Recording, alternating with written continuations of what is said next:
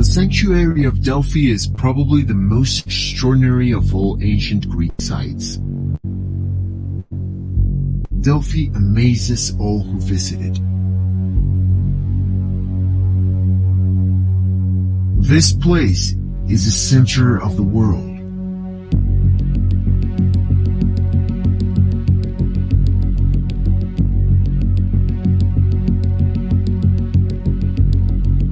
The ancient Greeks called it the omphalos, which means the navel of the earth. Zeus, the father of the gods, wanted to find the center of the universe, so he sent two eagles flying from the opposite ends of the universe, and the place where they met was Delphi. Welcome to Delphi, Indiana, where our storied past is fueling a stellar future.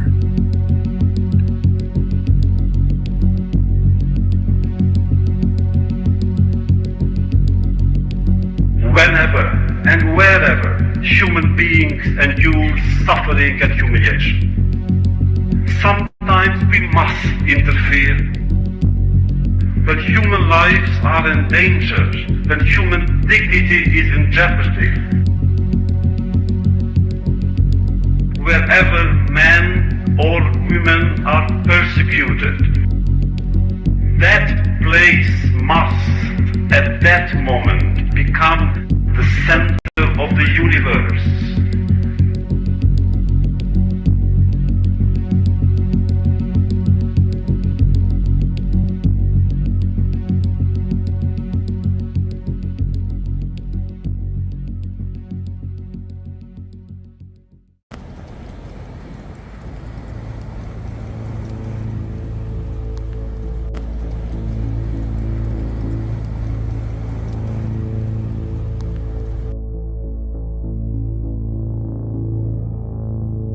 I'm going to go on the record right now and say that they are trying to kill Rick Allen. Yeah. They want him to die. Yeah. It's like always like in and out, in and out. They don't want us to see Because it. he's my size. Chains and collars and leashes all over. It's all about optics. You don't have all of those people around Rick Allen because they want to keep everybody else safe. They don't want us to see Rick Allen. They don't want us to look at Rick Allen. They don't want us to see his face and his eyes. Remember when he came in June and he was all doped up and he was dissociative and he was experiencing psychosis from being tortured and starved and sleep deprived and probably withheld his medication. All of these things that they were doing to him so that he would show up looking like a zombie and couldn't protest or assist in his defense. Guess what? The eyes of the world are on them. They're not allowed to do that to him anymore, and they have tried to break him. And Rick Allen, he's not going to break. He has done a year in solitary confinement. A year. He's on the upside of things. Like if he's still alive, he's getting better every day. His attorneys get thrown off the case, and he turns to his wife and he says, "It's okay. You didn't break him. You're not going to break him. He's not guilty. Whatever they're trying to do, you're hip to it. It is not going to happen." So when it comes to corruption, there can be no compromise. It must be exposed and rejected at every turn. We cannot tiptoe toward justice, knocking once or twice, hoping that someone is home. Justice is a door that, when closed, must be kicked in.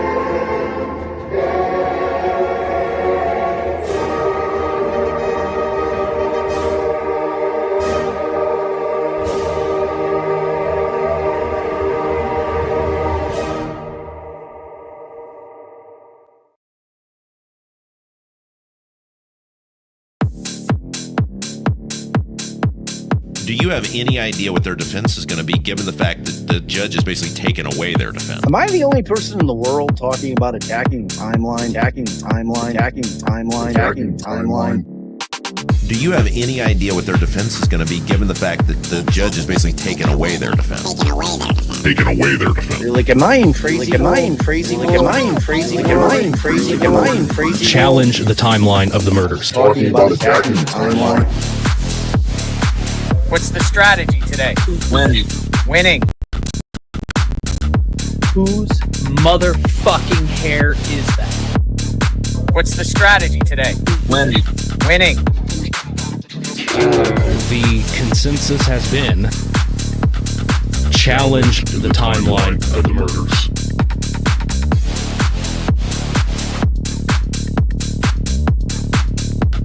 Challenge the timeline of the murders.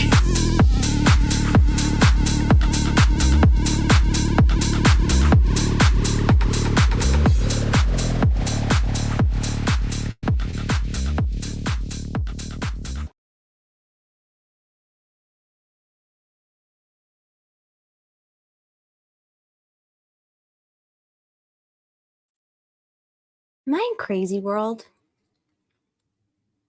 Hi, guys and gals and non-binary pals. How are we doing? It's good to see all of you. I am so sorry for all of the technical difficulties and delays today. It has been a day, and I didn't even do anything, really. I didn't do anything, like, productive. I've just been kind of, like, dilly-dallying, so I appreciate everybody being very patient with me. Hello, Jason Jensen. First chat I saw when I came in. Very nice to see you. So we have some updates today. And ladies and gentlemen and friends, we have Doug Bitchmade Carter on the stand. 10 minutes, ladies and gentlemen. 10 minutes. That's how long we had Carter on the stand for. I have a lot of thoughts, too. I have a lot of thoughts about the videos that they played today. So I would love to dive in, but I want to say hi to everybody first. I'm not going to go through everybody because I'm going to get distracted, and then we're going to just talk to each other for 3 hours, which is good. But I want to first give some updates and then fuck around with all my friends. So I'm glad for, let's see, it's 1:33. So they've been out for like, what, an hour and a half. They do half days on Saturdays. So the first thing I wanted to pull up, the Wish TV blog, by the way. I don't know if anyone, I think there's probably some newer people in here, but so the Wish TV blog for the Delphi case didn't start off on the best foot. You know, we kind of clowned on them a little bit. But I feel like it made them better. You know, I feel like they took that as a challenge. You know, some of the reporters that we've befriended, you know, when faced with some of our friendly banter and challenges on Twitter, they've not responded so well. But I do feel like Wish's reporting has continued to improve, in my opinion. Now that I said that, we're probably going to get some crazy shit. Because every time I give mainstream media any kind of a compliment or a pass, they do something cuckoo bananas. But let's see what Wish is reporting. I do appreciate this blog, even if they're not always 100% accurate. I really do feel like they're prioritizing getting the information, like the pertinent information, out quickly. And while that's not always the best kind of practice in journalism, I do feel like with a case like this that's just like shrouded in secrecy and so much fuckery, I do feel like, you know, I appreciate that. So anyway, I don't know why I'm like doing an elevator pitch for Wish TV. They don't need that. So, all right. I think the way that they do this is we start at like the bottom for the morning session. So Friday, they do a recap of Friday, which I don't think we need to go through. If anyone needs a recap of Friday, I'll put this in the chat and y'all can kind of go through it. I think they've done one for every day. So, so let's go to Saturday. News 8's Kyla Russell is back in Delphi for continuing coverage of the double murder trial of Richard Allen. Kyla Russell is also on X, Twitter, as we call it. Her tweets are not as frequent or detailed, but she is the one who is like, this is because of Kyla that we have these notes. Like, these are her notes that she's getting out to her, you know, her partners and correspondents so that they can get them out quickly. So if you do follow Kyla on Twitter, I try and keep that in mind when I'm like, give me more details. I have to like, okay, but you know, she can only do so much. So why am I doing a PR tour for the mainstream media like, stop it. Don't let me give any more compliments out until like it's, you know, like 20 minutes and then we can check back in. Friday in court. Nope, that's wrong day. How did they? Okay. Richard Allen. Here we are. Saturday. Richard Allen entered the court at 8:46 a.m. Kyla Russell noted he was mouthing words with his family. His wife, Kathy Allen, was not present today. Indiana State Police Superintendent Doug Carter was present in full uniform. He and Randy Jones share a middle name. The courtroom TV was moved in position so that nobody in the gallery could see, according to Russell. State prosecutor Nick McClellan objected to a video of Richard Allen while at Westville be admitted, while defense attorney Brad Rosie requested the video only be shown to the jury for, quote, dignity of multiple people involved, end quote, due to explicit material. Russell noted that Kathy Allen still had not arrived, mentioning that she left court during Friday's session when videos were supposed to be viewed as well, which I am very pleased to hear because, well, I'm going to read it first, and then we can unpack it together as a family. After the jury entered, the defense called Max Baker, which, by the way, can we actually pause and give, like, we had no idea if we were ever going to see these videos because Judge Gull was giving the defense a hard time yesterday because they weren't, the state had not properly maintained or, yeah, please let's come back to this post-punk because I read that right before we got on and I need more clarification. Okay, so Max Baker probably didn't get any sleep last night because he came in today and he said, I got some motherfucking timestamps and we're going to watch some motherfucking videos. And that means that this Max Baker, who has seen these videos before, had to go again yesterday after court adjourned. Who knows? They're hours long. And he had to somehow do what he had to do to get he had to do a DB and get the metadata and do the tech stuff. And he had to watch be watching the videos again, which is probably not like an enjoyable activity, especially for someone who has grown quite fond of and close to Richard Allen. So I just want to like put out into the universe that like Max Baker, we love you. We appreciate you. You are an Avenger. And we know that you are keeping these older dudes in check with this technology. Like if it were not for Max Baker, we would be experiencing Nick McClelland tech fumbles, and we're not. That's because of Max. So one in the chat for Max. I know Max is not here, but he's here in spirit. All right, now I'm gonna keep reading. I just want to I was thinking, I was like, holy shit, they literally like came in today and they were like, no, we're doing this. We corrected the thing. Oh, fuck. And that probably took a really long time. So cool beans for Max. All right. After the jury entered, the defense called Max Baker, IU graduate and defense intern. Maybe one day he will graduate from intern, but they called him back to the stand.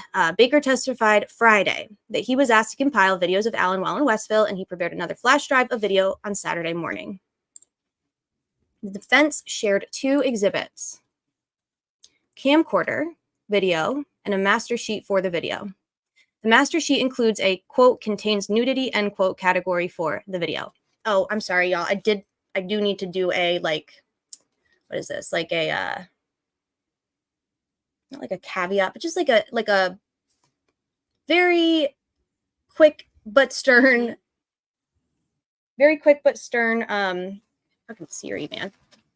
Disclaimer. So we are all about free speech here, but we also are all about the dignity and worth of other people. And if I see one comment, and you know who I'm talking to, if I see one comment that is trivializing any of the quote bizarre behaviors that they've been talking about for the last few months that they've been alluding to these videos, if I see motherfucking one comment making fun of, poking fun at, comparing said behaviors to other things or food, you're going to get the boot, but then you're also going to get the perma boot, but then we're also going to publicly shame you. on every platform that we have access to. And we'll download some new apps and make some new accounts and get on some new platforms, and then we'll shame you there too. Got it? So everybody gets like grace and forgiveness, and sometimes jokes don't land, but I just want us to all keep that in like the forefront. Today's not the fucking day. Don't fuck with me when it comes to this, okay? Now we can like chill, go back to what we're doing. But I just wanted to get that out because I don't want people to like be caught unawares. If you get clapped, I'm in a bully mood today. So perma boot and shame is what you are in store for. So, you know, troll at your own risk. We've got a lot of mamas in here who know how to do it. So it's not funny, but you know, not to say we can't laugh about things. Like, I don't want us to have like a somber, you know, I don't need to over-explain myself, but I just wanted to put that out there because like that's one thing that we're not going to do today. The defense shared 2 exhibits, contains nudity category for the video. Gull admitted the videos despite the state's objection. Where am I? Oh, the prosecution had to pull up chairs to watch the video. Richard Allen cannot see the videos. Good. The 10 videos were taken during April 2023. One of the videos, referred to as video number 7, was nearly 30 minutes long, but Rosie sped it up according to Russell. And I didn't say this, but also trigger warning. This is gonna, you know, this is upsetting. So if you're sensitive to upsetting, you know, mental illness, etc., topics might be triggering for you, just take care while watching. While watching the video, Russell noted that one of the jurors raised their eyebrows and looked at Allen. Several jurors were taking notes, and the juror with a background as a psychologist appeared, quote, extremely interested, end quote. Allen looked down at a coffee mug at one point. Libby German's family appeared exasperated while the videos played, while McClellan seemed exhausted. Interesting. Several jurors frowned during video number 7. One juror took notes, wrote something on his notepad, and showed it to the juror next to him. During video number 9, multiple jurors looked toward Allen. The last video was 52 minutes long. Rosie told the jury that he would be advancing through certain parts. Defense attorney Jennifer Auger appeared deeply concerned watching video number 10, Russell observed. At one point, Auger held her head in her hand and covered her mouth during another. Eventually, she looked away. One of the jurors, Russell said, one of the alternate jurors wore a sour look while the school counselor appeared shocked. It was not clear to the media and the public what was in the videos as the TV faced away from them. Right. The court recessed for a short break at 10:46 a.m. So I'm going to keep reading. So they took a break. Then they came back. Court returned from a recess at 11:05. After the jury entered the defense recessed Max Baker and briefly paused the videos, probably like recalled. State prosecutor Nick McClellan later said that he would hold on his cross-examination of Baker until all the videos are watched. I fucking bet he would. The defense then called the Indiana State Police Superintendent Doug Carter to testify. Carter had been superintendent for almost 12 years and said that his role in the Abby Williams and Libby German's death investigation was a, quote, support role. He explained dozens of agencies were involved, including multiple nearby county agencies, ATF, FBI, and Homeland Security. Oh, this is good to know, Chelsea.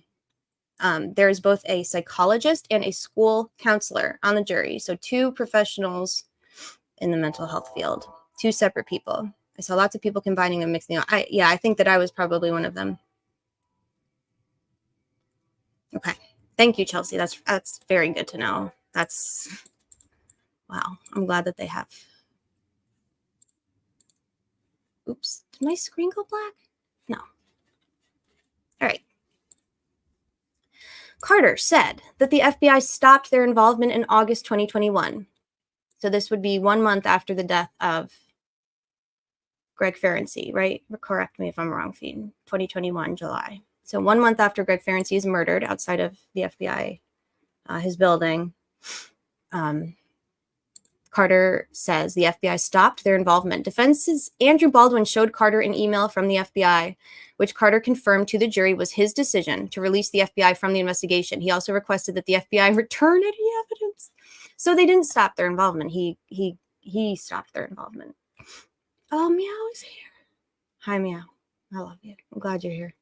So 1 month after Ferenczi is murdered, the FBI are given the boot. Carter was then released from his subpoena. Short and sweet.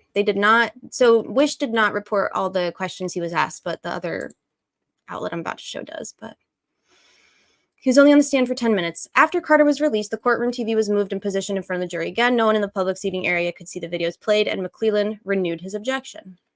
Videos number 11 through 15 were taken between May 13th and June 20th of 2023. During video 13, Russell said that Baldwin turned away, shaking his head. 3 jurors sat uncomfortably during video 14. Defense attorney Jennifer Auger was also seen looking away. Video 15 was 34 minutes long, according to Russell. Multiple jurors took notes, and an alternate juror appeared very surprised and wide-eyed. Baldwin was seen speaking to Richard Allen softly with his arm around him. Allen was shaking his head while also taking notes.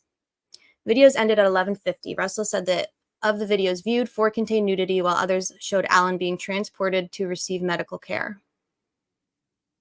Upon Rosie's questioning, Max Baker said that he created a similar spreadsheet for security footage inside Allen's cell. State prosecutor Nick McClellan later said he would hold cross-examination of Baker until all the videos are watched. And then court ended. Okay, so I have some thoughts, but I want to first read Max Lewis's thread because he reported something that I didn't catch in that first article, and I just want to see if anybody else did. And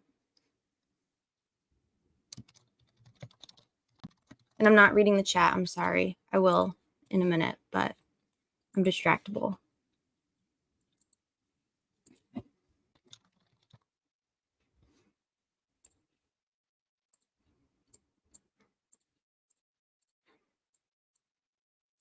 So far, I still like Max's reporting.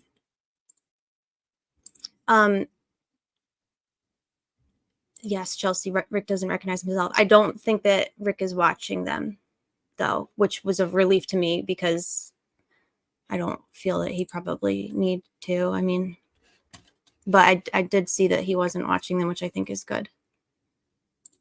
Back and forth with Rick. Good. Awesome. All right. Max Lewis. If you're not following him, he's good, I think. Welcome. Jen is a new member. Hi, Jen. Glad you're here. Welcome. Yes. Ashley says, I can't even imagine how hard it would be to relive that. I'm glad Kathy wasn't there. Me too. Absolutely. Yes, this is stomach turning, and we don't even know what it is, and we can still just imagine how awful. So, didn't Walla completely change her testimony from the past summer? Yeah, pretty much. I read what Max was tweeting. I like his reporting. Rick couldn't see the videos. The monitor was turned toward jurors. Good. Okay. So Max's thread about the same period this morning. He said, day 14 highlights so far. During the half-day session, videos taken on a camcorder of Richard Allen at the Westville Correctional Facility were played for the jury. The screen was turned away from the public out of respect for Mr. Allen, his attorney said. Some of the videos are of Mr. Allen fully naked. The prosecution again objected to having the videos shown, but Judge Gull overruled them. The defense say that the videos show his deterioration in prison. Since we can't see the videos, we watch the jurors' reactions. As the first video was played, one juror was immediately aghast, according to the pool reporter. During the second video, the jurors were described as tense but not appalled. The third video is about 5 minutes. One of the jurors can be seen biting her lower lip. Defense attorney Jennifer Auger is standing by the jury and shaking her head and then looks away from the screen. Video 4 was played, and Prosecutor McClellan is standing by the jury box watching as well. The pool reporter could hear a sigh from one juror as the video ended. During video 5, jurors are taking lots of notes. Video 6 is played, and one of the alternate jurors is leaning on her hand and just staring at the screen. Video 7 is 26 minutes long. The courtroom was silent through all of these. Video 8 was played, and the pool reporter says that one juror had a look of disgust while defense attorney Auger looked horrified. During video 9, Richard Allen's mother left the courtroom.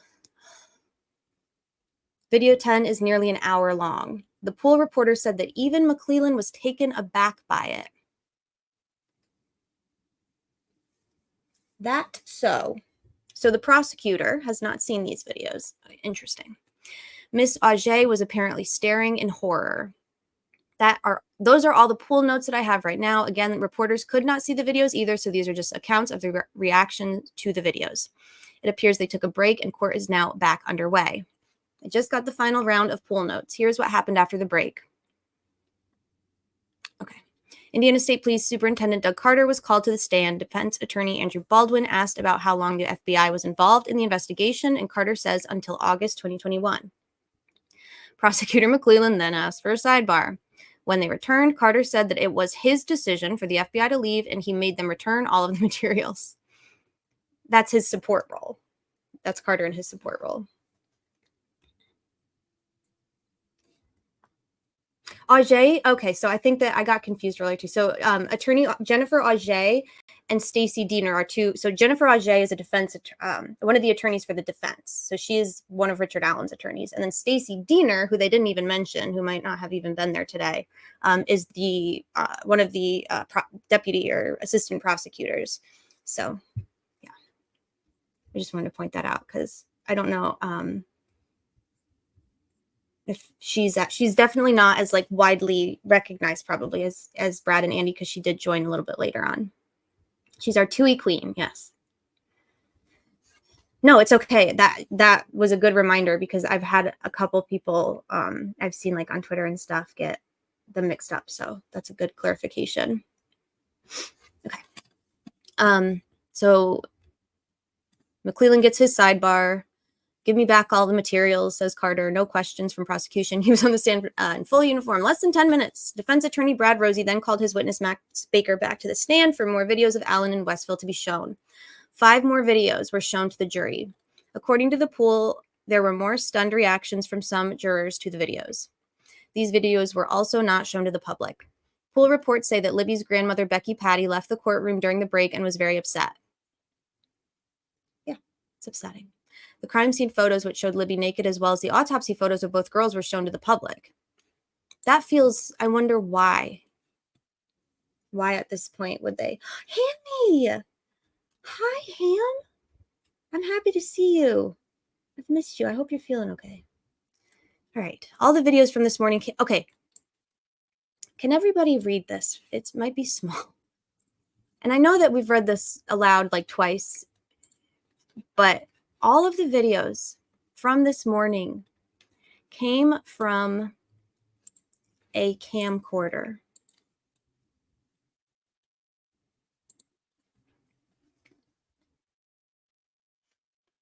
All of the videos that they watched this morning, some of them over an hour long, at least one of them over an hour long, all of them came from a handheld camcorder.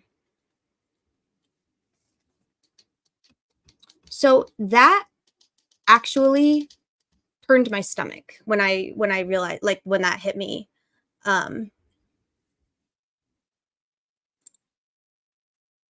Reporter overheard Becky say that to Nick before court. She's upset that the public saw Libby's pictures, but they're not seeing Rick being tortured. I'm not going to make a comment on that at all. I didn't realize, never mind. I'm really not going to make a comment on it. Y'all don't let me. Don't. If I start, I need like DB Cooper to drop in and cut the stream or something because I have thoughts. Hi, Katie. Welcome from the UK. Good to see you. Okay. So,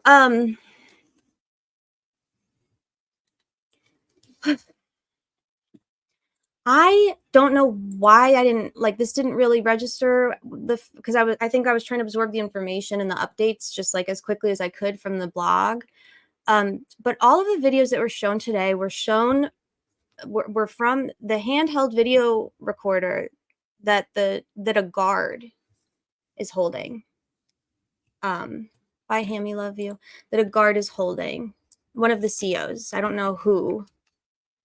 I'm sorry, I'm having like a Goldilocks thing with this light is like giving me a headache.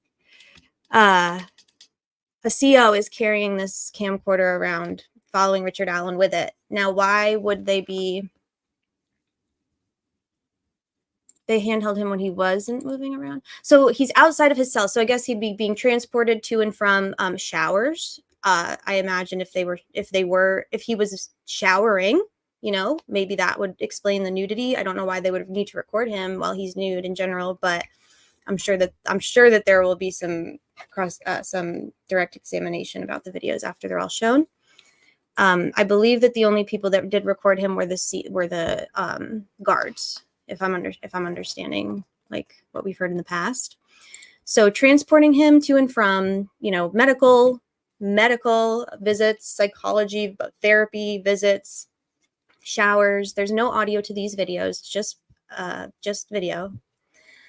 I just am wondering, like, so I guess the reason that kind of like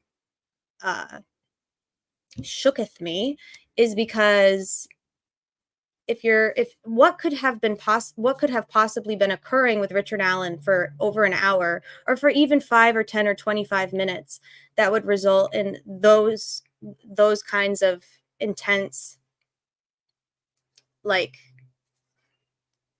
very intense emotional reactions from viewers, including the prosecutor who's prosecuting this man. What could have been happening that would be unfolding for an hour or 20 minutes even, that would be so horrifying that wouldn't be interrupted?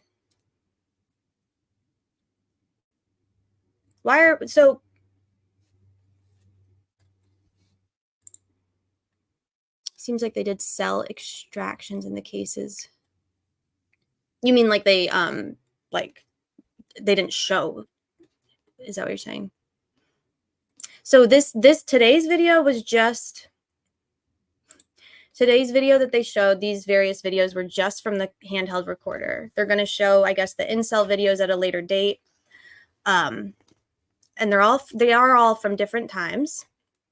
Yes, these are from, so I'm going to reread this because now that I just want to reread it with that in mind. So I think that the Wish one had like specific dates that the first ones were shown in, because I think this matters. I don't know how to explain it, but I think it matters.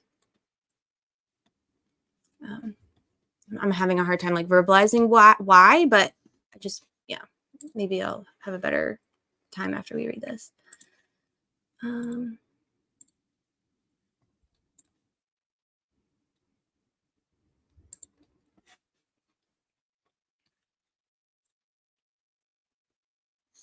So I'll start here. So, okay, so the first 10 videos that were shown, there were 10 videos that were shown this morning, and all of them occurred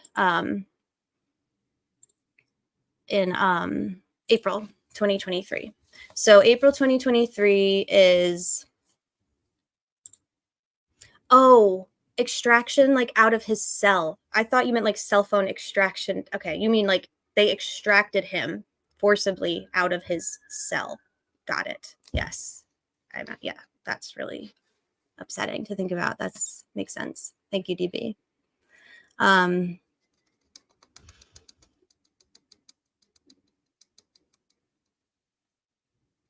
I don't entirely know at what point the state, like the prosecutor clearly had not seen these videos before, I imagine, or maybe not all of them.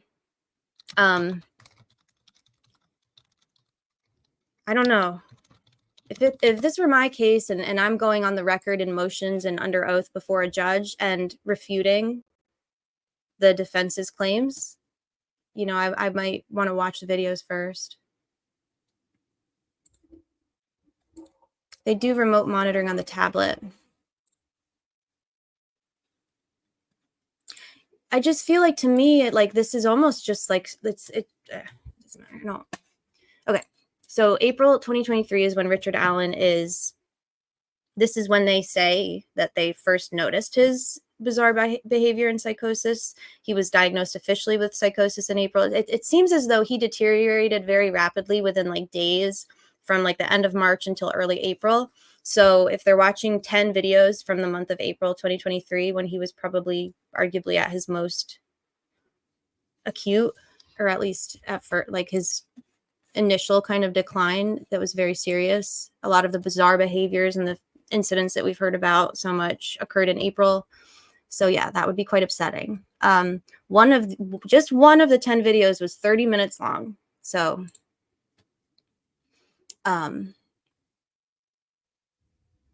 several jurors frowned at number 7. Alan was looking down at a coffee mug at one point. He's sitting next to his attorney. Andrew Baldwin is by him, and they, are talking, and he's taking notes, and it seems like Baldwin is reassuring him. Several jurors frowned. One juror took notes, wrote something on a notepad, showed it to a juror next to him. I really like that Andrea and Bob have started giving us a lot more, probably because the jurors are, have formed like relationships and their dynamics are more clear now. But I like that Andrea and Bob are giving us like insight into just the nuance of what's going on in the room, not just like the presentation of evidence.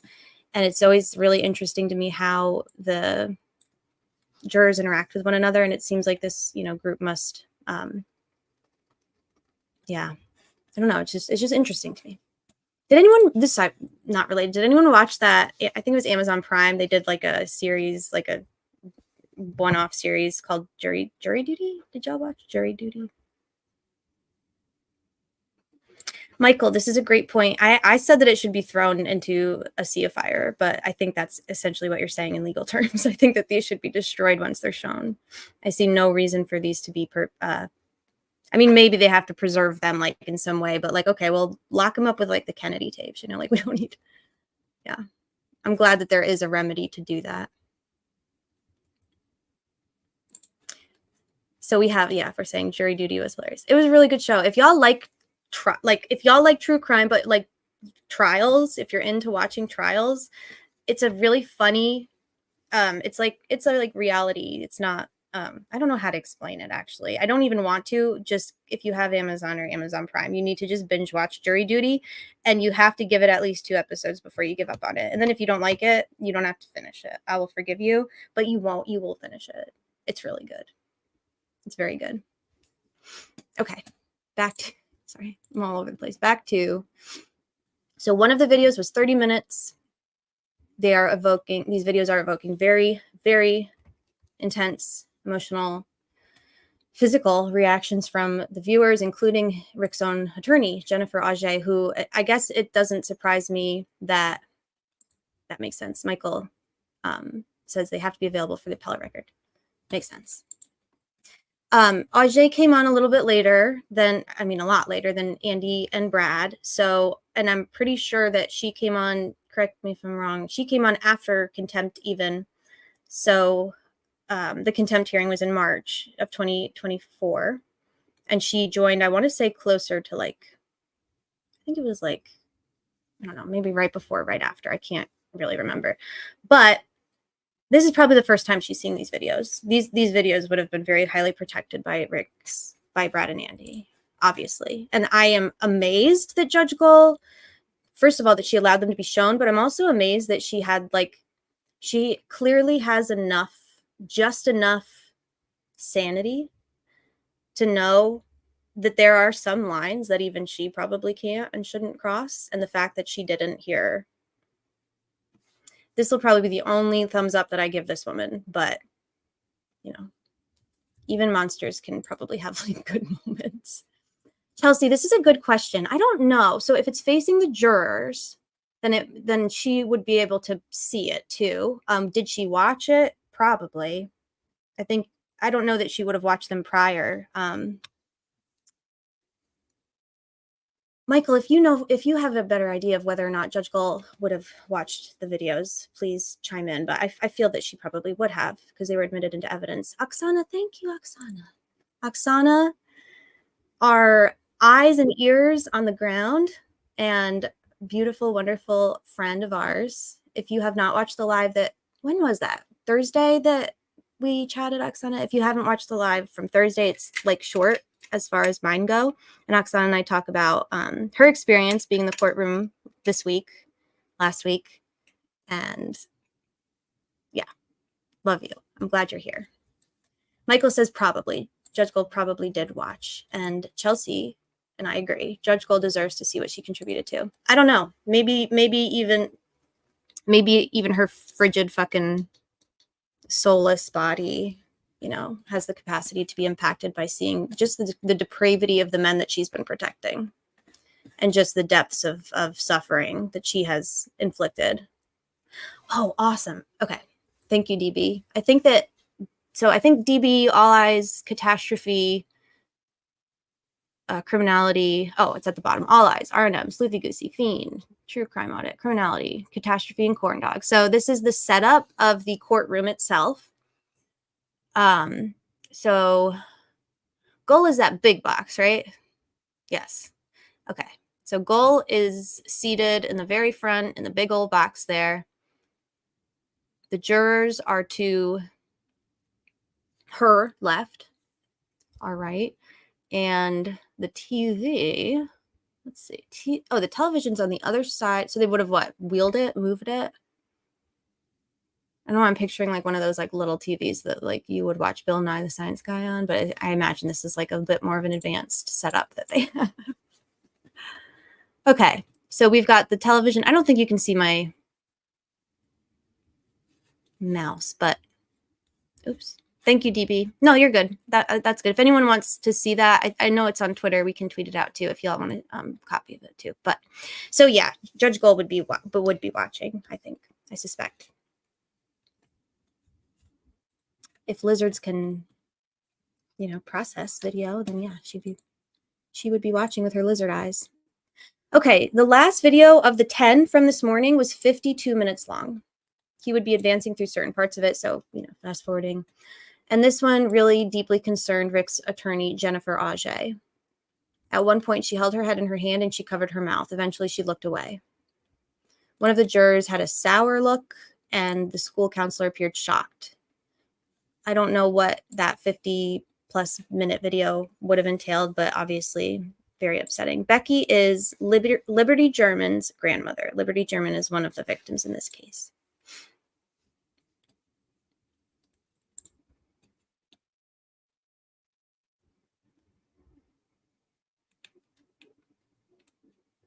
Thomas Scott says she might have watched them, but could have been like she normally is. She doesn't care. Yeah.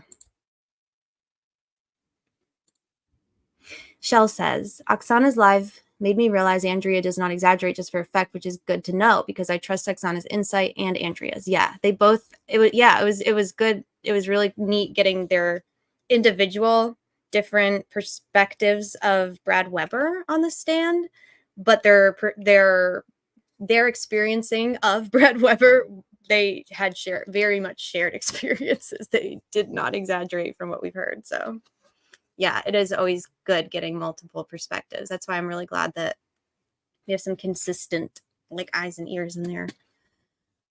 Okay. So, and I don't want to spend the entire live on this, but I did want to at least hold some space for this because we've heard so much about his deterioration and there's been a lot of really, uncool mischaracterization of what that probably is, and it just seems like there was not a single person watching them that was not extremely impacted in some way, All right. The second set of videos after Carter testified for 10 minutes, they showed a second chunk of videos, 11 through 15. These were taken between May 13th and June 20th. So May 13th, so the DOC and his treating, medical team, I guess, behavioral health team, if you even want to call them that, they categorize his psychosis, kind of his episode. I think they had like brief psychotic disorder. Wallace said it was like just April, and then he got better in May, and then he got bad again in May. And I believe the doctor, psychologist that we heard from yesterday, who is kind of the head cheese of IDOC's behavioral health unit or contractor, she kind of characterized it differently. He was given a diagnosis of he was psychotic. He was experiencing psychosis April, May, and June at the very least. And I don't know if it started sooner or ended later than that, but we know that for at least those 3 months of his incarceration he was gravely disabled and seriously mentally ill. And this is just another thing. I keep talking about the June 15th, 2023 safekeeping hearing. That was the hearing where the world the public laid eyes on Rick Allen for the first time, probably in over 6 months. I guess we would have seen him at his, I think that there was a hearing in January 2023. I think it was like they were going to have like a bail let hearing, and they set a trial date. I don't know what else they did, but so like briefly he was seen in like November, December, January, and then nobody saw him again until April.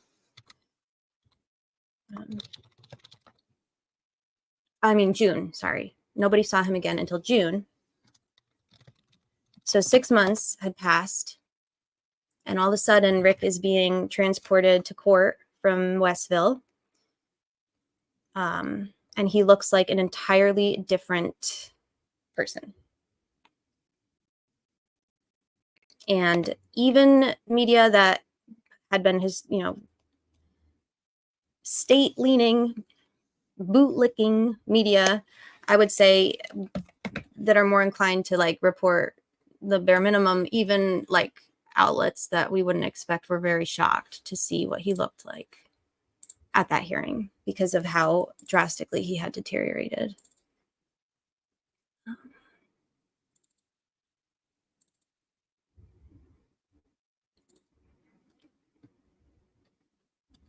So in the period of like 6 months, he went from like his, normal self to looking like a terminally ill, very sick. He could not even stand up on his own. He was kind of wavering. He needed to be held up while walking. He was looking around. He was not interacting with his wife, who he hadn't seen in 6 months. And we learned a couple days ago through somebody's testimony, it was probably Walla, it could have been Harshman, that Rick was administered an involuntary injection of Haldol on June 15th, 2023. And that stuck out to me because that was his safekeeping hearing. And initially, my assumption was like, oh, I guess, that makes sense. He was at the safekeeping hearing. It was a lot of stimuli. It was probably very overwhelming. He saw Kathy he hadn't seen in months, and then he has to go back into his hellhole. That would be very triggering. I could see that triggering somebody who's already experiencing, psychosis. Like, okay, that makes sense after, he got back. But then I rewatched some of the footage from like news footage from that day, and I honestly am more inclined to believe that they drugged him up before his hearing for whatever reason. This I am pretty confident that they administered Haldol before his safekeeping hearing, which would have been one of the only times in months that he would have been out in the world around other humans.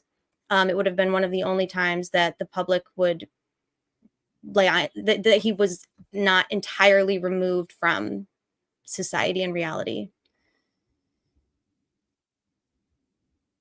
Yeah.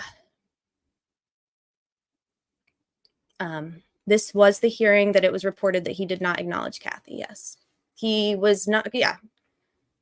No. It was like no one was home. Bob described it. So Bob has spoken about his, and I can't, it might have been Garcia. I think it's Garcia, a former client of Bob Mata and Ali's. He kind of outlined what he saw at this hearing because he did attend in person. And I kind of think of that as like Bob's radicalization was when I think he realized how fucked this was because he saw Alan in person. And he was describing on his podcast after the fact, like what it looked like to him. And he said it basically kind of looked like when the corrections, I don't know, I guess in Illinois, like corrections would transport his client to his hearings and shit. They would drug him beforehand, I guess, or that had happened at least, once or twice, if not more. So that he couldn't be interactive. He couldn't participate. He couldn't be interactive. He couldn't, I don't know, blow a whistle if needed. He couldn't communicate freely and privately with his attorneys. This would have been the only opportunity that Alan would have had to really have a truly private moment with Brad and Andy for over half a year. Because at this point, they were videotaping. Oh, is all eyes in here? Okay, thank goodness. So Haldol, on June 5th, despite Wallace's protest, whatever the fuck that means. And then, so he got one in, we know that he got one in April. I think that her notes, I mean, I don't want to get her story. By the way, Dr. Wallace's story changed like 100 fucking times. So I don't want to get too attached to any of that, but I do remember like explicitly in All Eyes. If you remember this, please tell me I'm not crazy. I am almost positive that we learned this week that he was given an injection on June 15th. And it was like the first time we'd learned of that. It hadn't come up that I remembered in Wallace's previous testimony at the hearings, and I hadn't seen it in any other document or motions or anything. And I don't remember if it was Walla or Harshman, but one of them was saying that it was June 15th. And I remember because I like texted Courtney and I was like, what the fuck? When would they have given him? Anyway, but yeah, that's just, so why is my question. Why? I don't know that. Yeah, because we were hearing about it for the first time. Yes. Okay. Thank you, Jenny. That makes sense. That's a good recall. Yes, because it stuck out also because he's supposed to be given monthly, once a month, administered these. His plan of treatment was injections monthly, and that stuck out to us. A lot of y'all in the chat that day. I think it was like 2 or 3 days ago, but who knows? Y'all were like very perceptive as to, okay, but that isn't even close. That's not 30 days. You know, they didn't wait 30 days. Why are they injecting him again before the dose has, lapsed or worn off or whatever?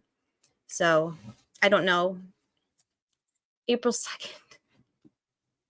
So the monthly Haldol injections began on April 2nd, which by the state's own timeline is before his first incriminating phone call to his wife and mother, if I'm not mistaken. So they injected him with Haldol, and they want to say that he was not psychotic when he made these admissions. So you're just for lulz administering involuntary antipsychotics to pretrial non-convicted defendants in your care and custody. That makes sense. Okay. Thank you, All Eyes. I'm really bad about, I'll just pull it up on YouTube. I can't click links on fucking StreamYard, and then I never have my YouTube pulled up. Oh my God, there's 771 people in here. Y'all, welcome to R&M Productions. I haven't even looked at the chat, but I'm happy that you're all here. If this is your first time, welcome. What was I about to do? Oh, I was about to pull up All Eyes doc.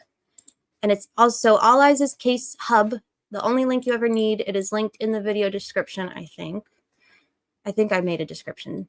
And it's literally the only link that you need if you are interested in following the legal and the investigatory life course of the Delphi case. She has created a remarkable resource that has everything that you could possibly want to find. Why can't I find it right now?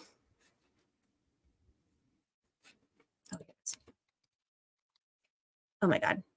DB, can you link me the link that All Eyes just sent? I can't figure out a way to click it. But the dude has coke dealer hair. But the dude has coke dealer hair. But the dude has coke dealer hair. Coke dealer hair. Yes, he does. All Eyes is the bomb. Hi, Adrian. We are all here because R&M and DB are truly awesome. Y'all are truly awesome. I have worked in prisons as a therapist, substance abuse counselor. I would never go on a media channel about a client. 101, never do it. His therapist testimony should be thrown out. Totally agree with you. I am so glad. Okay, I'll do that. I am so glad that that it seems Wallas are the exception and not the rule. And I'm glad that therapists like you exist in settings like that. It's very important. Okay, here it is. This is the link that All Eyes dropped Thank you, DB. In the chat. It was like so close, but so far I could see it, but I couldn't click it. So we're going to look at it together because I do want to talk about, I think it's kind of important if we're going to be, you know, reviewing video and scrutinizing video of this guy, trying to determine, I mean, not us, but like the jury trying to determine whether or not he's in his right mind when he's making these. Oh, it's Coke dealer hair, Adrian. That was just a, Andrea Burkhart got clipped. Even Andrea is not immune to or safe from our soundboard guys creations. Oh God.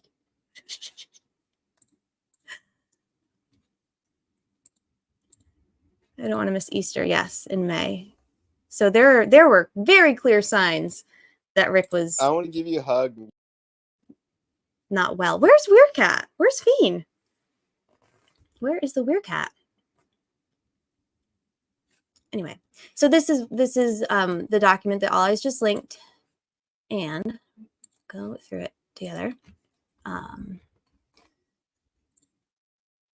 want to find his first injection. You said April 5th or April 2nd, I think you said. So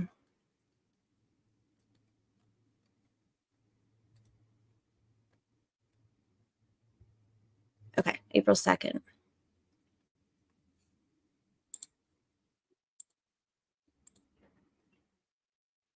So these are Walla's own clinical notes that she testified to and was shown. Okay, that's fair. You're given a pass. You are excused. That Walla was shown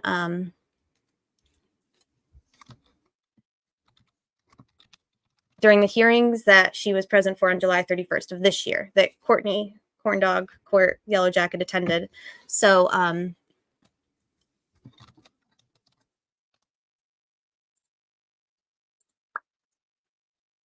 so the reason that we have access to why we're talking about Walla's clinical notes is not because we have them, but because she testified to them in great detail in July, and Courtney took very, very detailed notes, as did other folks that actually a couple of y'all are in here. I know Joe Schmo took great notes. I know that Gritty, True Crime Grit, took awesome notes, and we kind of like put them all together. Not we, all eyes, then made this document. So, all right.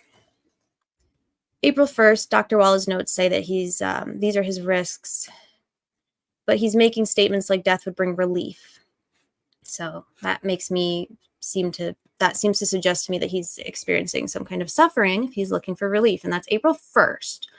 So the phone call he made to his wife and mom that the state is considering like their their aha bombshell first confession or whatever was like days after this. So he probably was not doing well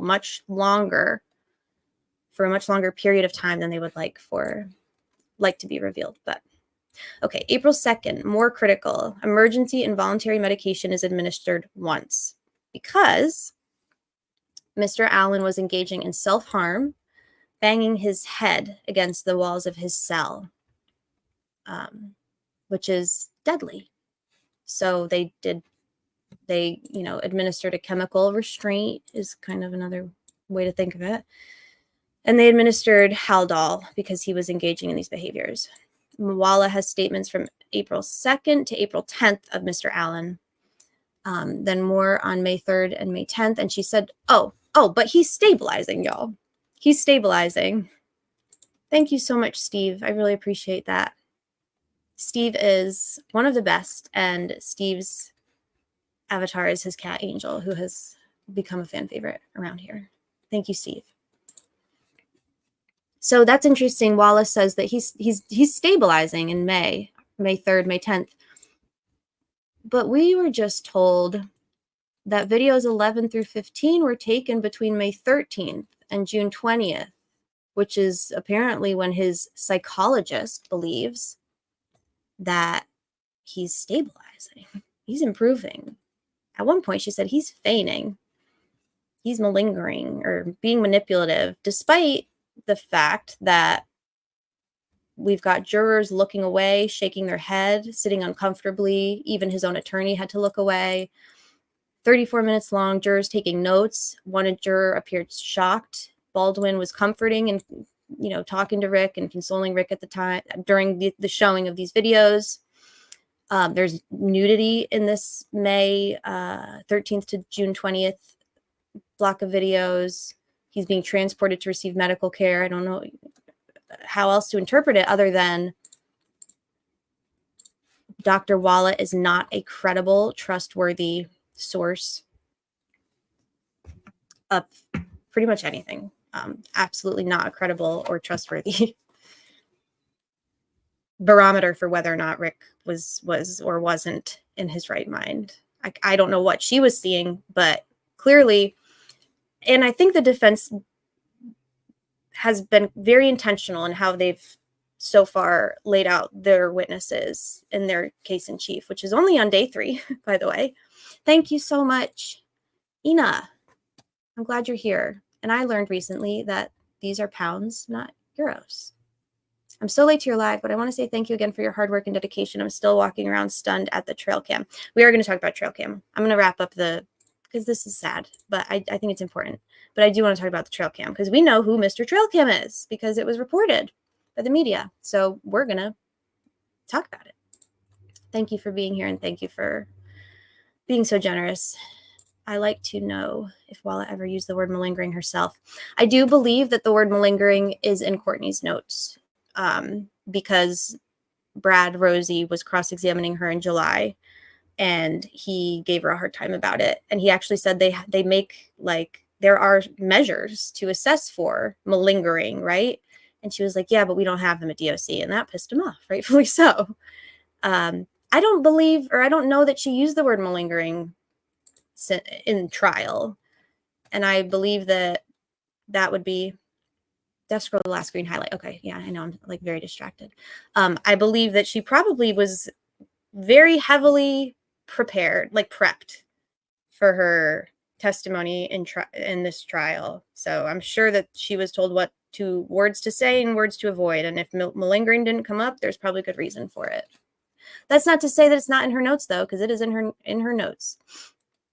This is what yeah, exactly. What kind of a psychologist that's been a lead psychologist in an enormous state institution where there are severely mentally ill people under your care, what kind of facility doesn't have access to an assessment for, you could literally get any kind of assessment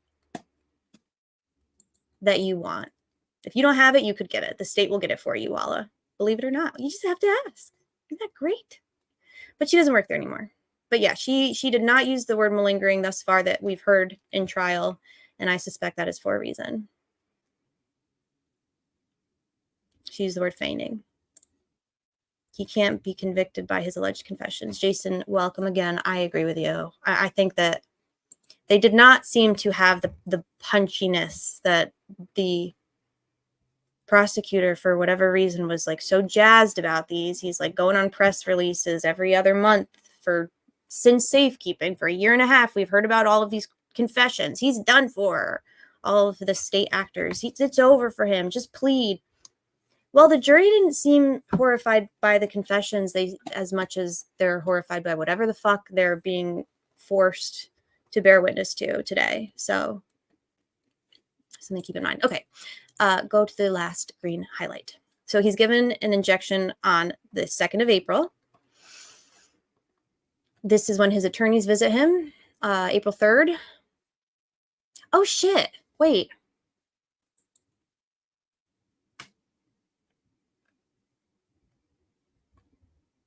When did he? Okay. I think I'm out of sorts or something. So he made, okay. So he made he's given Haldol on April 2nd. Oh, he's given an injection of Haldol that we're told is a 30-day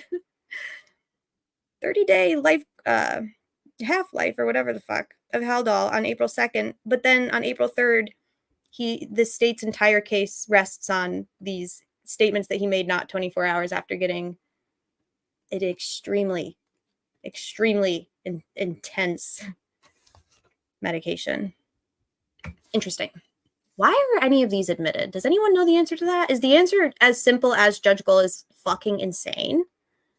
Is that the answer? Because like, you can't take the statements of somebody who's inebriated and not in their right mind from like, I don't know, illicit substances or alcohol or other drugs. Like if they're making statements and they're not in their right mind, those are often not admissible. So why are the statements of a man that's in psychotic and just been given an involuntary injection of Haldol, like why are we even sitting here talking about these? They needed him to malinger. Yeah. We know why they didn't use an instrument to test for malingering, because we know why they don't even use them for prisoners. They're effective in determining they need more treatment, right? Yeah, if I don't assess for the severity of his mental illness, then I don't need to accommodate the severity of his mental illness. Isn't that great? I just won't assess for it. And then I won't have to document it. And then I won't have to treat it. I can just let him literally deteriorate and almost die. And their Haldol math don't math either. Okay, let me actually finish. I'm going to find the screen highlight. So April 4th, large volume of documents received in March. Unclear what documents. Placed back on suicide watch after things were taking a turn. Yeah. Someone changed his religious status from not religious to religious on November. So when he got to DOC, he was not religious. And then at some point in April, while he's psychotic, who would that someone be? Let's be real. It's Walla. Who's having conversations with Rick that would have access to a chart that would be able to make a change in a chart that would even give a shit enough to make a change in a chart about Rick? Walla. I like how she's distancing herself from these very overt behaviors that she's engaging in.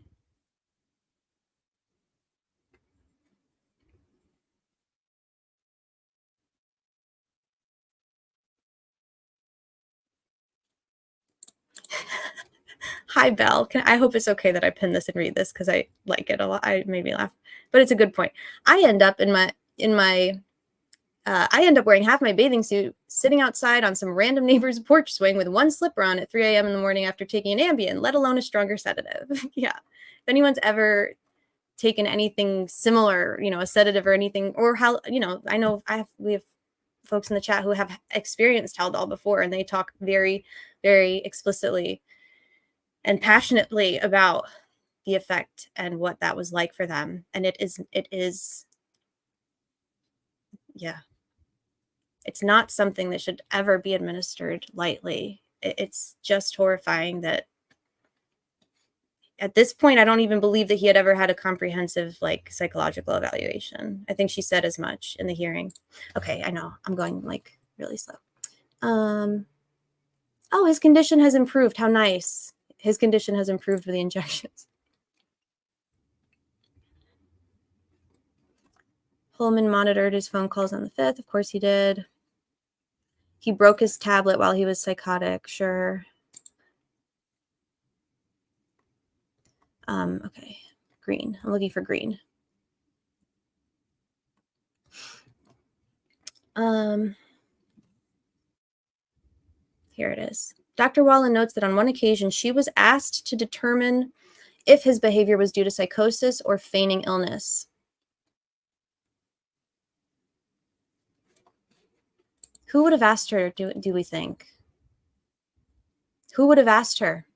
Who would have asked Dr. Walla, not 12 days into Rick's psychotic episode, who would have asked her if she thought that it was legitimate or fake? Who could have asked Doctor? Who would have had a vested interest in knowing the answer to that question, do we think? I don't know the answer. And I'm wondering if the answer is out there. If the answer is not out there, I have a guess. It's not a good guess. It's not a happy guess.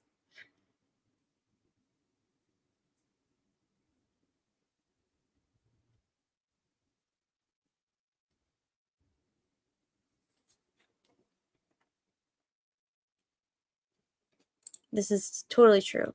Hi, Beach Bree. They intentionally set him up for it. It is horrible to say, but they needed his confessions, the monitoring the lights, 13 months of solitary, the medication games. They needed this. 1,000,000,000%. And they were playing games. These were medication games. That's a perfect way to characterize it. They were playing games with his medication. He was a lab rat. They were experimenting with his brain and his body and his psyche and it's honestly, like, I think that maybe we'll wrap up this topic because it's a lot. We've been going at it for a lot and it's a lot, but I think I'm glad that we at least addressed it.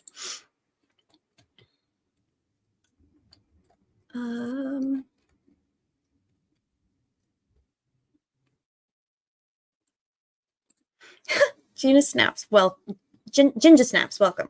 The only time that I took Ambien, I was in the hospital for sleep study. They said I didn't shut up all night. I was talking about the OJ trial. That's really funny. You are truly our kind of people. Yeah, that's funny.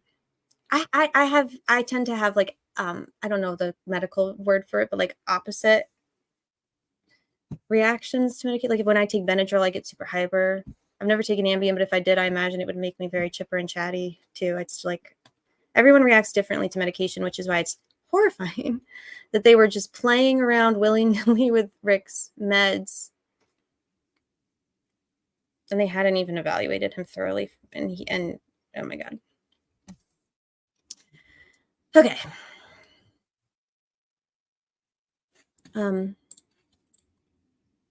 April 12th. Involuntary again on April 14th. And this was the day that he had his hearing. He had Dr. Wall and other prison medical team staff, and apparently the prosecutor and the judge were all aware. They had a hearing, a closed door, very, very like secretive. You know, we can't talk about the hearing that took place on this day, but they had a hearing to determine whether or not he would need to be consistently receiving involuntary medication. Oh no. And whether or not he needed to be transferred to a different facility that had an actual, that was equipped to treat somebody with severe mental illness. And they determined, they weren't sure, actually, is what they said most recently in trial. What has come out is that, like, well, because we had never really had a safekeeper under these pretrial before, and we certainly never had this, like, anybody like Rick Allen, you know, this was a novel situation for DOC, one of the most powerful forces in the state of Indiana. The DOC didn't know what to do. They didn't know if safekeeping order if Rick's safekeeping status would trump his the literal policies of DOC that say that seriously mentally ill people have to be in certain settings and receiving certain levels of care. And they're like, well, because we weren't sure, they didn't fucking check. They didn't do anything. They just kept him there. They're like, we just like determined that safekeeping took precedence over his literal fucking safety and wellness and life. And the way that I interpret that is that, like, well, if Rick dies in custody, that's a win for the state. If he doesn't die in custody, but he gets to the point of death, but hey, if he keeps talking and keeps making incriminating statements, that's also good for the state. So either way, we keep him here. We neglect to treat his very severe, serious mental, life-threatening physical and mental illness. And we come out on top either way. So they thought. Doesn't seem to be playing out that way in real time, though. And then I think that's, why did I, oh yeah, June. Here.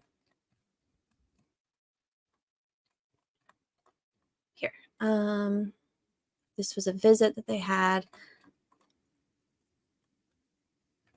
Oh, signs of improvement. Yeah. It's like, it's not funny, but it's unbelievable, I think. I don't really know how else to. Richard Allen had a man down incident. So he's having a man down incident. He's given a second involuntary injection of medication that would last. Think about this. Haldol is a very potent, strong, intense antipsychotic medication. He's given an injection that is supposed to last an entire month. So think about what the effect of that medication, what would that injection do to him in the immediate? So he gets an injection of Haldol on May 18th because he's engaging in self-harm again. Not hard. Alan banging head on wall, not hard, says Walla. He's banging his head on the concrete walls of his cell, but not hard. I hope that he gets a fucking CAT scan and an MRI and full workup because, I mean, we have no idea, and I don't think we ever need to know the details of what really happened to him inside the walls of DOC, but like, I just shudder to think about how bad they let him get and how much damage they allowed him to unknowingly inflict upon himself through self-harm behaviors like banging his head.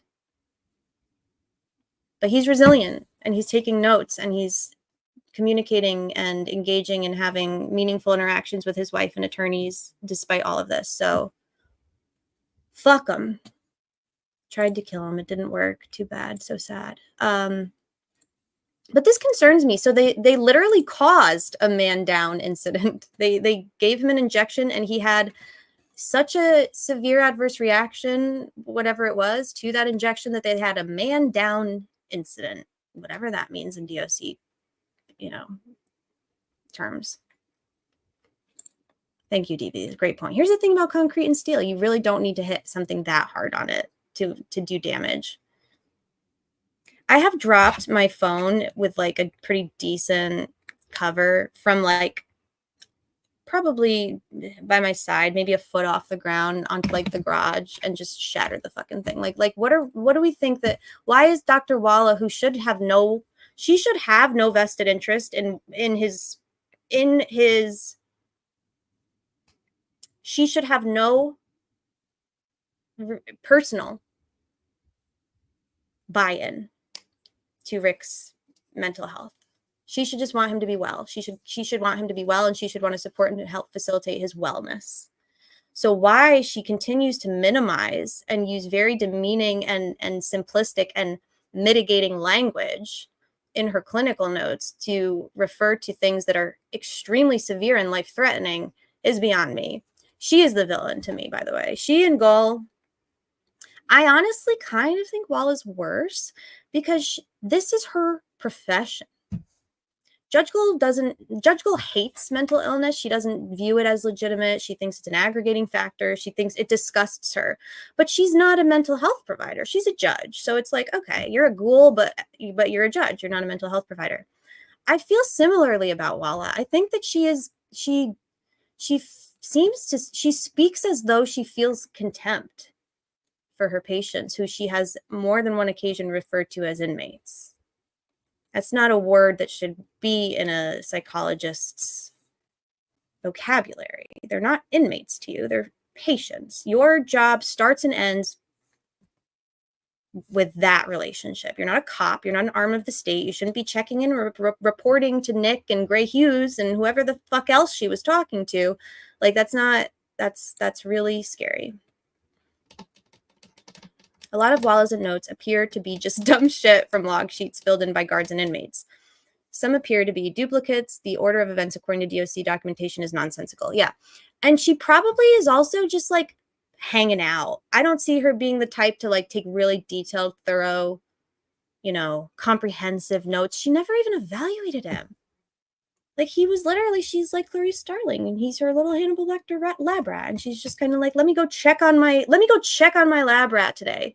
Hey, Rick, you want to come out of the cell today? Never mind the fact that somebody in psychosis, like for someone who's actually experiencing psychosis, coming out of the cell to go sit in your office for 30 minutes so that you can like get your fix from it while he's deteriorating. Like, that's actually probably very triggering. Maybe we don't fuck with the guy who's already suffering.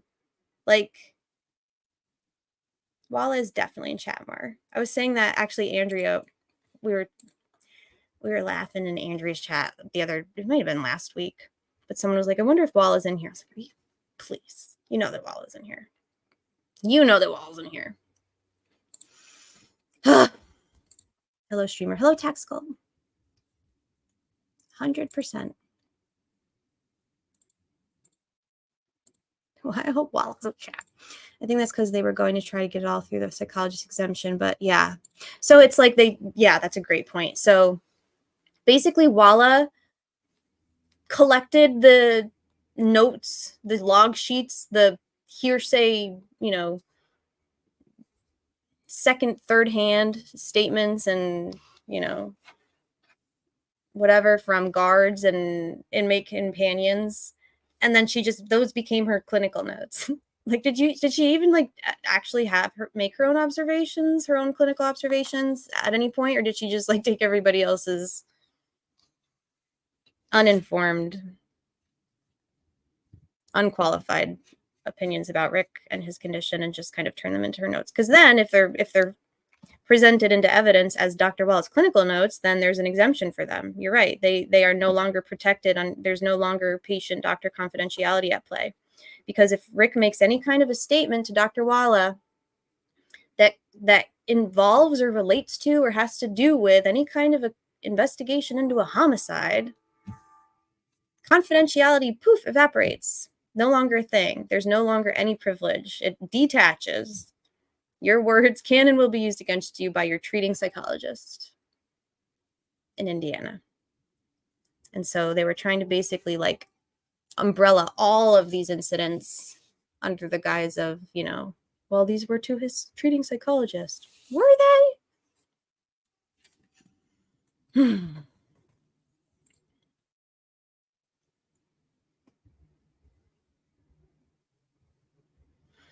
I don't know what's going to happen with Walla. I know she's no longer employed by the Department of Correction. She is still working for. Do you think that Haldol would dampen your inhibition for future damage of your actions as well as just not treatment for psychosis? Do you think that Haldol would dampen your inhibition for future damage of your actions as well as not just treatment for psychosis? Can you say that? Say it different. Ask it differently. No, I think I know what you're asking, but can you ask it a little differently? I think you mean so yes, it dampens your inhibition 100%, just in general. Do you mean self-harm?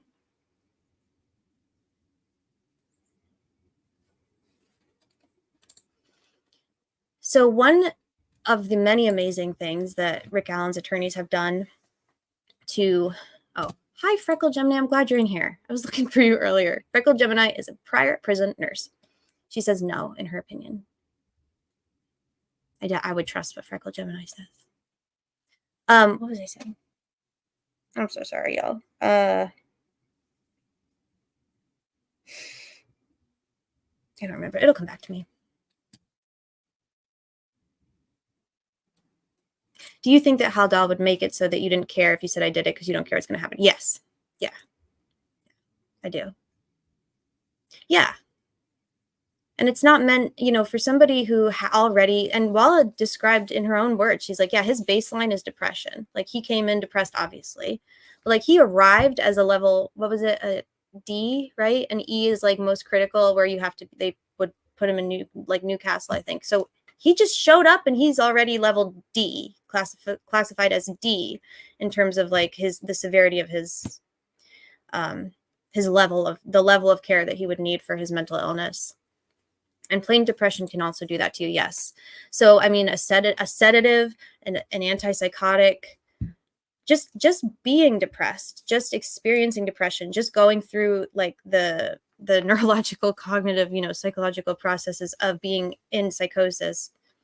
Yeah, all of those things could certainly impact your inhibition. You become just totally despondent and apathetic, and it's awful. It's very sad. Yeah, you really, it's you're not in the driver's seat, especially if you're getting injections and nightly oral, apparently. Haldol is used to control. Yeah. Okay, I want to keep it moving though, because I had not seen this before. Alice, thank you for bringing this to us today, because I don't think that I'd ever seen this man down incident outlined before. And it's literally, they caused it though. They're talking about it oh, man down. No, you injected him with poison and almost killed him. That's what happened. That's all. And then I think you said, okay, this is it. Okay.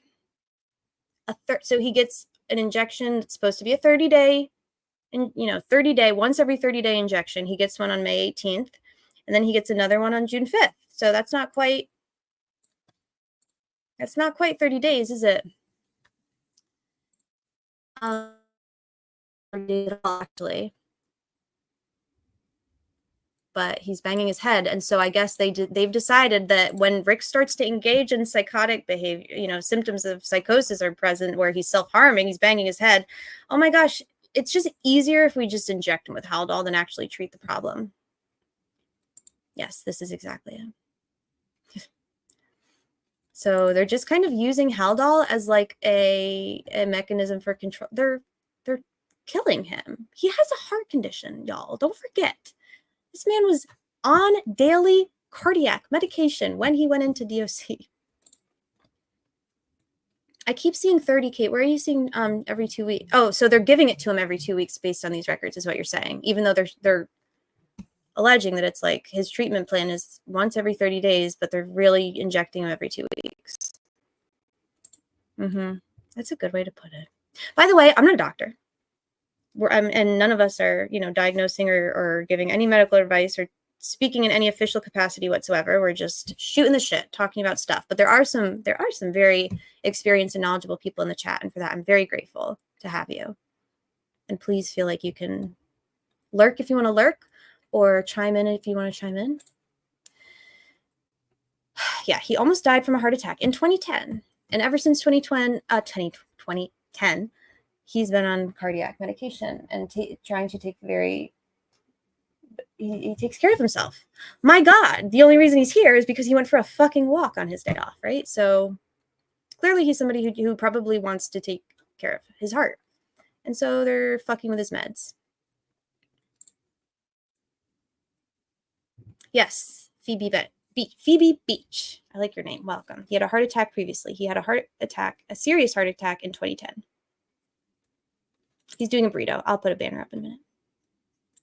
Yes, a lot of medications can have effects on our heart and our blood pressure and our cardiovascular system and our brain and our gut. And like anytime you're putting anything in your body that is, it sounds like the way that they were administering these medications to him, which when administered responsibly, these are life-saving wonder. Like these are not evil drugs, but evil people are using them for evil means, and they're weaponizing. They keep weaponizing things that are not meant to be weaponized. It's very bad. Oh my God. Yeah, it doesn't seem like but the Haldol maybe is keeping him from banging his head.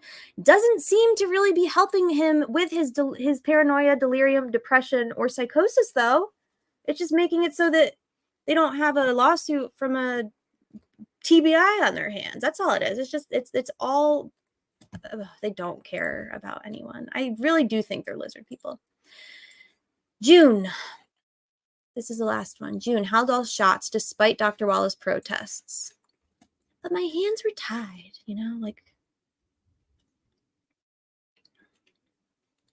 yeah, the standard, literally the bar is in hell. The standard was just don't be outright fucking monstrous and evil. And even that, went out the window. Yes, I knew there was something when you said chemical restraint. Law, medicine. Yeah. They could give him a permanent brain injury by overdosing him on psych drugs. 100%. Not to mention the self-harm that they were allowing him. Like, if somebody is a risk for like, why? I've said this, so I just could scream this. Like, just, I feel like I'm losing my mind when we read this stuff, because he was so obviously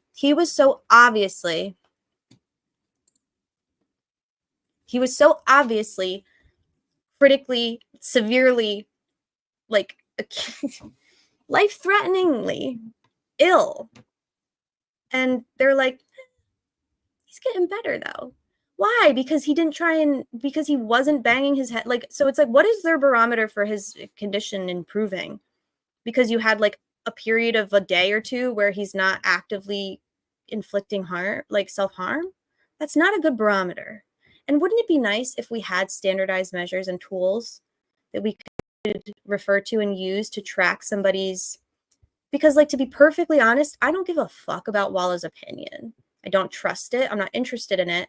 As a psychologist, I don't really give a fuck about any psychologist's opinion if it's not rooted and grounded in evidence. And if their opinion just kind of is based on vibes. Wallah diagnoses and treats and documents, she just kind of goes by vibes. I don't fuck with that when you're dealing with vulnerable, mentally ill people. Or how about just like, don't fuck with people? Hi, DB Cooper. The other DB Cooper. Not DB, but DB Cooper. Welcome. Yes, we don't give any medical advice here. The only people that we're interested in hearing medical opinions and medical advice from are skilled experts, i.e. Department of Corrections guards, according to Judge Gull. So, unless you're a skilled expert, i.e. a CO with zero education or training in the field, we don't want to hear it. What was I going to do next? We were going to talk about, okay, let's segue. I'm sorry that was very depressing, but also very important. So I imagine that Andrea's stream tonight, I'm glad that today was a half day. I hope that everybody who attended today is taking really good care of themselves. And I hope everybody in here, I had to take a minute. I was 30 minutes late to this live and I scheduled it and I didn't do shit today. But I read that and it really it kind of knocked me on my tuchus. I needed to take a minute. Sleuthy's here. Hi, Sleuthy Goosey. We just got done with like the depressing part of the live and now we're going to talk about the trail cam. If you want to come on, I can send you a link. So yeah, take care of yourselves, y'all. This is like probably, I don't know of any other case, and I don't think Michael's in here anymore, but like I don't know of any other case, or at least I'm not aware of any other case like this, where these aren't like medical hearings, you know, to determine like competency or like custody or like involuntary commitment. These aren't medical hearings. This is a criminal trial. And all of the evidence the state's admitting happened after the crime had been committed by whomever committed it. None of this evidence is relevant to the actual crime or murders themselves. And like Lori Vallow, I think most people, this is probably a good example. Lori Vallow is unwell, right? She's unwell in various ways. However, because she and her legal team decided during her trial for murders, they made the decision that they would not be pursuing any kind of a mental,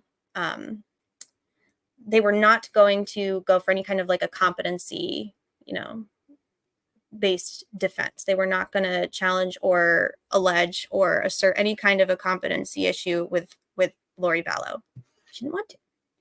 I mean, she did have to go and be restabilized, you know, and restored to competency, but her defense did not want to use that as a part of their defense, which means because it wasn't relevant to the proceedings or the trial or the case, because they weren't going to bring it in any way, Lori Vallow was also pretty unwell and mentally ill.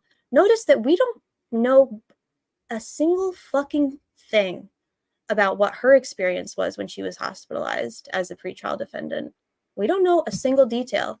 And if a single detail ever got leaked, you don't think that somebody would be fucking suing the pants off whoever leaked it?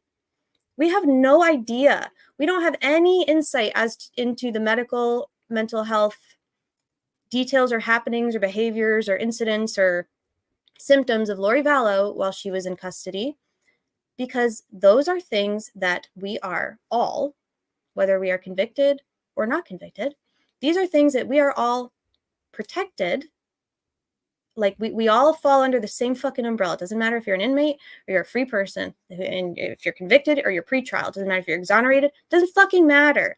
Like, you still have rights to privacy when it comes to your mental and medical health. Period. Like, we take that shit seriously here. You have a constitutional right to your private health information being private, even if you're on trial for murder. And yet here we are, we've spent an hour and 35 minutes talking about this man, the most like private, the lowest moments of his life probably. And we're sitting here talking about it because the state and the judge have decided that they're going to just do things how they want, and they're going to basically create their own precedents, and they're going to do things how they want, and they're going to make loopholes, and here we are. And I can't actually believe that this is the reality that we're in right now. I can't actually, when Nick filed his first of his like dozen chaotic, frantic, motions for leave to access third-party records, I think, he filed a bunch of them. He was literally frothing and foaming at the mouth, not literally, for Rick Allen's private mental health records from when he was in psychosis, when he was deteriorating in DOC. He wanted them bad, and he got them. And he already knew what was going on because he had people giving him information that was not theirs to share. But he needed those records because they were going to be his entire case.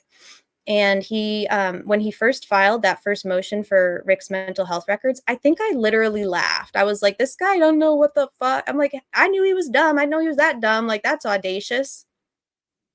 He has gotten everything that he's wanted.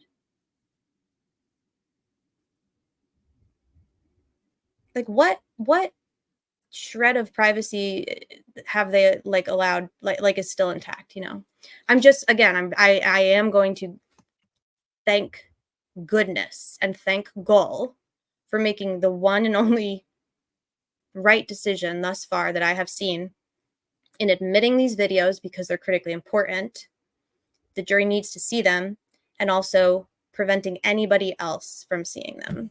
That was the right decision. She 100% handled that correctly, in my opinion. Just my opinion. I can't believe I'm giving her credit for anything because I also hate her fucking guts. She's also an evil lizard person, but she made a really good decision, I think, today. So, anyway, let's talk about the trail cam. So, yesterday, it was revealed.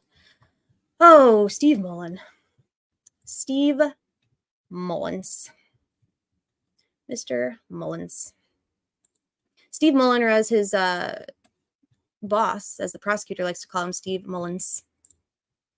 Can we do a shirt? Yeah, DB, do you want to, are you doing a Chipotle right now? I mean, you can play around with the branding thing because it can take me a minute anyway. Or I could just show people we've got merch. We don't actually have merch, but we have pretend merch.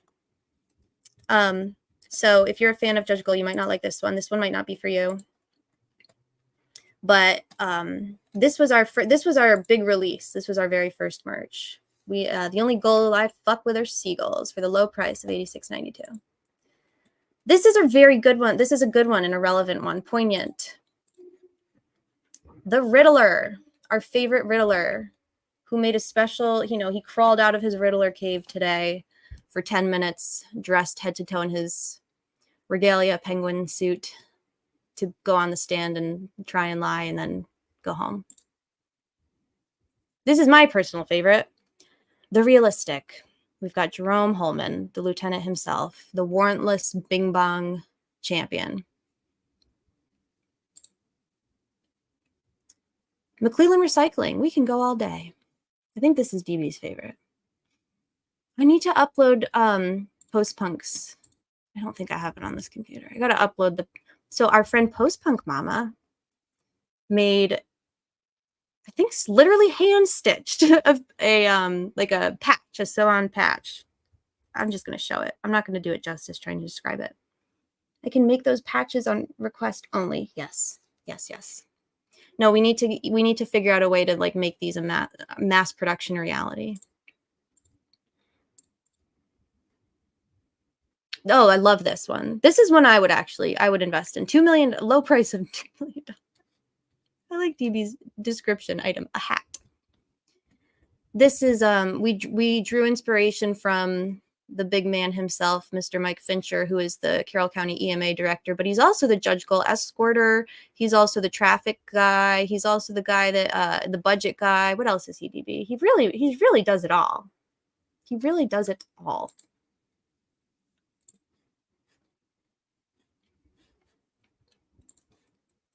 And this is our pin. This one we could probably eventually make a reality. I feel like we'd be punching within our weight class trying it. So gaze over goals. Not a fan of Judge Goal? Me either. Item, gaze for RA pin for the low price of $666. We are totally normal and well here. So that's some of our merch. Just $2 million, low price. What was I doing? Oh my God. Mullen shirt. This is our Steve. Sorry. This is our Steve Mullen shirt. New one uploaded at the end. Okay. Love it. Love it. Love it. Oh, wait. Did y'all see this? So Mr. Jerome Holman, the warrantless bing bong. Oh, is that not? Should I not? Can I not? Okay, I won't. The warrantless bing bong himself. He took a minute to pose with some community members.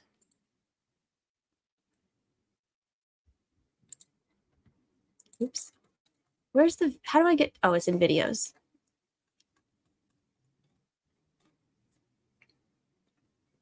This one is a nod to our heroine, our muse, Andrea Burkhart. But the dude has coke dealer hair. But the dude has coke dealer hair.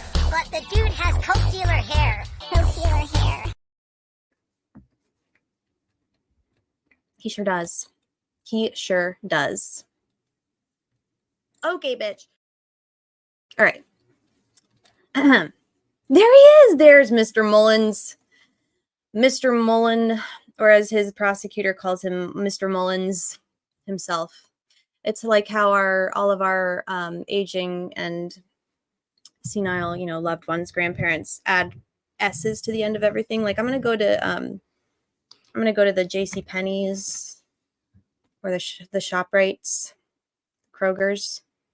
Oh God, TP. Every time you do that, you take about a day and a half off of my lifespan. So that's right. That's right. Life is long.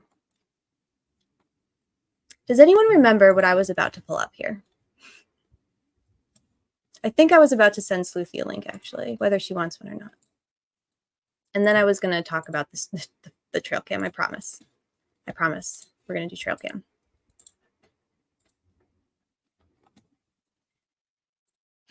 Okay. I should have done this earlier, but my trail cam content is on the iPad, so I have to do a thing. But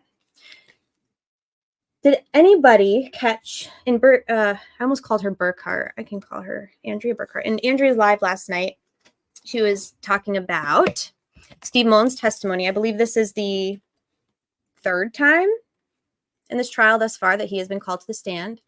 We're going to do trail cam. We're going to do, I know, we've been waiting. That's like literally, it's like clickbait, and I didn't even talk about it. I don't want to be a clickbaiter. I want to be better than a clickbaiter.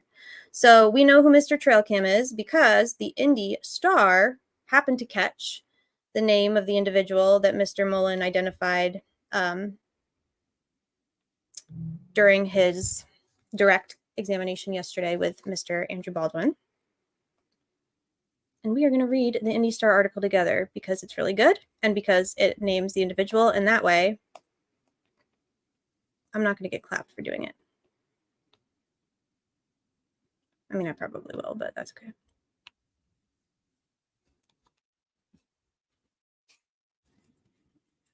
I know. I wish I was better at it. Sometimes, like, I'm like too clicky. I'll be like, what are you talking about? How? It wasn't McCain, Tara, but he was on my list. There was like, I was like, okay, it's either like one of three people. He was definitely up there. I don't know if you've been able to pay attention to the trial, Kara. Like, it's kind of a full-time job right now for those of us that are doing it. It's like not sustainable. But one of the McCains, yes, he was on the stand. I don't know which one though. Dave? Dan. One of them. Mr. McCain was one of the defense's first witnesses. Okay. Y'all, I'm like so sorry. Here it is.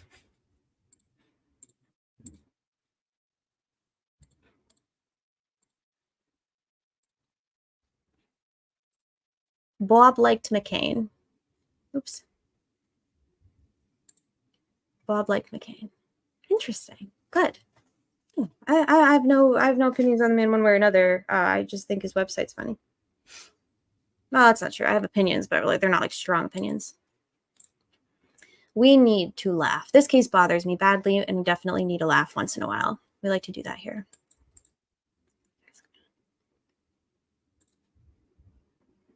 Oh, right. Sorry. Okay. I'm closing chat. No, I'm closing chat so I can focus. All right. Delphi murder trial. Let's go to Mr. Mullen. This is a good article. I'm gonna link it, but we're gonna just skip a little bit. Friday ended with testimony from two top local law enforcement officials at the time of the killings, Mullen and Lesenby, who were on the stand for 2 contentious hours of questioning. Baldwin wasted no time interrogating Mullen, who now works as an investigator in the Carroll County Prosecutor's Office, about what Baldwin believes was a grave misstep in the investigation of the killings. I don't know why I continue to insist on suffering unnecessarily. And I don't know where my glasses are. So, I mean, that's one reason I'm going to continue to suffer unnecessarily. I'll find them. Anyway, Baldwin wasted no time interrogating Mullen, who works as an investigator for the Carroll County Prosecutor's Office, about what Baldwin believes was a grave misstep in the investigation of the killings. Under direct examination that surpassed an hour, Mullen conceded that police lost dozens of audio recordings of interviews from 2 time frames in 2017, from roughly February 14th to early March, and from April 28th through June 2nd, according to the defense. Yowza. Quote, would you agree that it was dozens and dozens of interviews not available to either side? Baldwin asked. Correct, Mullen responded. For reasons Mullen outlined in 2 undated reports whose contents weren't discussed Friday, dozens of 2017 interviews were irretrievably lost. Police recovered videos for some, but not the accompanying audios. Mullen said he believes some of the people were interviewed again if police considered their statements important to the case, but he couldn't recall how many. Baldwin said that defense attorneys didn't learn about the missing interviews until February of this year, and they received an explanation only after reaching out to prosecutors. Mullen said that he wrote the reports to explain why police lost evidence as soon as he found out. In a heated moment, Baldwin questioned Mullen's credibility. If you could go back in time, wouldn't you have dated those? Baldwin asked. Quote, if I knew you were going to do this to me now, Mullen responded, I probably would have. Do what to you? These men are not victims, okay? These men are not victims. No one's doing anything to you, Mullen. You're being questioned. You are being subjected to direct examination because you are the literal prosecutor's investigator, and you're heading a murder investigation. Like, no one's doing anything to you. You poor little thing. Oh my God, they're so weaselly. Through a litany of objections from Carroll County Prosecutor Nick McClellan, Baldwin questioned Mullen about why he didn't record an August phone call with Brad Weber, a man whose property is just across Deer Creek. I want to be able to see Tara's reaction as I'm reading this, though. I think I can do it this way. Brad Weber, a man whose property is just across Deer Creek from where the girls' bodies were found and who owned the same type of Sig Sauer pistol as Richard Allen.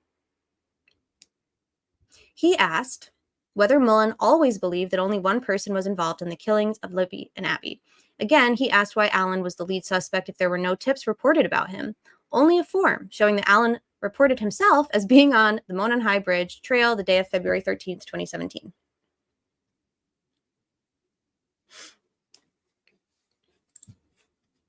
How long have you believed that only one person was involved in the murder of Abby and Libby? Baldwin asked. So we're all going to agreed to not have any fun until DB gives us the all clear, and then we can proceed. Yes, DB, peace be with you. Let's all drop a 4 chat for DB and his drive in a car out in the world with people and social interactions required. We really feel for you, DB. We'll be here for you when you get back. How long have you believed that only one person was involved in the murder of Abby and Libby? Baldwin asked Mullen. Quote, since the arrest of Richard Allen. Oh my God. Before that, did you believe that there were more? Baldwin said. It doesn't really matter what I believe, Mullen responded. Oh my God. Last night I what I was going to say. I think I was going to say, like, oh, they would love to throw me in jail. And I said, for some reason, I said they'd love to throw me in Krebin. I think it was like combining 2 words. Yeah, anyway. So now it's so, but anyway, I don't. It doesn't really matter what I believe, Mullen responded. So just to recap, Andy Baldwin says, did you believe before you arrested Rick that more than one person was involved in these murders? And Mullen says, it doesn't really matter what I believed. Like, huh? How do you figure, Steve? The defense has previously asserted a theory that multiple people, Weber possibly among them, Brad, killed the girls as part of an onanistic ritual sacrifice. Again, Gold denied the defense motion to admit the evidence, saying the case law requires a third-party nexus between any third parties and the crimes for a court to allow third-party evidence. Baldwin brought up an August 2023 deposition 10 months after Allen was arrested, in which Lesenby said that he and fellow Carroll County officer Tony Liggett had believed in 2017 that at least 2 people were involved in the killings. Under direct examination Friday, Lesenby said that belief was based upon the totality of the information provided to investigators at the time. So, like, evidence. Your belief that more than one person was involved was probably based on, like, evidence. Yeah. As new evidence became available and police arrested Allen, his belief changed. Yeah, this is so true. A juror asked Lesenby how many previous murders he had personally investigated. None, he responded, although he had been involved in prior murder investigations. These jurors are just clocking these guys left and right. Okay, here we go. Defense says witness who lives near crime scene gave inconsistent statements. Let's come back to this because I wanna do a clickbait. I want to talk about the trail cam. Bum, bum, bum. Oh my God, it's not even the right article. Fuck. Wait, hold on. They're gonna kill me. I'm gonna find it. Oh my God.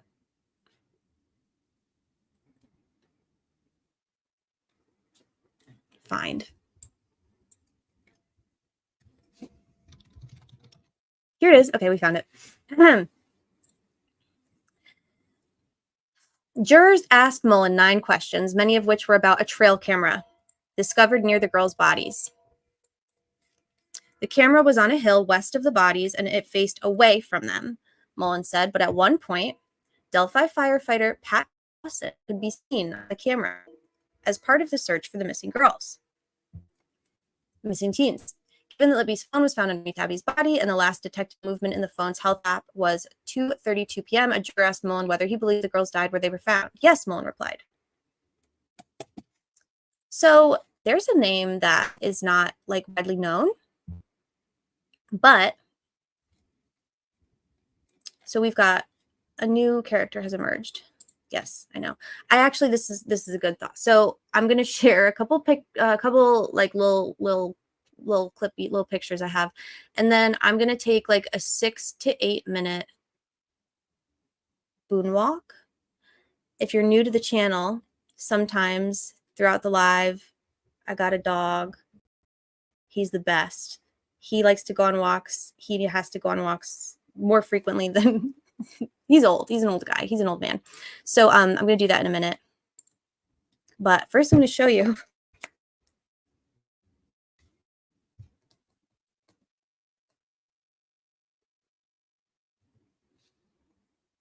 Just a couple pictures I found that were interesting to me.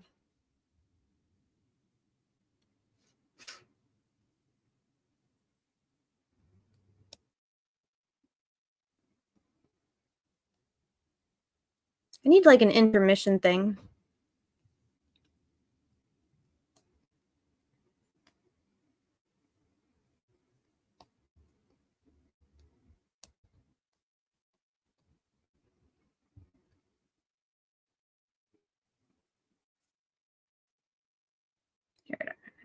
Dun.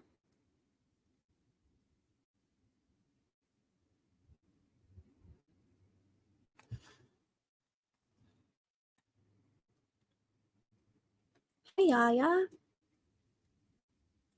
my God, Bob was so off with him and Foster.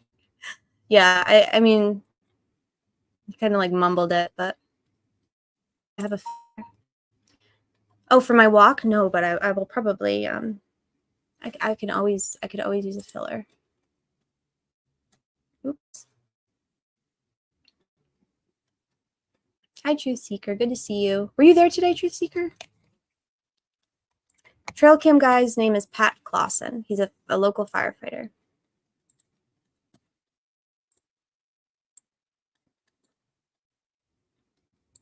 Okay, I think the best way to share, I think I'm just going to do a screen share.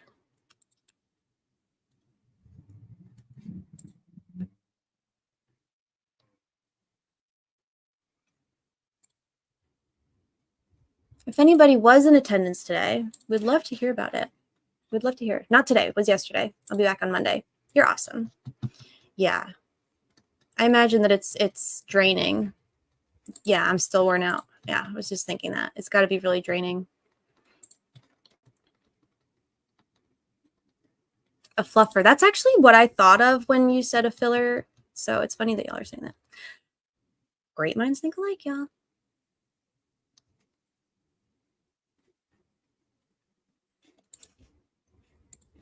Luke's already on Clausen's Facebook. Well, yeah, there you go.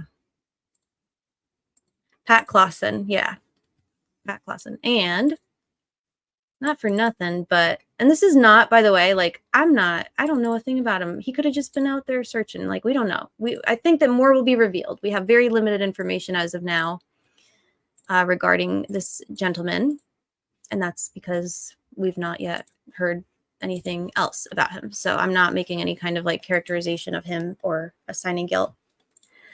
I saw, and we've got to get more folks out to Delphi because this is a thing that needs to happen. But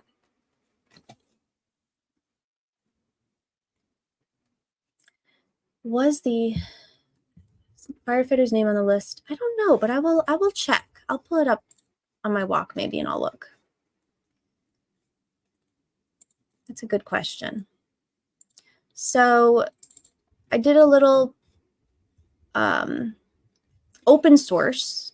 All of this is open source. All of this is public. Don't come for me. His name was mentioned in a public trial.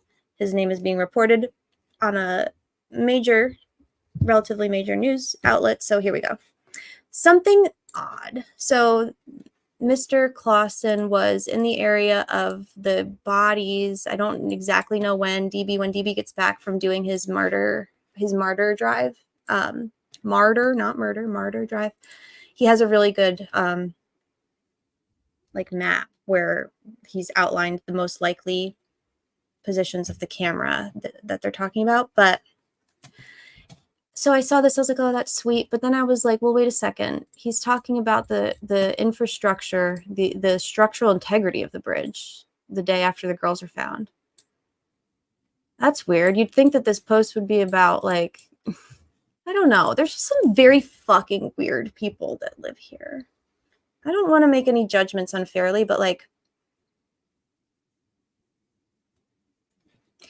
I believe it was daylight and it was on the 14th. I want to say like maybe the morning of the 14th, but that didn't come out. It was really just like a question that to me, so it was a juror question actually. The jury asked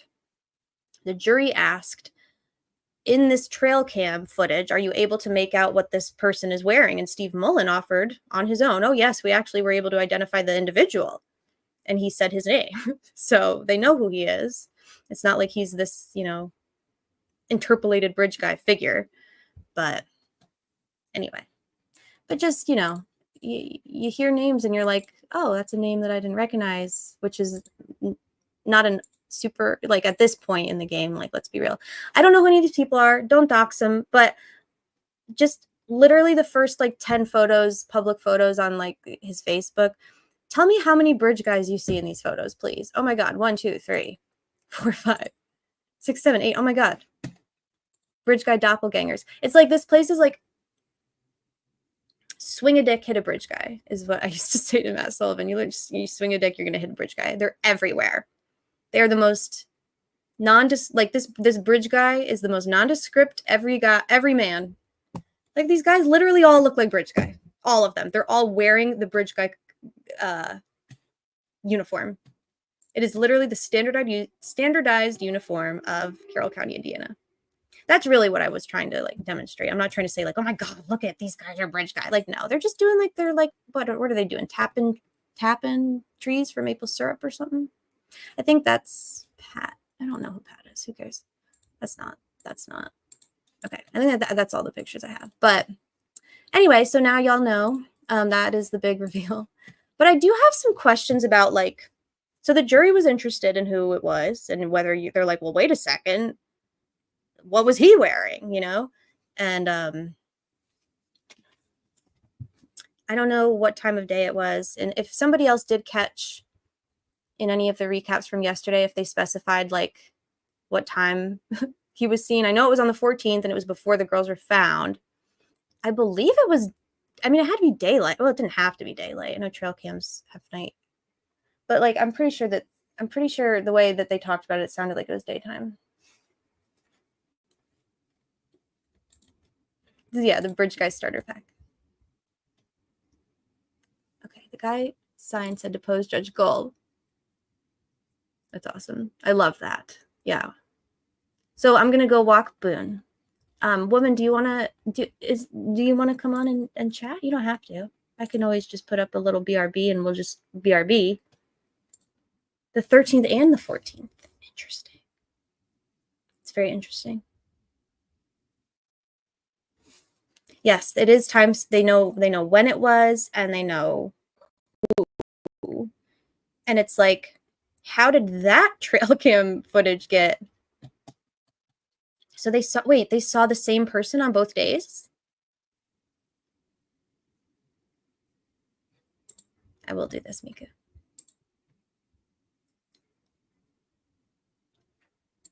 My understanding, he tried not to say the 13th, but he conceded after rushing. So this trail cam picked up this individual twice, the same individual twice.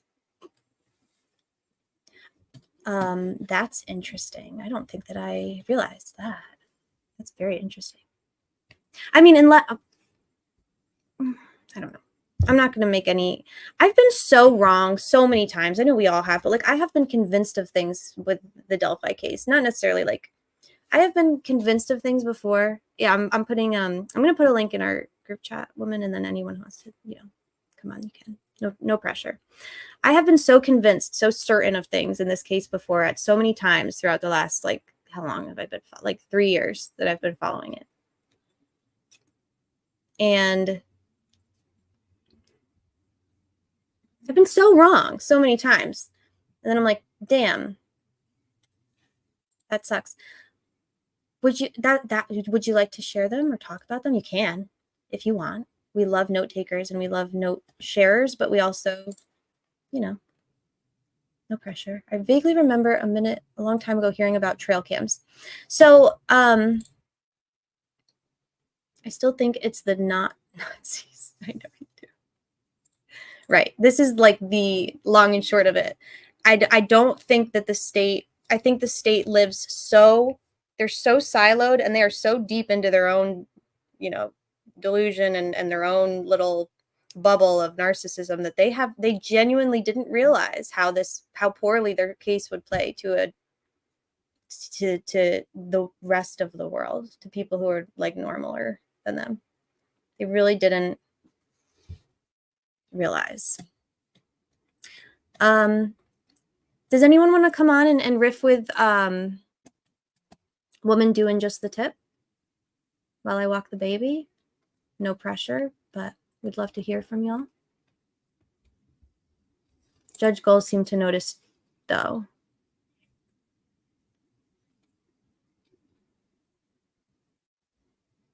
I love Mandy. Y'all are great.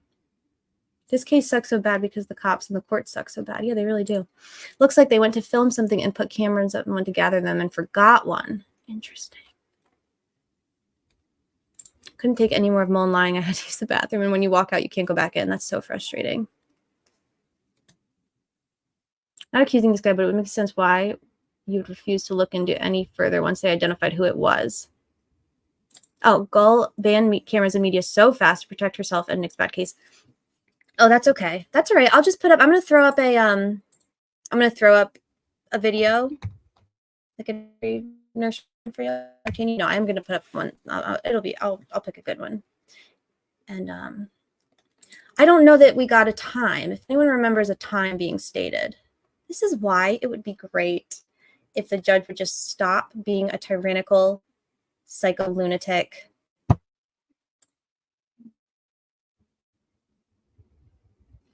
Yeah, and just allow public access.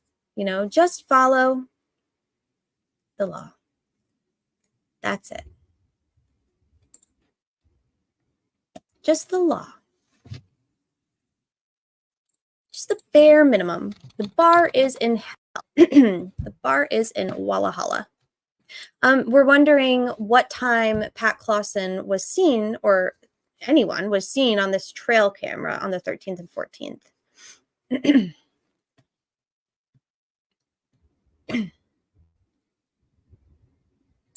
I don't know. I didn't do a date. I'm dumb. That's true. That's pretty much exactly what he said.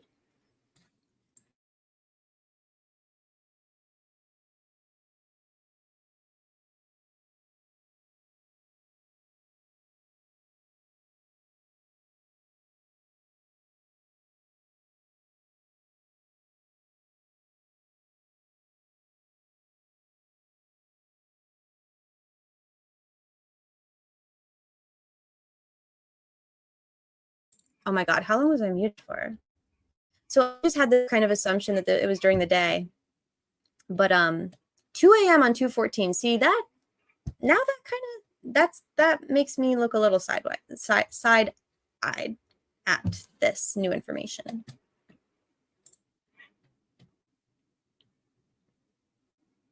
That's interesting. Just a couple of minutes. Oh God.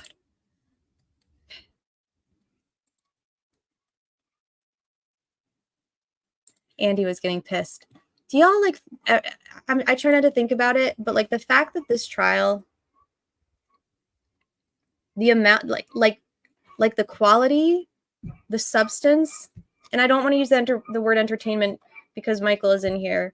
And I know that Michael really does have great reverence for like we've talked about streaming trials, like broadcasting them. And Michael has made some really good, fair points about about his concerns with streaming, like broadcasting on, film, video, right? Broadcasting trials. I think those are really good points. However, is it fair to at least say the level of content, just like the quality of tea that we're getting from this trial thus far? Like, thank God for Andrea's very detailed and Bob's like detailed recaps and everything, but like, can you imagine watching this for ourselves? It's like unbelievable. The audacity of these dudes, and just like the stupidity of everything that they're about. Like, these are not serious people. They are so unserious. I think like it's just like such a mean, it's just like such a villainous thing that Judge Gull is doing by torturing us. We are tea starved. Yeah. I really want to know what the victim families think. Post-punk mama, what was the comment you made in here? And I said, remind me to talk about this. And then I went on a 2-hour tangent, and now I can't remember what it was, but I too am wondering what they're thinking, because the Wish TV blog, I saw that. Yeah, no, they are literally they're volunteer firefighters together. They're actually like peas and carrots, you know, like all these dudes. Like all these dudes.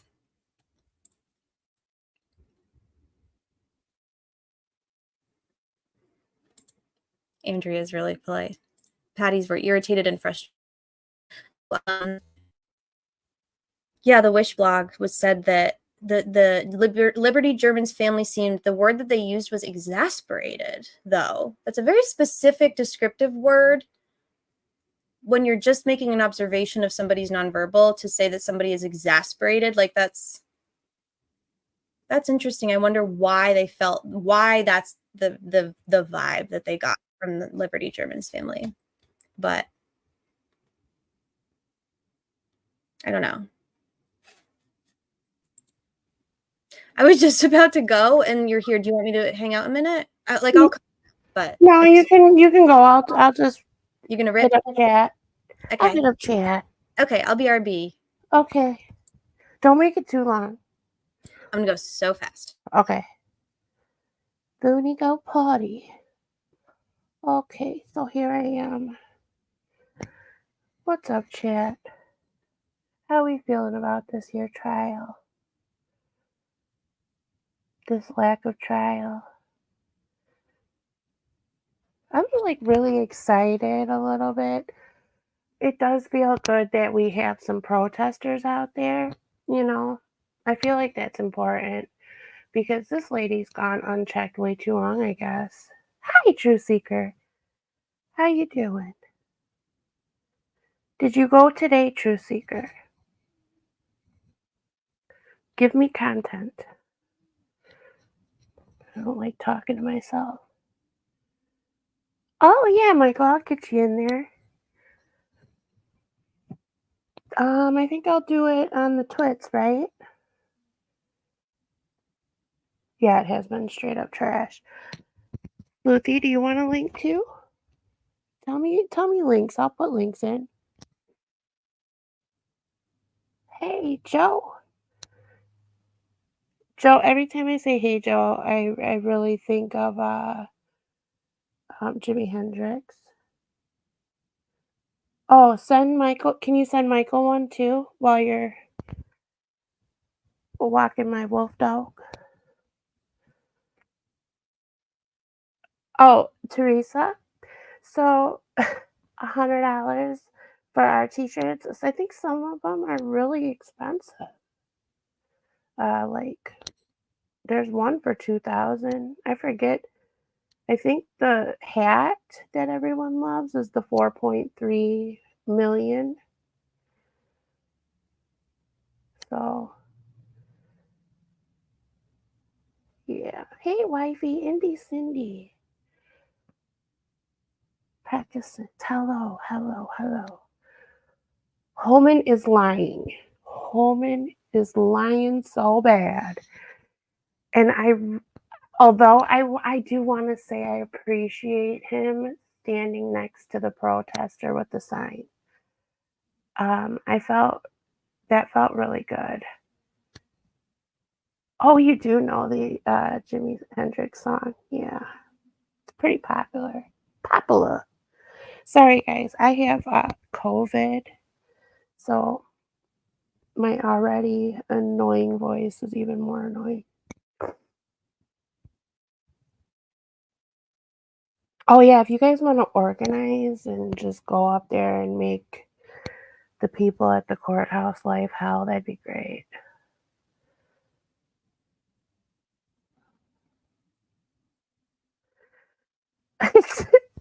I don't know if he can read. I mean, he don't do well on cases, so.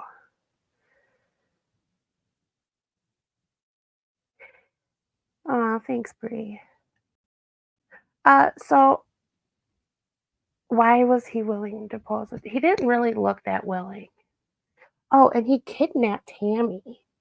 I don't know if you guys noticed that, but that was a ham sandwich in his hand.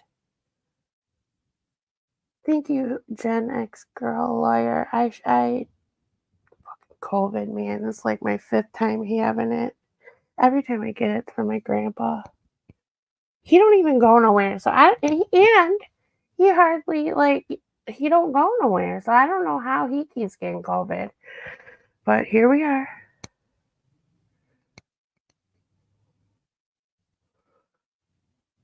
Ask anyone who knows me. I don't lie, brother. We just heard about it, like all about it. We heard all about you. And we know you be lying because we read the transcripts. We we paid a lot for them damn transcripts. Well, I didn't personally. I did put some money towards it, but so and we compare. There's a lot of us who compare. I know you're in the chat sometimes. Big Jerry Holman. So I know you out there sometimes, and I just want to let you know we on to you, brother. You do ping pongs and bing bongs. Oh, there's double the Ange. There's 2 Anges. Woman link. Indy City. Okay, I just added Michael. Can you hear me? I'm on my walk, but I added Michael, and so let me know if you can't hear him. I can hear you now, Michael. Test. Oh, we lost Michael. Oh, we lost Michael. Indy Cindy would like. You want to link Indy Cindy? I'll put you. Come on up. Send him out. Send him out like confettis. Why not? Okay. Yeah. Don't let that one dude in here because I will find him. Anybody in I don't recognize. Don't even try it. Don't even try. There's Michael's back. Okay. There he is. Michael's back. Hi, Michael. Hey there. Hey, what? Tell me about this here. What's going on, my friend? Well, the only thing going on is, listening to Andrea and Bob. I will say one thing. It's possible to listen to Andrea at double speed. You missed the beautiful pauses and eyebrow raises, but you can only listen to Bob at 1.75 because he's already going so fast. Yes, that's a fact. That's a fact. And I really need to hear when Bob rants. I want to hear the full-bodied rant. Andrea is very. I really like that she has come onto this because she's a breath of fresh air and she's not already tainted. Well, yeah. I mean, I don't know about tainted. I mean, I don't think Bob is tainted. I don't think. I think the tainted. When I talk about tainted is like being in the community as long as we have, and just like not really wanting to put up with the extra mess. After a while, she doesn't feel like she has that inner rage that being in the community gives you. Yeah. But boy, is she in it now. 10,000 people watch. Yeah, it didn't take long for her to get that inner rage.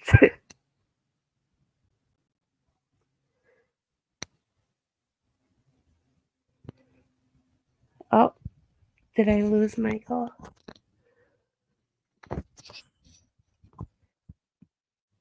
Hello? Yeah, she has fresh eyes and the most detailed notes. That's really good. Oh, here he is again. Are you outside, Michael? Hello. Oh, we have more people. Indy Cindy. Did I make it in? You in here, girl. Sorry, how you doing?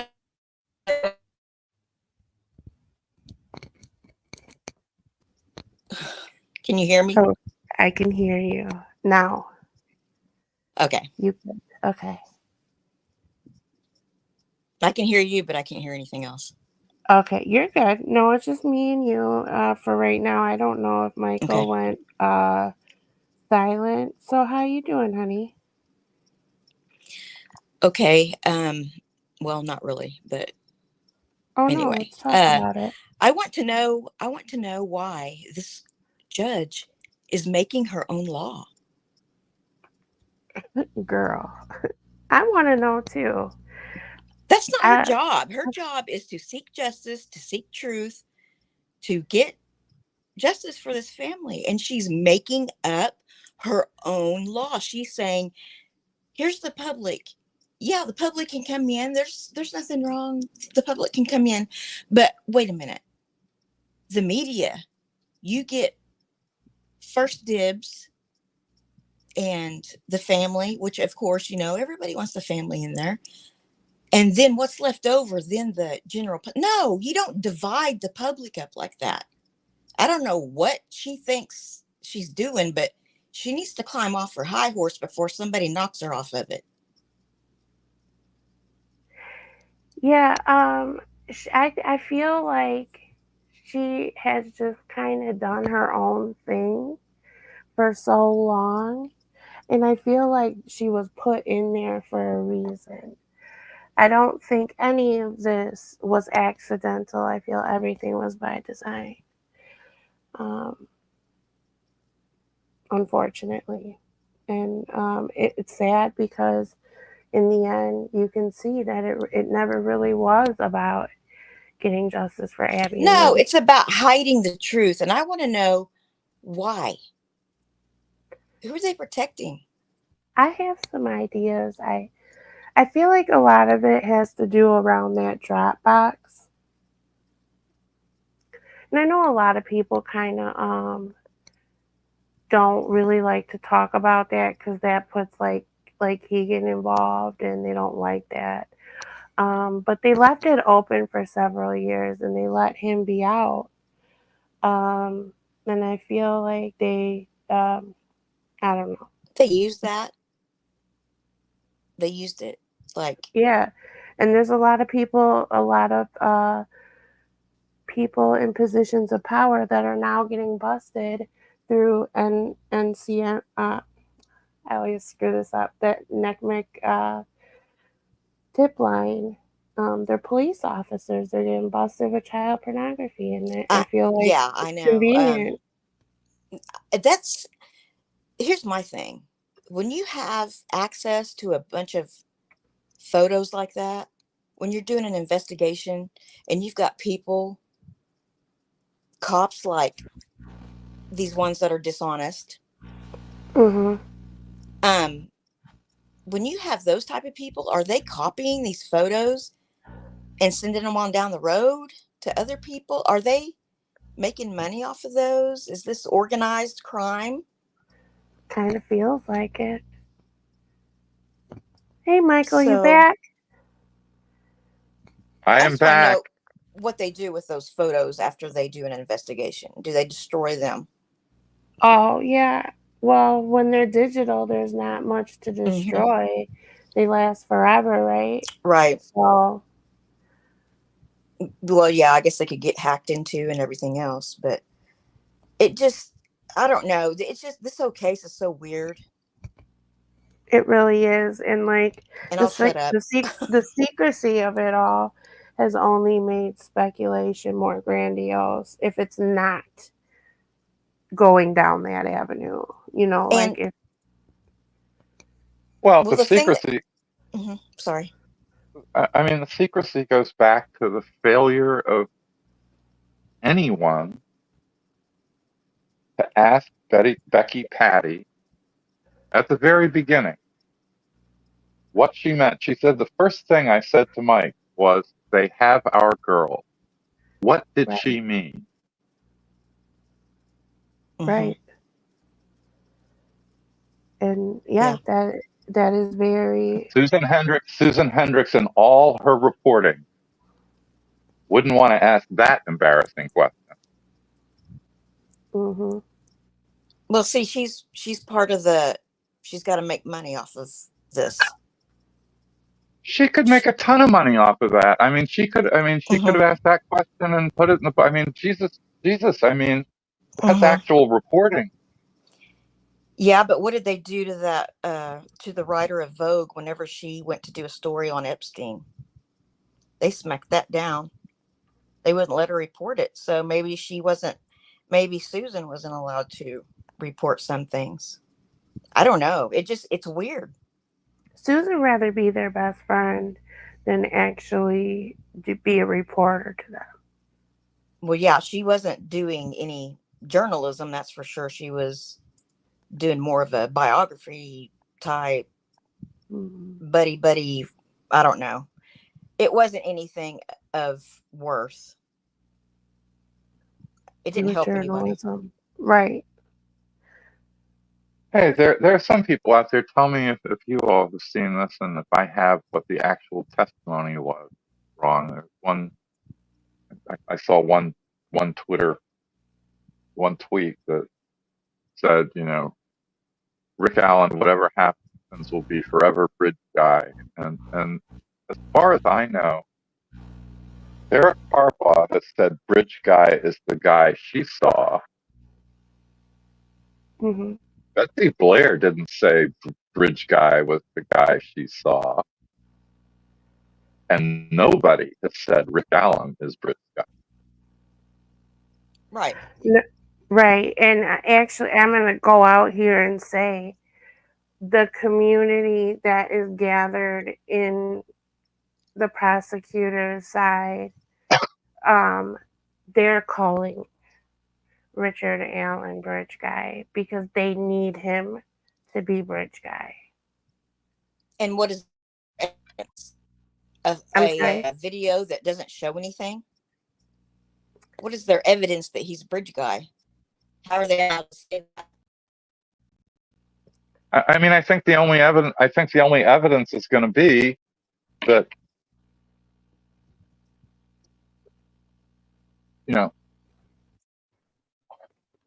the only evidence is going to be the juries have seen the video, so they're going to say for themselves that.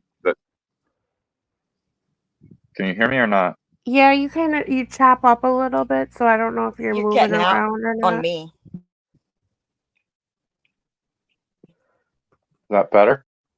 Yeah. So I think the only way you can.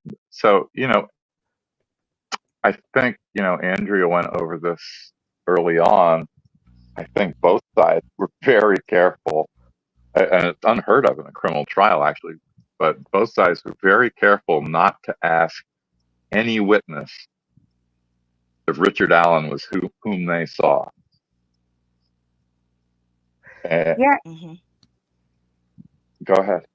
You can't ask that because, like, I can see when, Andrea is telling these, like, talking about these testimonies, that there's been a couple times that they're expecting the person on stand to stand by what they have said in past depositions, in past testimonies and stuff like that, and you're coming back with something completely different, and knowing that they could be like the Muddy Bloody thing. Like, we all know that she I can't say the word, denied saying that she said bloody. And now all of a sudden she's like, no, I said bloody 1,000 times. Because they talk in circles. They say one thing and then they say it. Yeah, I said this, but really they didn't. And I mean, it's weird. They talk in circles, and after 2 weeks of the prosecution putting on their case, I didn't learn a damn thing. Right. I'm still asking questions. I'm like, what the hell? But I felt more lost. Yeah, I've had something similar happen to me, and I know how these guys work. I know what they're doing. And it's just the media needs to get on this because they do this to innocent people every day. And this is not, like I said, I didn't go to sleep and then wake up in Berlin, 1942. I mean, what the hell? Somebody wake up. Well, there are two things that are really weird about this. I mean, there's a lot that's really weird about this case, but two things that are coming out of the trial. I mean, it is almost unheard of for the prosecution of a case where you think that your witness saw somebody, not to ask for the ID of the guy sitting in the chair. And that's just unheard of. Mm-hmm. But the second thing is the second thing that's really unheard of as well is, prosecutors can't choose their witnesses, and they are who they are, and sometimes their stories change, right? I mean, that just happens. Mm-hmm.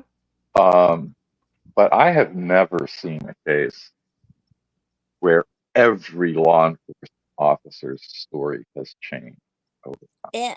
And was that the coroner or the medical examiner? I forgot. The coroner? That was a Pathologist? medical examiner. Okay. That was a pathologist. Oh, was it? Okay. Interesting. Yeah. Oh, you mean? I was in my shop and I Core. had a, gosh, I could have had a V8. It's a box cutter. Yeah. Oh, kind of like Brad Weber's. Oh gosh, my white van. Yeah.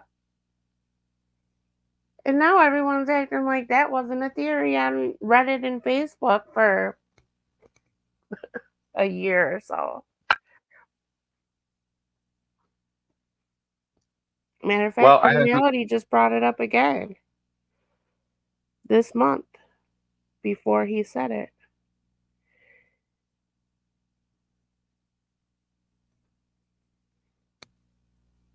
Well, we'll see whether they get the 302, and that's the FBI report from the guy in San Antonio. They're not going to let him testify, because if they're not going to let him testify, then he's become unavailable,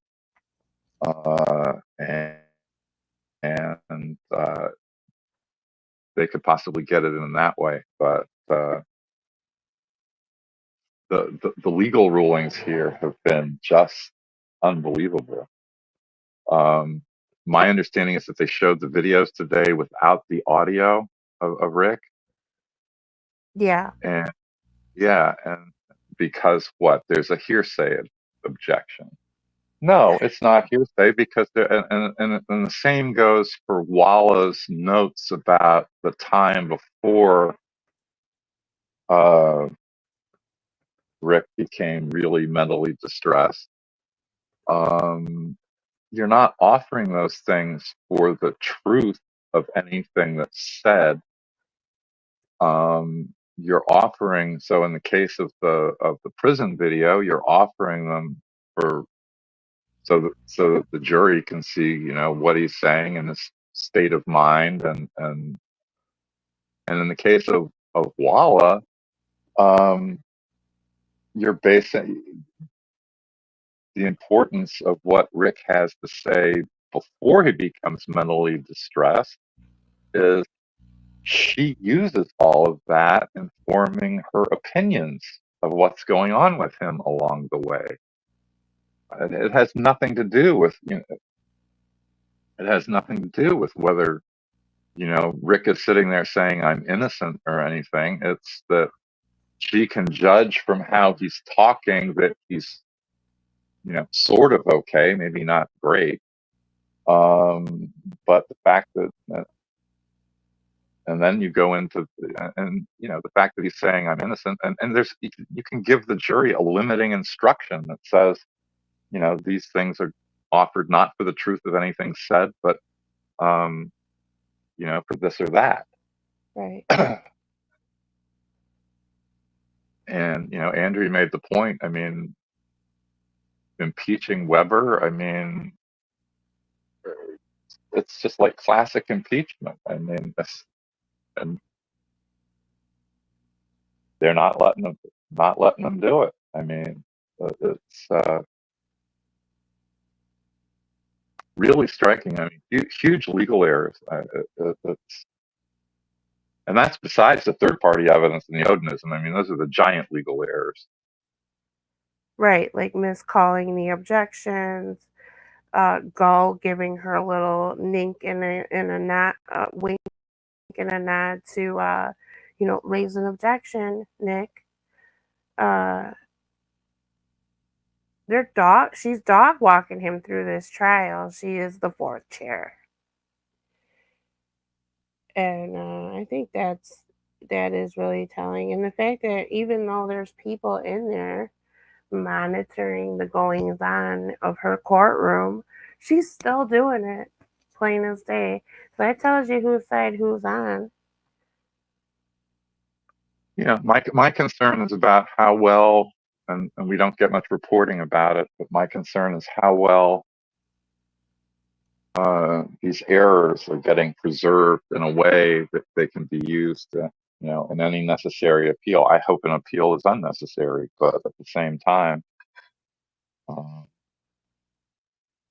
you got to make the offer. When an objection is sustained, you've got to make the offer of proof. Here's what I would have put in. I think they've kind of done that with the Odinism and the third party stuff.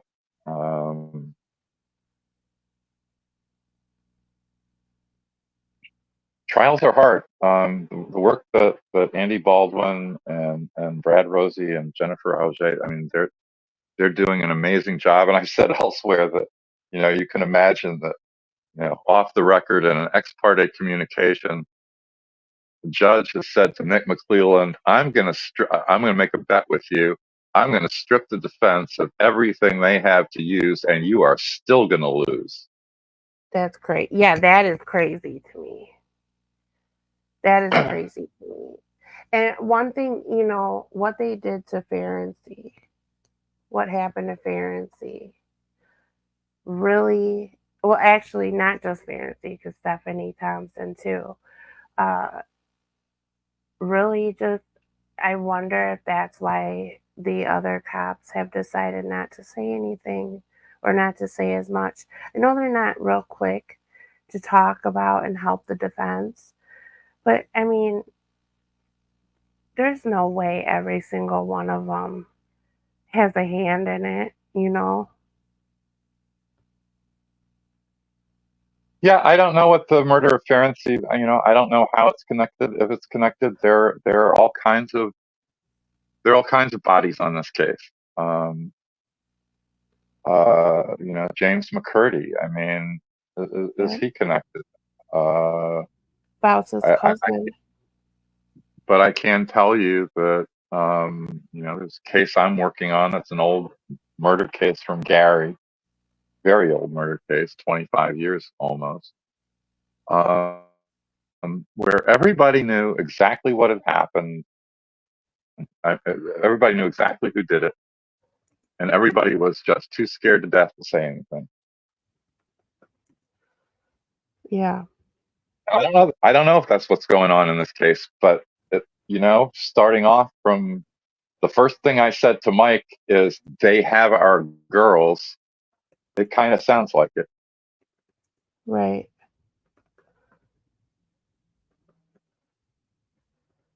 Yeah, that is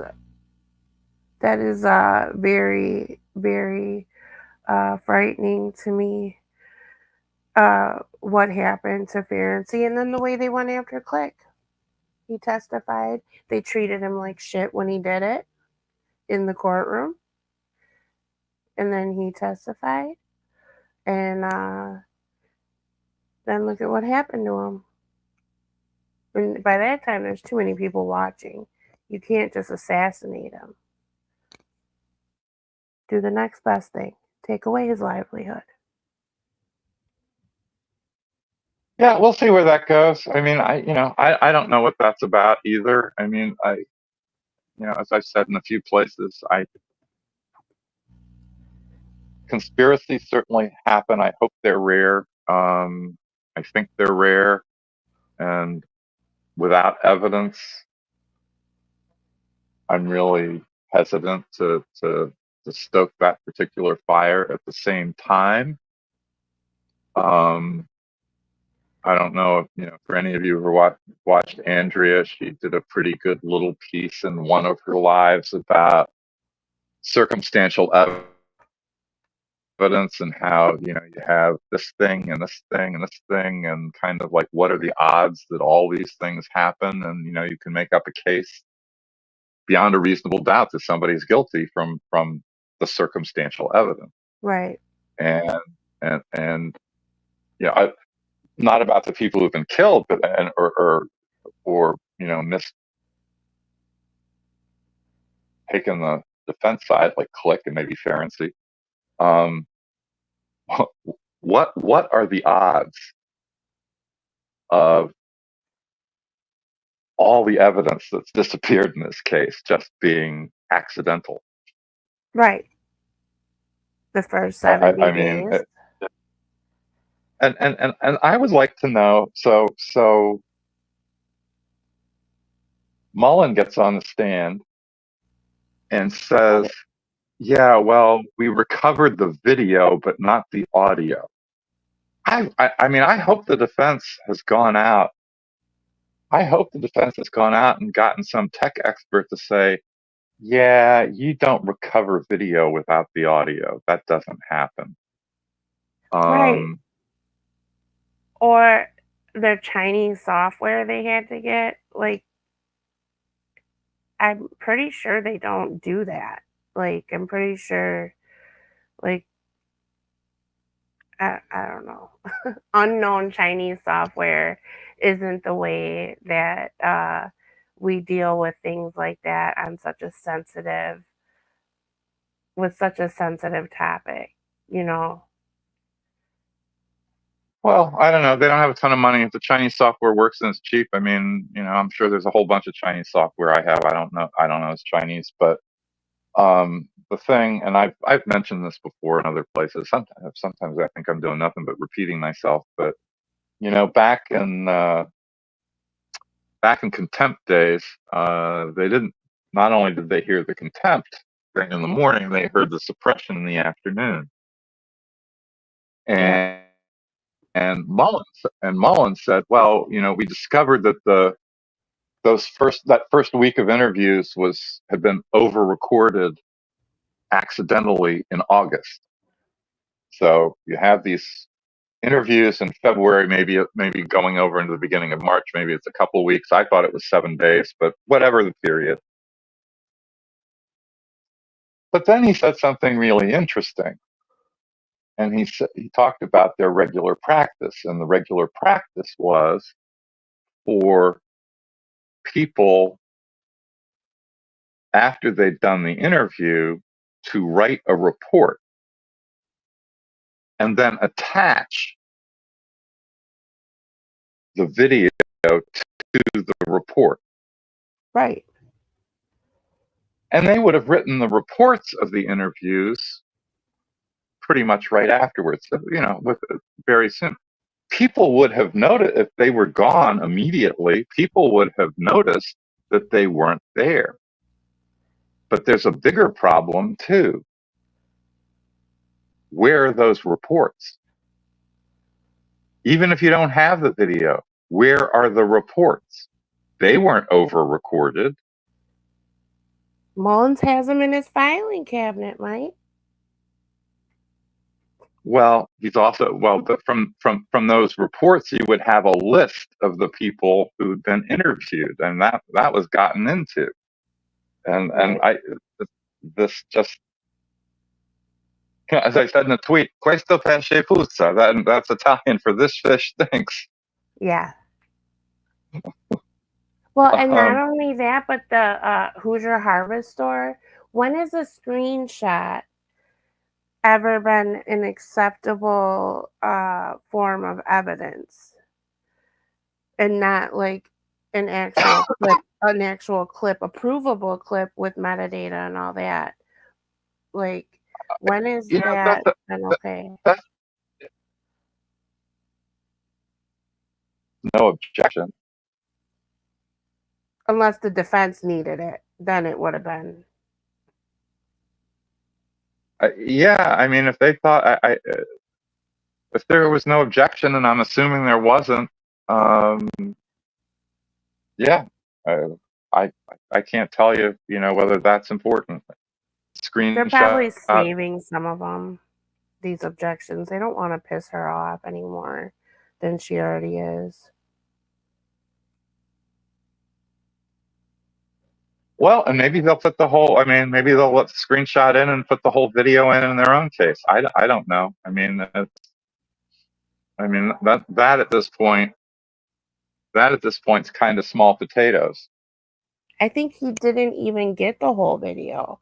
I think in when they were talking about it, all they had was screenshots. Just like the Marathon Maybe. store. I missed that. The Marathon store doesn't have their camera I missed. footage. I missed that, and you know, somebody and maybe several people in places have made an interesting point about, you know, people have asked, where's, you know, if Rick Allen is walking, Muddy Bloody Guy is walking down 300 back to where Rick Allen's car is supposed to be, why isn't he on the Hoosier Harvest store camera? And some people have asked, you know, a pretty good question about whether it's motion activated and whether somebody walking would activate it. I don't have an answer, but it is a question. Right. Well, But by the way, well, I just wanted to say, but by the way, you would think, and maybe it'll be in the state's rebuttal case, who knows? You would think that if it's motion activated, that the prosecution would have put that on as part of why Rick might not have shown up. Right. Well, she's going by at 35 miles per hour, and she can see his earlobes. So if he's walking past and she goes by, wouldn't that trigger it? I guess you have to be right in front of it, but it sees her going past. Like, I don't know. I hate it all. Angie's back. I'm enjoying the conversation. I don't want to embarrass Indy Cindy, although I don't think that Indy Cindy seems like one to be embarrassed too easily. But I said, everyone, please welcome Indy Cindy to our panel for the first time. I love when I finally get to put like a voice to like a comment to a face. So anyway, it's so cool to have you here. It is cool. Yeah. So I'm seeing a lot of chats about the Hoosier Harvest store. Is it Harvest store or Harv store? The Hoosier Harvest. Hoosier store? Harvest store. Yeah. The Hoosier Harvest store video. And I mean, so a lot of the comments are like, WTF, in what world is that not even admitted into evidence, right? Why not just give us the video? And then a lot of comments, I saw one that was interesting to me because it's also a thought I had. The fact that Hoosier Harvest store still retained the video of like that footage from 5 years earlier is odd. And then also on top of that, just like another example of just like criminal stupidity of not going and like collecting that footage immediately, like law enforcement. Like, what the is up with the Harvest store video, do you think? Did they wait I mean, they didn't get that right away? No. I mean, it's out there that they didn't get that until Rick was arrested? Until they had his name. And then Mullins, when it was like the first day or second day that they found the tip, they figured out what kind of car he has, drove to the Harvest store, like I don't know if they collected it then even, or if they just watched it. Like, what is this video like being held hostage? It's just odd. So Mullen goes in October 2022, 5 years after the fact, and then he gets the video. Why do they still have it? Why didn't you do that 5 years before? It's just like there's so much stuff that is like you were saying. There's no way that all of this is just sheer coincidence or stupidity or bad luck. It's like they're intentionally not doing things that they should be doing. I'm kind of curious why the Hoosier people at the Hoosier Harvest store didn't, you know, on their own back in 2017 take the video to the police. Well, so and I know that they had viewed it very soon after the murders, and they like took screen stills or screenshots of it. But like again, why not just? But that's evidence, and you need to collect it and preserve it. Like, what are they doing with this fucking screenshotting everything. Like that's not an appropriate, like, acceptable way to, that's not evidence. Like, just take the video. And why does the Harvest Store still have it 5 years later? Like, what is going on here? I wonder if it was their own preservation, because we know what happened to the marathon video and their drive, because apparently both things died. Oh, and the clerk who sold Michael Patty the Gatorades, and the receipt. The receipt is also gone. So all of those things are gone. And they could have easily checked that. Sir, we just need your bank statement. Or, well, maybe he paid cash. Whatever. But the drive, the video, the clerk, the receipt, all gone. And no one can tell me how the clerk died. I got her name, but I can't find her.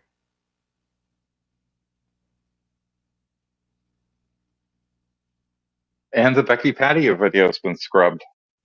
Yeah. Everything's gone. It's starting, like, so we've had all these conspiracies about why, like, all of the web pages and all of the interviews and all the clips and all the statements are like back, you know, they're like, well, they're backpedaling, and they're like, well, not like, okay, we've had theories about why they might be doing that for years and years, but like now we're literally seeing why, because they can't, as soon as they say something, then that's the record, and they have to, and they're not honest. They have no capacity for honesty, whether it's just they're too stupid to like know what's going on, or that it's intentional dishonesty or like obfuscation. I don't know, but their inability to be honest at all, even like base level honesty, any record of anything is like a liability, I feel like, to these guys. Like anytime they say anything on the record, that's dangerous, because then it's on the record. Like look at just in the past 2 weeks how many things they said in this trial alone that have bitten them in the ass because they just can't be honest. So anytime anything's on that, they're like, well, then we'll just destroy it. And then it never happened, and we never said it, and we don't ever have to commit to a theory, or we don't have to ever preserve anything, because if we don't preserve it, then we can just, at any point, we can change our story as we need to. It's like the rules can change at any time. And it's like, that's not acceptable. Like, right. I don't know. That's just like they just call you crazy. Yeah. Oh yeah, sure. But it's crazy making. Like after a while, you're like, am I crazy? Or is this like, this is because there's been so many times. I just remember, Michael, I'm laughing because I'm thinking fondly of back in March, like the contempt insanity. And you wrote that, it was like a brief, right? It would be like the legal word for what you provide, your contribution, like a legal brief in support of the, for Brad and Andy, right? Yeah, I mean, it was a morally denied the request for a contempt finding, and it was like case law heavy. It had just enough snark. It was like basically impermeable in its legal arguments, I would say. And I'm not just saying that because you're a friend. Like it was like people still like your footnote now. Like it was wonderful, and it was, but more than that, like it was just like sound. It was legally sound. It was like, this is not a thing. This is not in line with any law or any, you know, procedure or anything. Like this is just basically you sua sponte making your own rules, and that's not a thing. Like you can't do that. And yet, like she did it, and it happened, and they held a contempt hearing within another criminal, totally unrelated criminal case, and she presided over it, and nobody was held in contempt, and all that money to hire attorneys and all that discovery that they had to go through, like that really happened. And I remember like watching kind of, and we're seeing it with Andrea too, Michael. And so like, I'm sure that you probably are watching it happen with her now, since you're kind of like a veteran survivor now, like we are. You come into it and you think, surely like this is the rule and this is how it is, and it has to be this way, and you can't do it any other way. And so she will fall in line, or they will fall in line. They never do. And it's like, you get farther and farther from like reality. And even Andrea, last night I was watching her and I was like thinking to myself, like, now she always got it, but like now she gets it. And it's like personal because they are literally just corrupting and perverting like the rules of law. Like they're making their own rules. And it's like, you can't do that. That's why we're all so crazy on this side. Like we have a lot of like, I don't know, righteous anger and frustration, but like snark, because it's like, this is bizarro world. I don't mean to like be tangential, but it's just like, there's been so many instances of like, you've said like, well, but like, you can't do that. Or like, we can't, and yet here we are. They always get away with it. It's crazy. I mean, to go back to the contempt thing for a second, I didn't say anything, and it gets skipped over, I think, sometimes. Dave Hennessy at the hearing objected, so state court administration, Indiana State Court Administration, which assists the judges around the state, has what they call a bench card for contempt. And the bench card said exactly what I said. It's not, I didn't make, I mean, from state court administration, it said it. So, yeah, and sustaining these beyond the scope objections. I mean, Allie was going nuts. It literally is the scope. We start to feel it's like gaslighting on a really like large. It is absolutely gaslighting. It is terrible. I just have never seen a judge do this kind of stuff. At least not repeatedly. I mean, just repeatedly. Look, people get stuff wrong all the time. I mean, right. A long day, you might like beyond the scope. Yeah, okay, sustained. Yeah. I mean, people are human, but this is beyond tired mistakes. Right. It's like the baseline for her is wrong, to the point where I found myself giving her credit today for making one good, like what I saw as a good decision, which was barring everybody but the jury from viewing that video. I think the jury needed to see it, and I don't think anybody else should ever see it. And I'm amazed that she made that decision on her own. Nobody forced her to make it. And that shocked me to it shocked my senses. It shocked me to my core that she actually made like a sound decision. And I found myself giving her credit for doing the bare minimum, because her baseline, her natural habitat is just wrong, like just bad. It's the rule with her. I guess we'll see tonight, but I would doubt that even Andrea, the champion of public access, is going to say that the public should be able to see that. I can't see her saying that either. No way. Yeah, I can't imagine that she would. And I think that just the media's descriptions of like their perception and their experiencing the jury, and even Rick's attorneys, and even the prosecutor himself, who had never seen it apparently, which is a whole nother conversation. Just the media describing what it was like watching them react to it was kind of like almost like vicariously traumatic. So I can't imagine. I think that Andrea will likely, if I can guess, I think based on what we've seen from her, she will probably also agree with you and us on that. Like, yeah. By the way, let's talk about the confessions for a second. I think they've been pitched as somehow. So there was this whole business, I think it was from Wenger maybe, about how somebody's faking it. You've got a chronological. Do you have ordered speech, right? Ordered thought, and what people think it has to. This has been pitched as Rick Allen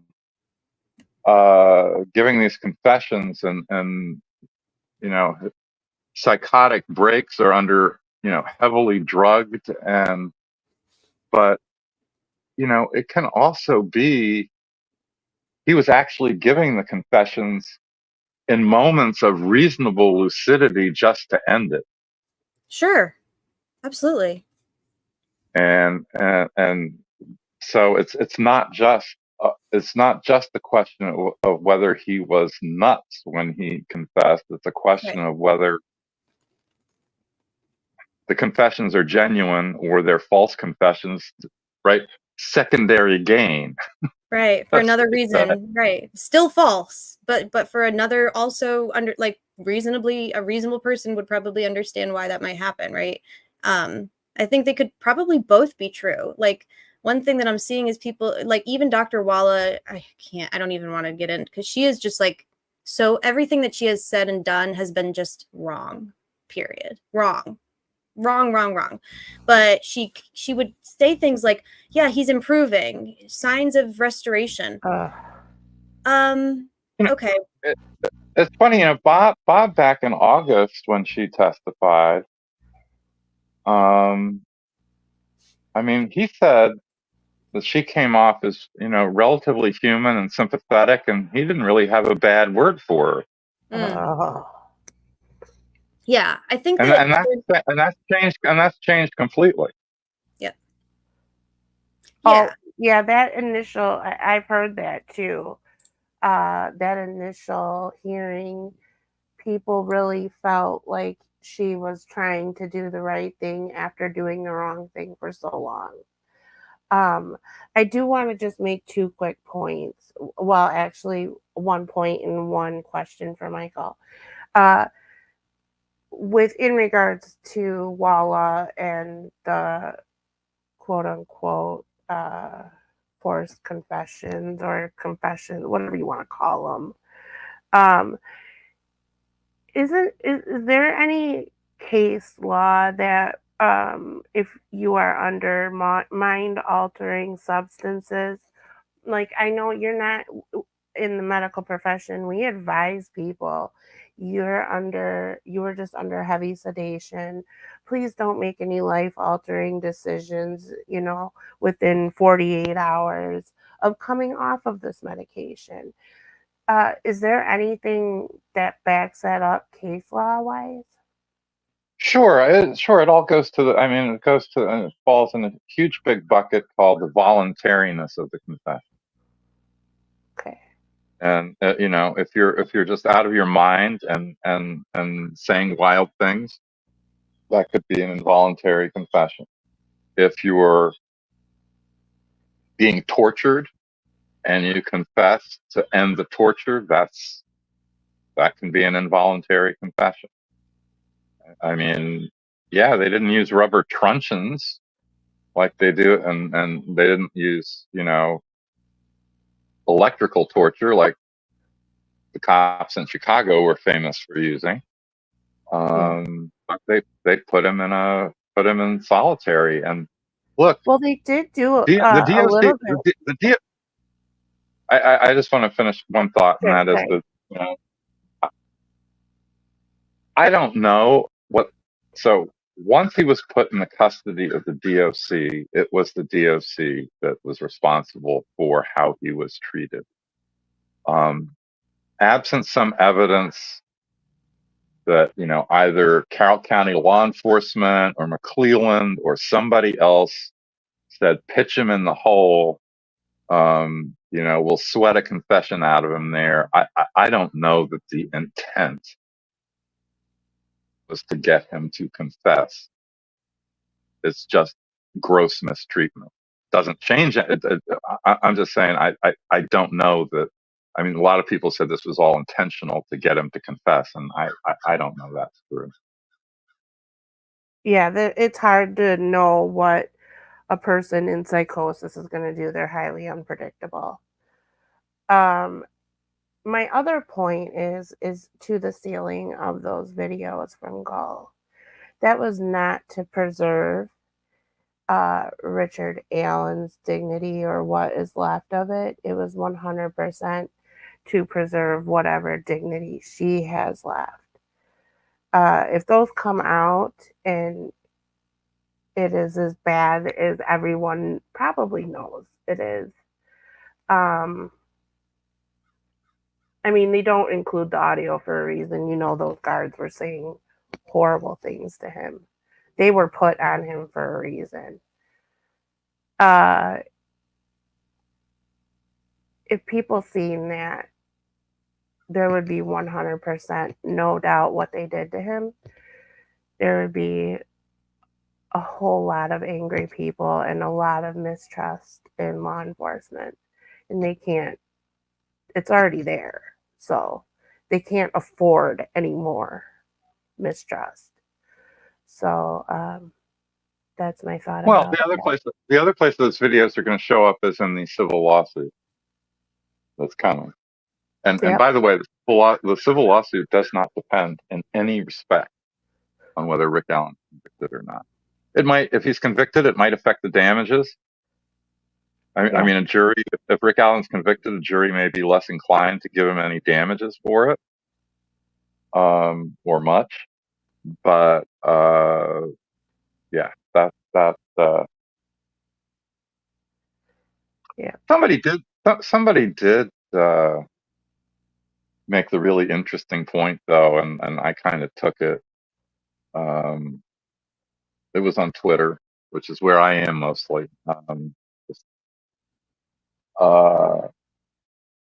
That it was not okay to show these videos to the public of Rick to preserve his dignity, but it was okay to show the crime scene photos of the girls. And I kind of I'm sympathetic with that point of view, that they really probably shouldn't. You can show the other crime scene photos, but do not show the public the crime scene photos of the girls. Well, the prosecution's the one who blew it up. So if Becky Patty wants to be upset about that, because I see somebody point that out earlier, that Becky Patty was upset about it. If Becky Patty was upset about that, she needs to talk to her prosecutor, Nick McClellan, and ask him why he had to blow them up. Why? Well, or blow them up and show them to the public. I mean, yeah, I take your point. That's really up to, that's on McClellan. So it's the kind of thing that Gull could have taken over on her own. Sure. But it's whatever Nick wants. And yeah, Kelly said the crime scene photos elicit a strong emotional response. And she knows that. She's not Yeah, dumb. I mean, that may be that may be the purpose. I certainly know if I'd been sitting there as a judge, knowing what was coming, I'd have had a sidebar asking McClellan, "Are you sure you want to show these to the public?" Yeah. After, of course, having made such a big stink about them being leaked. And every time we talk about them, I just want to make sure it's on the record that we are sealing those. Okay, dude. It's pretty clear when they got out in the community, when the community traced it back, because you didn't investigate shit. But when the community traced it back, who was disseminating them? And who is tied to the murder sheet? It's not rocket science. Well, no, they were out. So Doug Carter, so the prosecutors, the podcast people, were reporting in January of 2023 that there were photos in the wild. And then Doug Carter in February was saying there were photos in the wild, and no investigation was done into, what photos were out there and where they came from.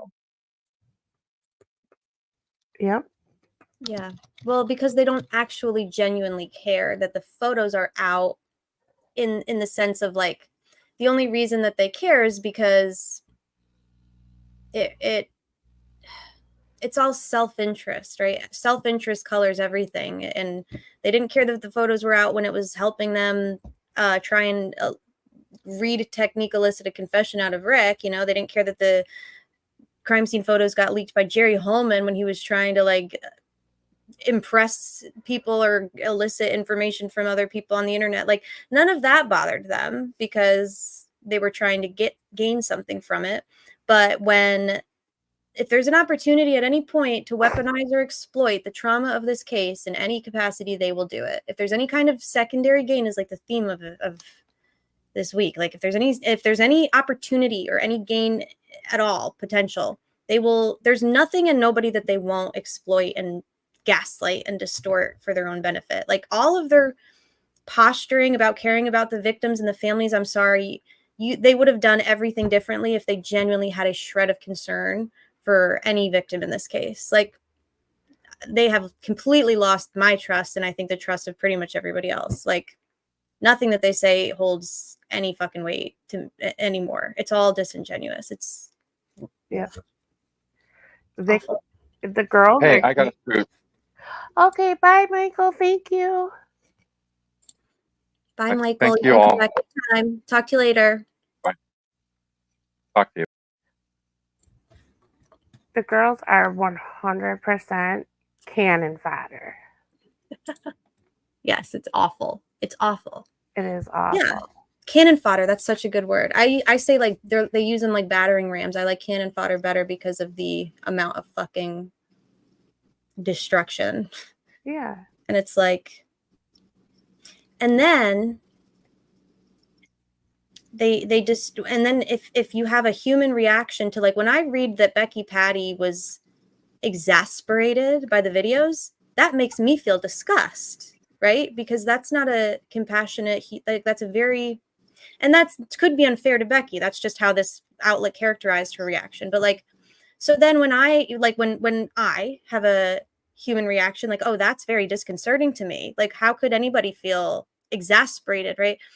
Right. But then you get accused of not caring about the victims, right? Or you get accused of harassing the family, or you get accused of not being victim centric. And it's like, there's many victims in this case, and the victims are Abby and Libby, first and foremost. And the amount of like just the irreverence of this investigation towards the girls, like at any point, they only care about Abby and Libby when they can use it either for an objection that they want sustained, or when they can like frame the defense or whatever for leaking crime scene photos of the girls. Like that's the only time they ever fucking talk about them, is when they want to weaponize their memory and their legacy against for some kind of personal gain. And it's like, I would rather you keep their fucking names out of your mouth.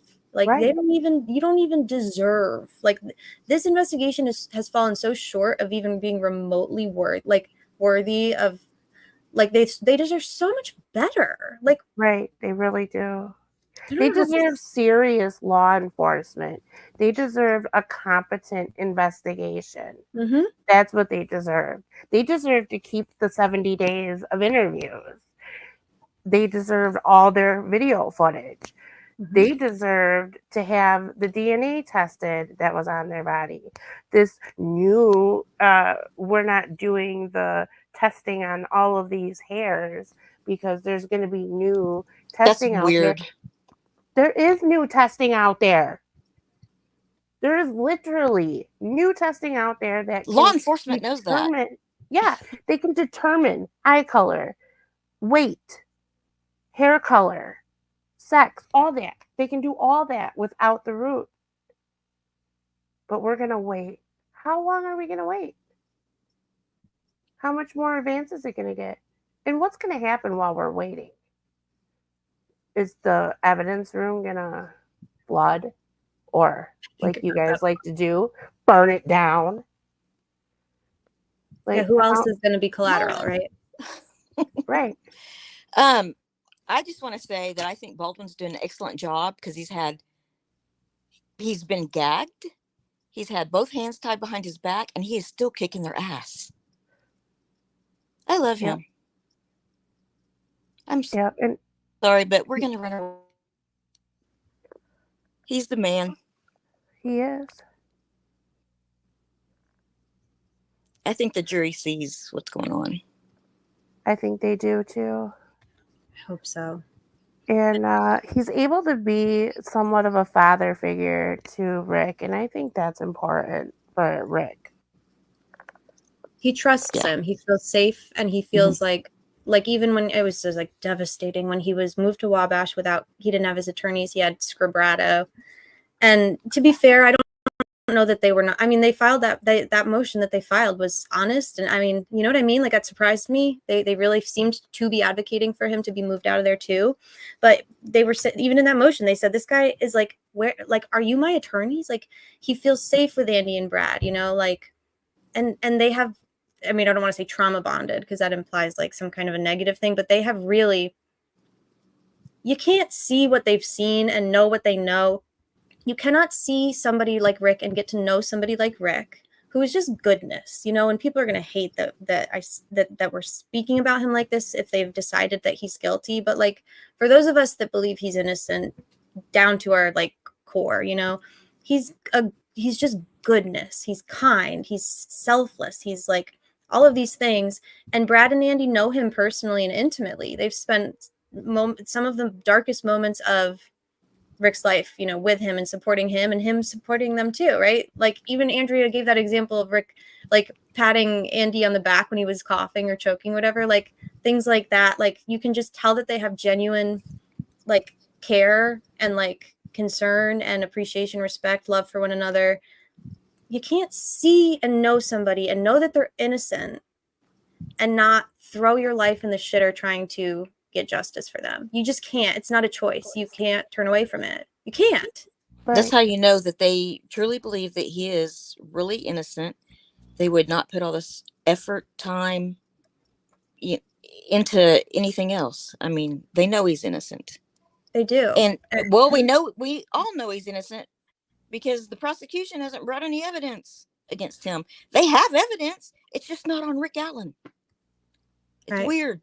Oh, and it's like, how much evidence do they have? I think back to like before the trial was supposed to happen last, like May, I think Michael came on and talked to us about, he really wanted to talk about how like kind of like managing expectations for what a trial actually, like the reality of a trial in this instance. Like, a trial is not really synonymous with like the truth coming out, right? Like, look at the Karen Reed case, the prosecution. Yeah, it's who tells the better story. Yeah, and it's actually about how much can we suppress and still win, you know? Mm-hmm. And we got a weird cat. And so it was called like the tenuous relationship between trial and truth. Like, if you are waiting for all of the answers to come out and all the truth to be told at a trial, well, we just had one. And I know less than I did when we started, like in terms of the state. Like, that was it. It was like a fizzle and a pop and a womp womp. Yeah. Hey, Fiend. Hey, have you guys done any updates here recently at all? I just retweeted that they're saying, Barbara just tweeted that the defense may rest as soon as Wednesday. Holy shit. Oh, Did you see that? No, I hadn't seen that, but I saw something that is not good. What happened? I'm seeing it on a Facebook post, but it's quoting Fox59.com. Mm-hmm. And it's got a lot more details about what was in the videos. Oh, you mean details of the videos that are very horrible and traumatic? Yeah, including that, like maybe some of the reporters got glimpses of them. They had descriptions in the evidence that they were allowed to see. Oh, wow. I wish that I were surprised. I thought you were going to say something. Still, I'm like, we're so burnt out and traumatized, Fiend. When you got on here, I thought you were going to tell us something like, my brain went to worst case scenario, like something happened to Rick, or like they found a murder weapon in his, I don't know. That's where my mind went. No, they're not going to. But it's still all. That's so far out of like the scope of reality. No, I know, but it's been almost 8 years. Like they're not coming up with like a piece of evidence at the last moment. Like, the best they can come up with is van. Like, no, but yeah, it's So do you think that it would be doing Rick, would it be contributing to harm, or do you think that we should read them? Because you've read them, you have a better idea than I have. I've just seen this, and Pull the chat. Extremely like disturbing. Okay. I mean, I do think some of I don't know. I mean, I feel like some of it's not great. So I mean, It's Fox 59. yeah, but What is there? I guess my thing is like, would Rick and like, is this furthering justice for Rick? I'm seeing people some say, of I think is big. I mean, yeah. I mean, I'd be willing to read. I'm seeing a lot of people say them, no. but saying no. I'm seeing a lot of not. No, they don't want it. I mean, No? there's certain things about like how you treat like. Oh. I mean, well, the prisoner of war like comment is 1,000,000% justified.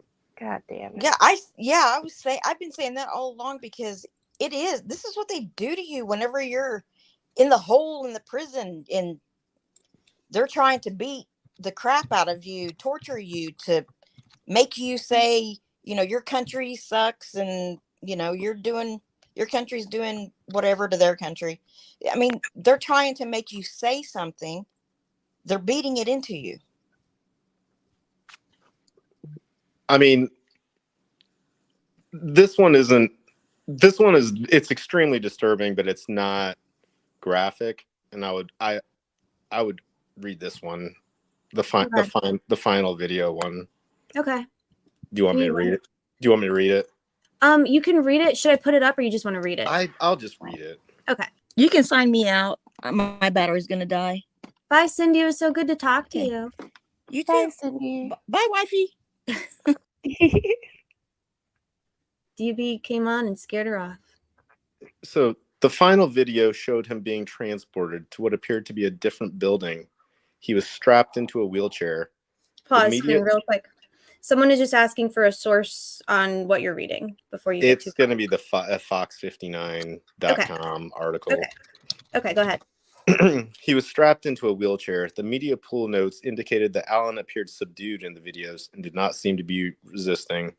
In some videos, he had what appeared to be a cloth or black hood placed over his head. In other videos, corrections personnel carried him, and one appeared to show corrections officers dragging him. And then I'm not going to read the rest, but yeah, that's whose head needs to roll is really the only question that I'm interested in anymore at this point. Like, justice matters to me, but like as of today, I'm out for blood. I want these motherfuckers. I mean, this goes to like a lot of like prison reform type of stuff. Like, sure. I mean, there's insane things that happen in these places, and I mean, I don't think it's more okay for like prisoners and inmates and offenders, but this guy's a pretrial detainee, and it's absolutely insane. Yeah. Where were they transporting him to? And why are they giving details of the videos? They weren't, not that I'm trying to gatekeep, but like, wasn't the intention. So Gull can't control her courtroom. She has no control over her courtroom. It sounds like maybe they. What if this is the way they get everybody out? This is the beginning of the article. I think limited descriptions of the footage were available in additional media pool notes. The notations are disjointed, given that reporters saw the footage on a small screen from a distance away. So they did. I imagine that some people may have caught a peek. That they couldn't angle it directly. So the mainstream media got a peek and felt that it was their mainstream media, credentialed media. Well, Fox 59, so fucking Russ McQuaid, so who knows how accurate. I'm so glad that she's entrusted the credentialed media to handle the reporting on this case. Well, I don't think it's anything that's helpful to their reputations and their, I think that a lot of, I think that there's a more general consensus of holy shit, what did they do to this guy? I think that the ambivalence that I'm having, and I think it's probably confusing to people because I'm generally about lay it all out there, I think the ambivalence that I'm feeling is because I'm also I have like two lenses right now. I have the activist lens, but I also have the mental health lens of Rick will hopefully be exonerated and then have to re-enter the world. And how much harder will that be for him if the world is privy to unimaginable details that should never be public ever, and that they're only public because the judge broke the law making them public? Like, I'm having a hard time determining where I fall on this, because I do think so. Like, if we could know for certain where what the defendant and his counsel wanted, like if they want this out there, then put it out there. But my thing is that he's been stripped of all of his dignity and autonomy already. So like, if this is not in what he wants, I don't want to be contributing to that. Like, that's kind of where I'm stuck, if that makes sense. Yeah, I mean, I wouldn't read more than that, but yeah, I don't think more than that's appropriate. Then it's not Russ McQuaid. It does. There is more to it. I wouldn't. And it's not Russ McQuaid. Who is it? Max Lewis. God damn it! It's because I said I liked him. Right. Yeah. You said that always happens, right? Well, that sucks, but I guess that's kind of. He already the first words out of his mouth today were highlights. I mean, like, get the fuck out of here! Like, it's not a fucking football game, right? Yeah. And I don't want to. I'm not trying to please. Like, I'm not. I'm very irreverent. I know. Like, I'm not. I don't think there's a right. I don't think there's a right and wrong way to do any of this. Like, I think there is a right and wrong way. There's an AP style guide. Like, these people went to fucking journalism school. Okay, like, they ought to know better a lot of the time. They definitely should. Like, they have the resources. Ooh. They're being inflammatory on purpose, and I wouldn't exculpate them at all. Like, they definitely know better. Like, I know that, like, you know, a certain person doesn't know better, but like, these people that actually have worked for like the media outlets, they should know better. So I guess this is really good. This is a really good reminder for me. Thank you, Connie Beaver, who just said it's not his shame. So I don't know if y'all have been following that story of that woman in. Is it in the UK? Is it in? I don't know where it is, but she was her husband. Trigger warning, y'all. We're going to talk France. You know who I'm talking about. And do you have you know her name right now? Because I can't. Giselle. Okay. Yes, Giselle. No, not Giselle. Ghislaine. I think it's Ghislaine. I don't remember her last name. I bet someone in the chat knows, because as soon as you talk about the woman who was a victim, her husband victimized her, and she's like basically a hero. Here it is. Paris, France. Yes. Okay. This is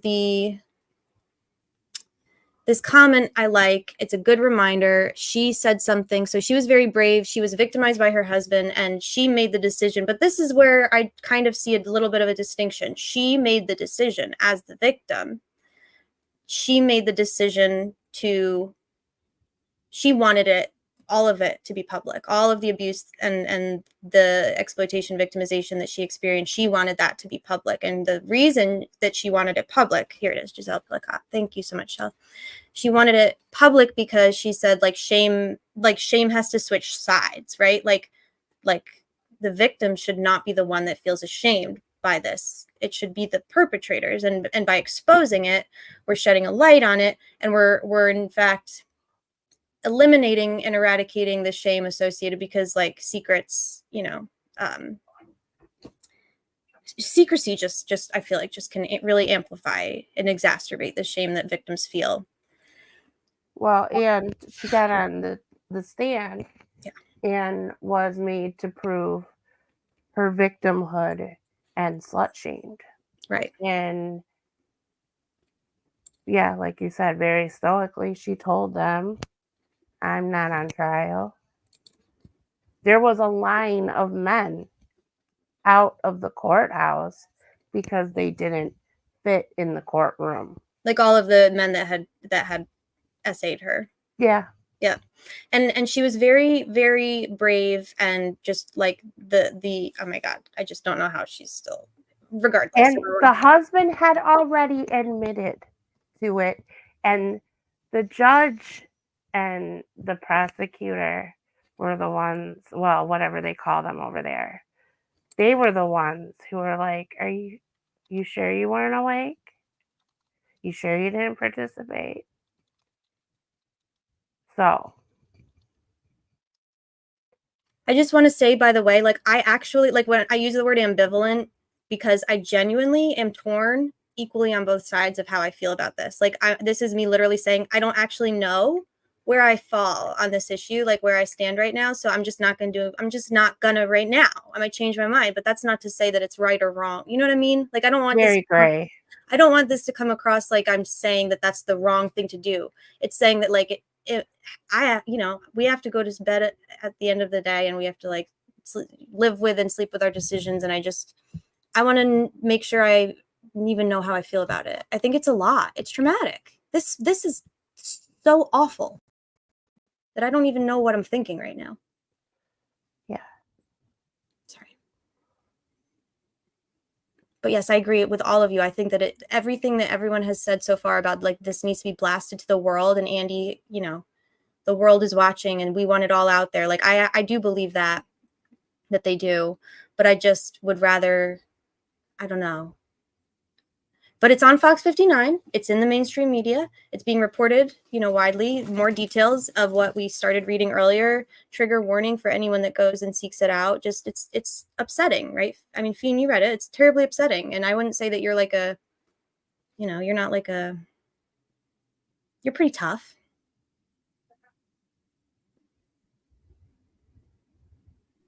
Yeah, I mean,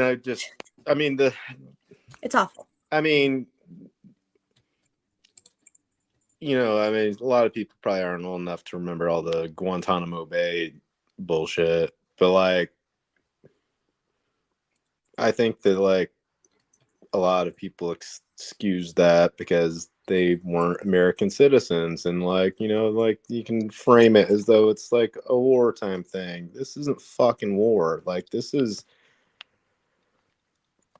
an American citizen, a veteran, constitutionally not guilty person, and it's just crazy.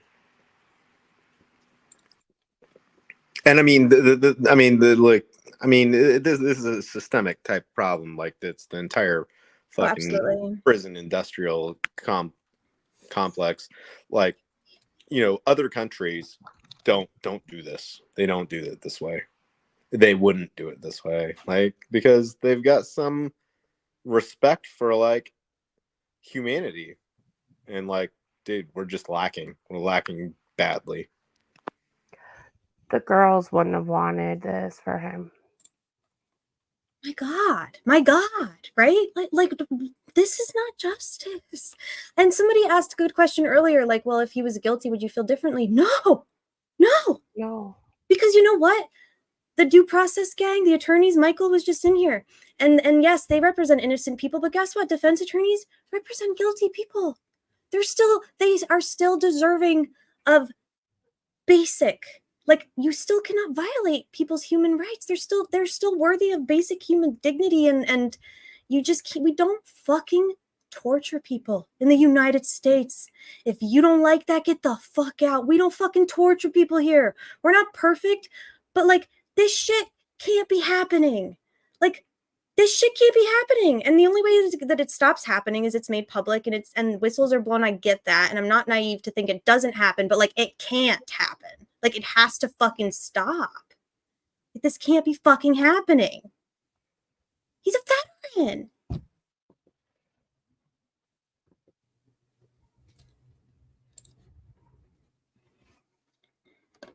I don't know, like, yeah, I know. There's a reason those motherfucking cameras don't have any fucking sound. Well, but they do have sound, we've learned. They just aren't allowed to play it because it's hearsay, so they had to extract the sound. Well, Michael said that was bullshit, right? Like, we know that's bullshit. Right. Haven't they been saying the whole time? There's no, like, even as this is happening. They're like, I think the only look. parts that didn't or supposedly don't have sound, but who knows, is the attorney visits. I think they claim that those don't have sound, but who knows? You can't trust a damn fucking thing out of their mouths, though. So who knows? The way they lie, dude. Hi, Luna. I'm sorry that you're coming in. We're talking. If anyone is coming in just now and you're new, this is really traumatic. I should have a trigger warning at the bottom, and I meant to, but I'm glad that y'all are here. And I again, like, I cannot stress enough that everything that I've seen in the chat, I absolutely agree with. That's why I'm ambivalent, because I'm having two on their face contradictory feelings at the same time equally. And that's normal. You know, two things can be true at once. I can both want nobody, you know, I can want to protect a victim from being outed in a way that they don't want to be outed, but I can also just as strongly feel that this should be blasted to the entire fucking universe and to the world, and that these men should be made to watch this and live with what they've done and experience the weight of their inhumanity for every day for the rest of their lives. Like, I feel both those things equally right now. That's all. I'll say for these comments. I mean, you can imagine, like, I mean, you know, there's some debate, like, as far as, like, you can imagine, like, okay, if you get, like, you know, literally a Hannibal Lecter, like, how you would need additional precautions, and, like, you know, there might be, like, in a very high level of security, like, that's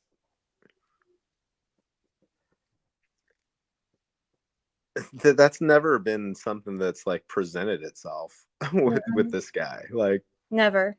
Like, they've just put that on him as though it's warranted, and it just isn't. It never was. Like, this guy probably could have been sitting in the county jail the entire time and have been fine. Obviously, he can't be in general population and exposed to other prisoners. But other than that, like, you could have had him safely detained without putting him through this. Legitimately safe. Like, not put Odin guards on him. I mean, that's them doing their job. That was their job to do that, and they're like, no, we don't want to do our jobs. Hey, you know what sounds better? Throw him into the depths of hell before he's even convicted. Before you even show the public a fucking probable cause affidavit, because we still haven't seen it. We're 2 years later, and they have never published the probable cause affidavit. Randy Bitchmade Jones. I like this. I don't like this comment because it's awful. It's awful what happened to you, Perry, but thank you for sharing. Perry says, I was a victim of a violent crime, and that person is spending the next 50 years in prison. I would never wish this type of treatment on him or anyone else. They're still a human being. Period. And that's not, that goes so far beyond, like, anyone's political ideology. Like, you are either soulless or not, in my opinion. Like, it's really at the bottom. Like, at the end of the day, I don't really care what anybody does in their personal life, but when it comes to inflicting harm on other humans, like, if the fact that these men can sit on that stand and lie, and Andrea described it really well, they're just total, like, void of humanity. They have nothing. There's nothing there's fucking nothing in there. It's just rot. Fucking rot. That's all. It's, you know, it's what makes us different from animals, except animals will just kill you. Right. Like, we're the bad guys. 100%. And this can happen to anyone. The Stanford prison experiments show you what happens when reasonable people go into a situation and they're told to do something, or this will happen. And they're like, oh, I was just doing my job. like the Nazis said. That, I was yeah. just following orders. Yeah. Well, it's kind of like what I'm feeling like at some point, what is it, groupthink? Is it just like do we all have the capacity to just be evil in us? And it's like when you're around evil, like, is it just like the gravitational pull of evil? I don't know what it is. I don't even care. It's wrong. Whoever first, somebody encouraged this. I'm not satisfied with it being Jerry Holman, right? Like, I don't know. Somebody either encouraged it, they sanctioned it, they allowed it, they instigated it.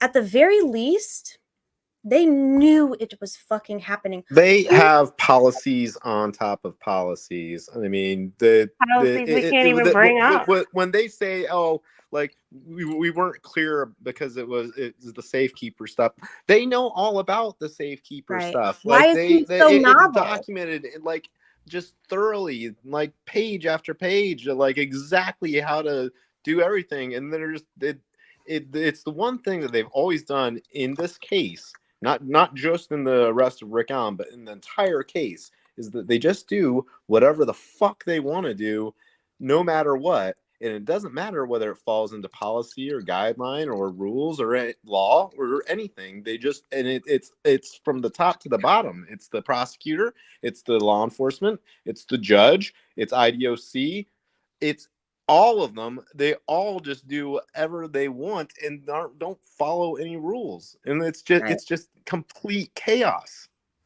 Yeah, it is, and it feels very hopeless because not a single person is like disturbed or horrified enough to actually do anything meaningful about it. Like Wallace said, I mean, I didn't like it, but I couldn't do anything. I can't do anything about it. Like, do you think that shit would fly with me or woman? The watchdog is supposed to be the media, and they've been useless. I mean, the whole wipe him off of Savin so you can't see where he's at.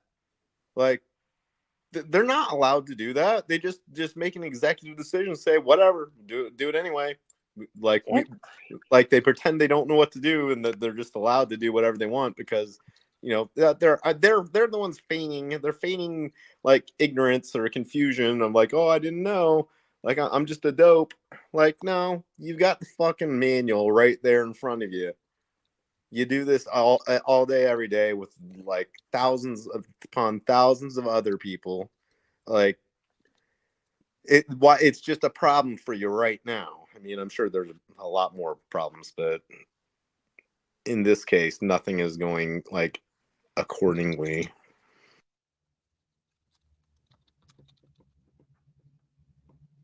Funny how every single officer involved in this investigation knows nothing and everything was other people's jobs. Nobody will take responsibility or accountability for anything that did or didn't happen. Yeah. It's like, can you imagine? Thank you, Christine Beck. That's very sweet.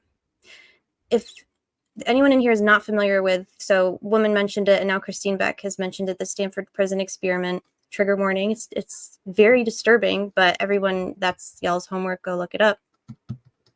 Learn about it. It's important. There's one that's videoed too. It's where if the person isn't giving the response they want, a person in another room will shock them and they slowly amplify the voltage. And there are people who are like severely worried about what they're doing and they still shock them. I mean, I'll tell you that I forget what that one was called. I 100% know why all the suits are there now. And like because of this. Oh yeah. Yeah. This is Todd Rokita and IDOC being like, oh shit, like this is DOJ. We need to like start to manage the situation, but only to damage control it for ourselves. Damage control should have been done a year and a half ago. Yeah, but but it's just for themselves. Yeah. But don't you think that this shit that you're describing is not DOJ? Now have we entered fucking DOJ? Where's our DB Cooper? Like, isn't that surely this Like, now have we entered DOJ? They investigate fucking war crimes in other countries. I mean, not the DOJ, but like, so what the fuck is it going to take for Right. somebody to actually? Well, I'm sure they're doing. I mean, hey, like, I'm sure they've done some investigation on the back end. Like, the warden's gone, Wall is gone. What was the other doctor's name? Was it?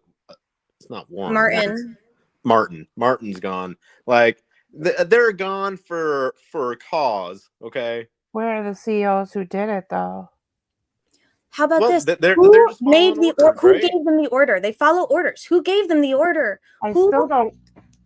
We still don't know who gave Right. the order to film him 24/7. Well, I mean, firing people gives you some plausible deniability on the back end where this becomes a bigger problem for you, you know?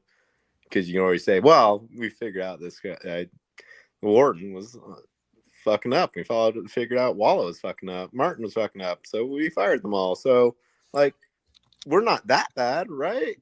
Yeah. Sure, dude. I mean, I want to know. This is not a difficult question. I This is not mean, a fucking difficult question. hey, They can't answer it. I blame Todd Rokita, and I blame the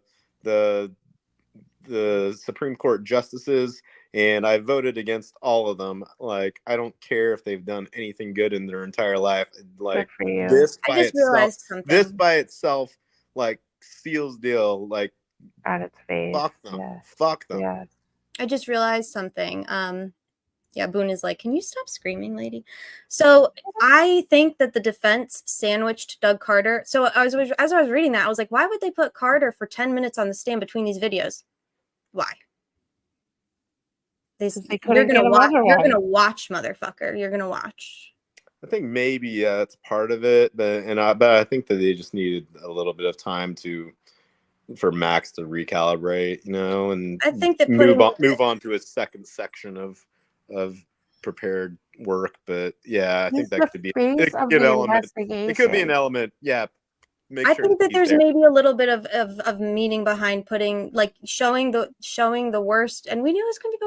We've been like prepping. We've been talking about these videos and how bad they were going to be for honestly months. But still, like, so they show these videos of unconscionable, beyond the realm of what anybody even envisioned possible, right? For how he was being treated. So they showed very clear evidence of it, and then they put well, there's a reason for that, is because, like, when the attorney said he's being treated like a prisoner of war, she said, you're a liar. The judge and everybody was like, what? That's insane. Prisoner of war. And the media is like, oh, ha ha ha. Like, we oh, would gosh. never. Like, look at these stupid defense attorneys making this outrageous claim. That can't possibly be true.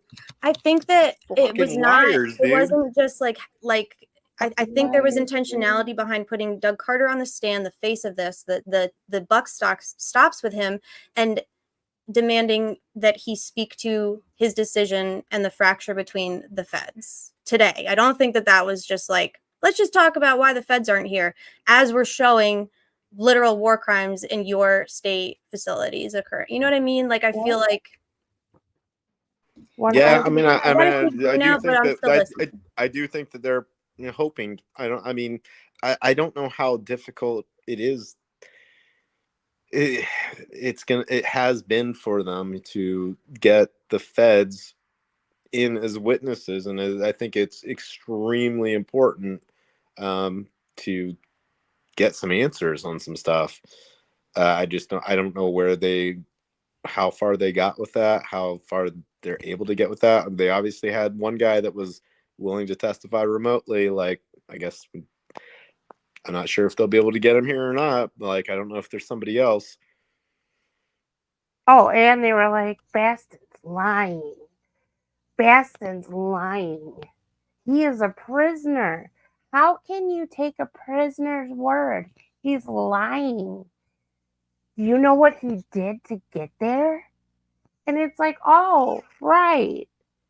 But that motherfuckers you got outside the door whispering through a crack aren't lying?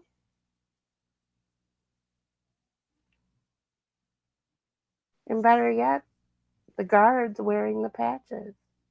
Yeah, I mean, it's going to be on I mean, well, see, I mean, that's one of the things that, like, hey, wouldn't it be good for the jury to hear this bigger picture of some more of what was going on? Like, I mean, you do start to build, like, I mean, an interesting story as far as, oh, you got guards with Odinist patches. You got a lot of, like, weird details about this crime. Like, UTB is the bar you down got there. people that are, you got like a fan, like people that knew the victims that are also part of this. Like, hey, like, take it for what it's worth, but, like, let the jury decide. Right. DB, is the bar down there in the pits of hell? Can you bring it back up with you?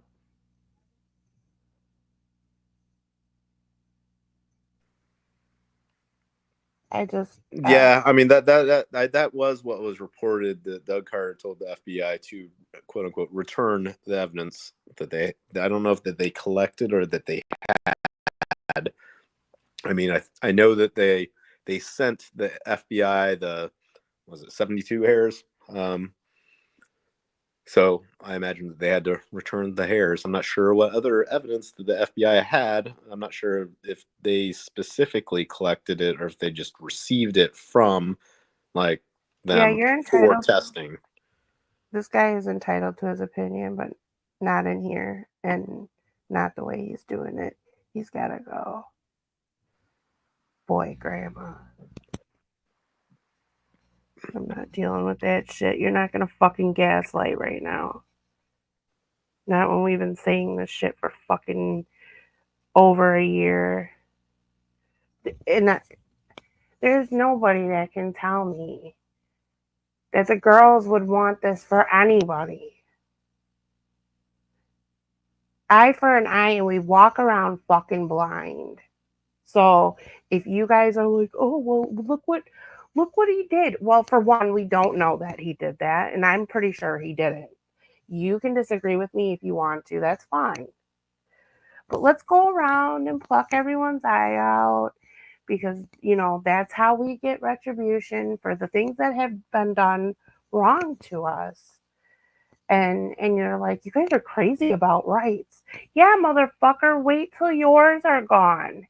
And who will talk for you? You want me to speak for you about your rights when you're being blackbagged and beat? Why would I want to do that? Because you're still a human, still innocent. But who knows? Fuck, I need to take a Though, I mean, there's a huge problem with the state's case. The state's case sucks. Like, and when people say, hey, look, this could happen to anybody. Like, given what the state has presented, which is the part that couldn't happen to any one of us? Which is the part, like, going out on a walk, owning a firearm, like, which is the part, like, wearing a jacket? Nobody seeing you and connecting you to the crime. Nobody identifying you. Being driven insane. Being put in solitary confinement for 13 months. Which is the part that, oh, it couldn't happen to me. Like, there isn't a part of the case that they've presented that couldn't just apply to almost anybody. Like, saying, he was there that day. He was on the trails. Like, he says a different time. It should have been documented what time he said the first time. It's not. When he says what time he's there, is it the time of the crimes? No. Which part of that could it not happen to? Like, this literally could happen to anybody. Like, if they just decide that you did something without any bit of evidence, they can just do this. And like, everybody should be concerned about that.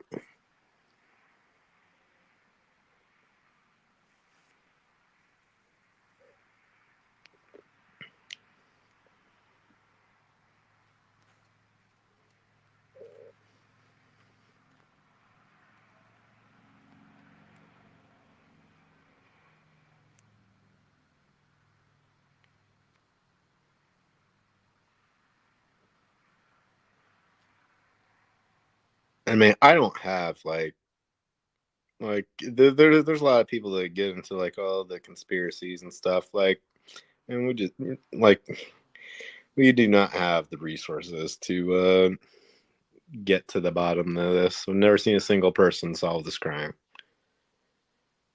like, with proof, with actual evidence. Like, you've got to, like, that's the job of law enforcement. Like, they have the resources to actually solve things. Why they chose not to, I have no idea. That I don't doubt that there's something going on.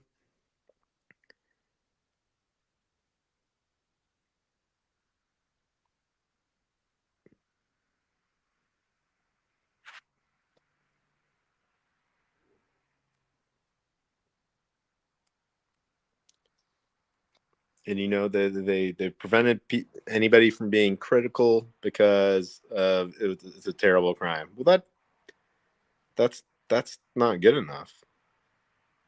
Like, we should have been more critical. Like, the media should have been critical. What are you doing? And give us answers. And they were just like, no, we're not going to give you any answers. And then, like, all you got was, we now know what we got. We got bullshit sketches. We got bullshit video. We got bullshit audio. And then they said, public, solve this for us. Meanwhile, in the background, they were deleting all the interviews.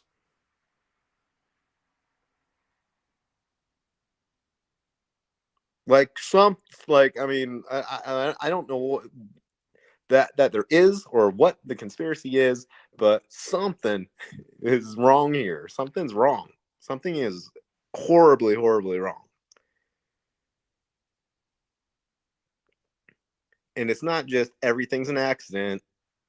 That's not what it is. Something's wrong.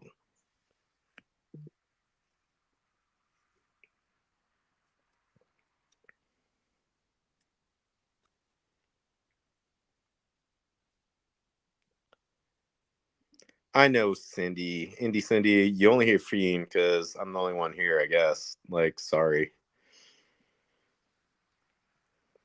I can start reading some comments. Heavy Metal Rehab, one of my faves, says, everyone in the public needs to be pissed for being lied to for so long. Yes! Dude, I've been raging by myself, muted. You muted yourself and you're just screaming into the void. I literally am screaming into the void. Holy shit. Come on in.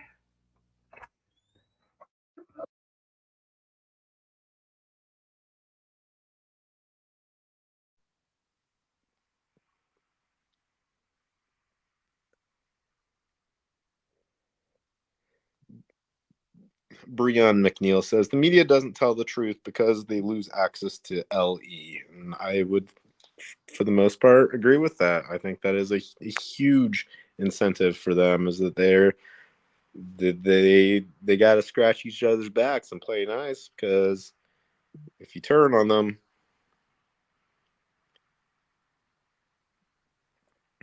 they won't help you out anymore. Moira 7765 says, why ain't media stand up and say this injustice stops right now? Well, because they don't have the balls to do that. And just what we just said, that they get some preferential treatment, and even if it's not good, very good, it's better than nothing, and they don't want to be cut out, so they play along. Jason, I kind of feel the same way, but I feel that ultimately, if those videos are seen, it's got to be up to Rick and his wife. I don't think that anybody needs to see videos of Rick Allen naked. Like, stop. Well, people need to don't be weird. Nobody needs to see those videos. No, right? But look at what happened with Abu Ghraib. All they needed to do was show that one picture. Like, they don't have to show everything. Right. Yeah. I don't. Yeah. So I mean, there might be some Those level. might be And fucking- hey, man, like if there's a civil lawsuit or something, you know, I mean, this is another thing that like the amount of gaslighting in this case, where like they gave them such hard time for saying he was treated like a POW and for filing the tort. Like, no shit, you're gonna file a tort. Like, it's malpractice not to, if you know about this type of stuff going on. Like, and all they ever was so pissed. Yeah, because I mean, dude, either she just didn't know or she's like complicit with not allowing normal legal things to take place. Like you have somebody has to file the tort for him. Those are the only attorneys that he has. Like, it's not like he's got any money and has like a private attorney on that can file that for him instead. Like, it's one thing to file. Like, Rosie's like, fuck it, I'll file it. Right. I mean, you obviously have to. You got a deadline. Like, you got to preserve your ability to pursue that in the future for whenever this nightmare's over. And he did it like he should have. I mean, that's just him doing his job. But yeah, and then they get like they gaslight everybody and be like, oh, that's improper. Like, it's also improper that you call people a POW. Gitmo is still open. Barack Obama ran on closing it and he never did, and then he droned citizens. So but that one picture out of Abu Ghraib shut Abu Ghraib down. Yeah, they probably built another Abu Ghraib black site, but the point is that nothing changes until the people get pissed about it.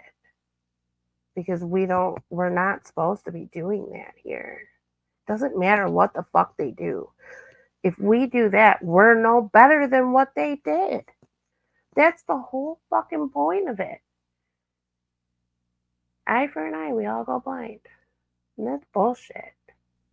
Yeah, I mean, that's a bigger systemic type of thing. I mean, the prison system is awful, and like the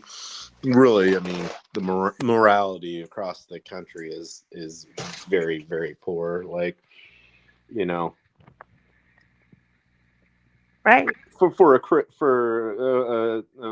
like a heavily Christian nation, like you know, I consider myself a Christian, and like, you know, my morals couldn't be further from, you know, the Christian next door, because like love your neighbor and like have forgiveness, and like those things are like things that Jesus says, and these people are fucking like the actual fuck everybody, hate everybody, like everything's bad and evil. Like, no, like, I mean, that's like the exact opposite of the entire point of the religion. Exactly.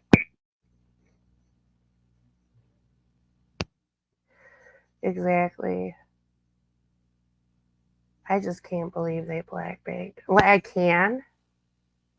And I always say this. Every time I'm shook about something, I always say, I can't believe it. I can't believe it. And then I'm like, no, I can. But what? Well, I mean, I think that, like, I mean, there's some scenarios where you could think that, like, maybe, like, you know, covering someone's face might be warranted, like, you know, if they're spitting or biting or something like that.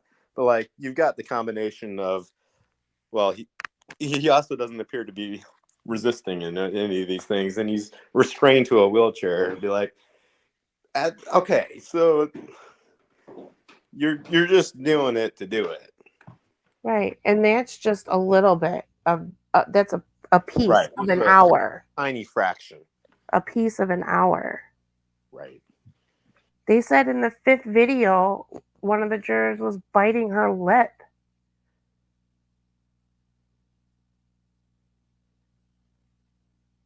Congratulations. It's the stuff that most people don't ever see, you know? I mean, Are these the tentacles you were talking about, Doug? these are not the tentacles, because whatever Doug Carter thought isn't this case. You know, that everything that they always thought isn't this case. They all thought multiple people did it. That's not this case. Like all the evidence that you have in your evidence room, why isn't it at the trial? Because it's not part of this case. Like, you obviously thought that like it was useful for something, right? But it was just not relevant now. Because I mean, dude, I mean they thought that, I really think they thought that there's like there was maybe just enough that this guy, he might be involved, and if we put the pressure on him, he'll turn over on whoever else is involved, and then we've solved it, because you need somebody else to solve it for you. You can't just solve it for yourself. So they needed Rick Allen to solve it for them, and he couldn't because he wasn't involved. What can he give them? How long was that Jerry Holman interview? Like, all he can give them is like what he did that day, and he tells them, and they're like, well, that doesn't work for us. How long was the Jerry Holman video? Wasn't it like 8 hours? A completely different story than what we need to happen.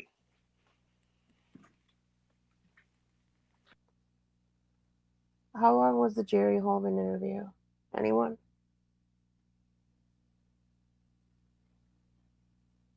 No. Fiend, can you hear? Because I don't know the answer to that. I don't know if I know the answer. How long he was on the stand? No. How long was he in the when he was tricked? Oh, you mean his interrogation? Yeah, when he was tricked into picking up his property. Yeah. How long was that interview? Well, so we got different reports of that, because one side said an hour and the other side said it was 3 hours. I might be crazy, but I thought it was 9 or something, 8 or 9. But that's just me. I don't think I heard anything like that. I probably dream about shit that doesn't happen in this case and believe it. Fuck.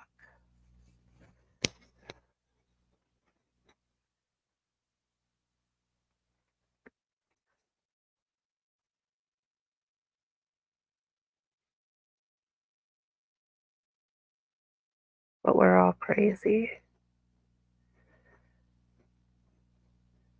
I don't want to see a single fucking person comment, Hunty, stay away with all your nonsensical bullshit. I don't want to see none of them fools. We got a new member. Hi, Jason. Welcome. Welcome, Jason. So, like, the media is saying that the reason that they know these details is because they could see part of the chat too. Sorry. What? I've been talking. I'm so pissed. It keeps doing that. I can't get out of Top Chat and mobile anymore. Oh, it's weird. Like when I'm in mobile, it like doesn't give me an option to do all chat. It's just like Top Chat. So here's something I was just thinking about. Like, so they're saying that the reason that they know these details and they're reporting on them is because they could see the videos playing on Rosie's computer, right, on his laptop screen in the courtroom. Does that sound? They better not. Well, wait, though. I'm thinking like Rosie's not. No electronics. What? Oh, they've got laptops in there. No. What I'm saying something. I'm saying something totally different. My thought when I heard that was like, Rosie's not careless. No, he's not careless. He's also not careless when it comes to like the privacy and dignity of Rick, right? So was that an accident? You say Rosie? Mm-hmm. Is that an accident? I don't know. I don't know. I don't know. Maybe it was, maybe it wasn't. I don't know. Maybe it was, maybe it wasn't. I don't know. I don't see Rosie making that big of a. I don't see Rosie violating the I don't know privacy. if they really care that much what's happening out in the gallery. Like I think they're focused on what they're doing. But yeah, I don't know. Maybe Well, it was. right, Maybe it wasn't. but after everything, I think that really their priority and their like in the forefront of their mind is like Rick, protecting him and interrupting, like putting a stop to the violation, the victimization, right? I just can't see him like, oops, forgetting to like, I don't know. I'm just thinking No, about stuff. I actually kind of agree, to be honest with you. He's not an idiot. He's not one to just leave his laptop. He knows how laptops work. He knows Right. what the public interest is like in this case. And he knows that Gull was never going to let those videos be shown to the public, regardless of what Rick and his counsel wanted. So I'm just thinking. Because Gull's holding the bag. I think that you would not be able to prove intent. So that's No, where I'm not trying to prove anything. I will Oh, land on no. I'm not proving anything. I'm just We're spitballing. speculating. I'm just spitballing and trying to figure out what I can live with, How I think maybe some of it was played on a laptop to the jury somehow. I don't know. This is all very like. This is a very jank trial. I'll just say, like it's just not. say. Like, dude, like your podium broke down on the opening statement. Like, so embarrassing. I think they're doing that on purpose. You got these. Like, I mean, you tore out a row of chairs to make sure that less people could go sitting there. Like, you got like, all sorts of people just camping on the doorsteps. Like, what is going on? Hold on a second, guys. Remember when they made a big deal about the day they shaved his head? No, remind me. I was actually hoping I could ask you guys so you could trigger when it happened. I just remember one of the attorneys making a big deal about something about were you around or who approved him the transfer or something to that extent for his haircut. Like they made a big deal about it in one of the court hearings. Safekeeping. Yeah, let me pull it up. You're right. Yeah, I'll look it up I'll look for it right now. Is All Eyes in the chat? Maybe if she is still in the chat. And they kept objecting. They what? The state objected? Yeah. And they never said anything more about it again. Like, believe it or not, humans the human race has, especially in America, especially in institutions that are very heavily legally liable and protected and resource rich, there are ways to bathe sick, mentally ill individuals who can not care for themselves for one reason or another. There are ways to bathe people that are not violating or violent or coercive or torturous or degrading.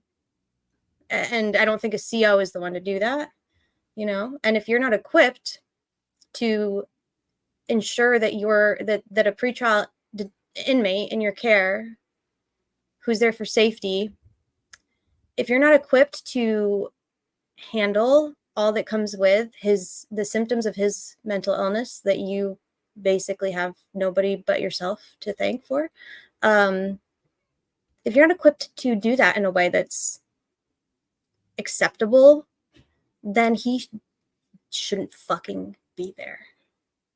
Right. If you can't control your temper with somebody who is psychotic, regardless of what you think he did or what you wanted him to do. or have done. I had a woman. Unless Christine, maybe, you know what? Like, I don't know. I'm not going to say anything because I could be so. But on the other hand, they're saying he's not psychotic and he's faking it. Like pick your side. They're so bad at picking a lane. Like the entirety of the state's case is just like, what is this jury supposed to think? Because the goalposts move every single fucking time.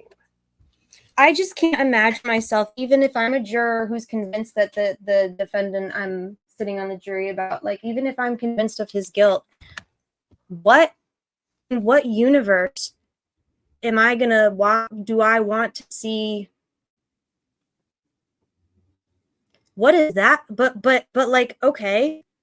So I would be thinking, like, then why are you wasting my time if you've already decided that this is acceptable and you've already determined that look at how you're treating this guy.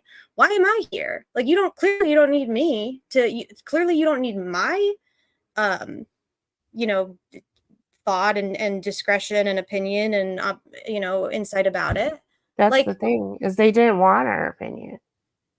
The jury involved us. They involved us.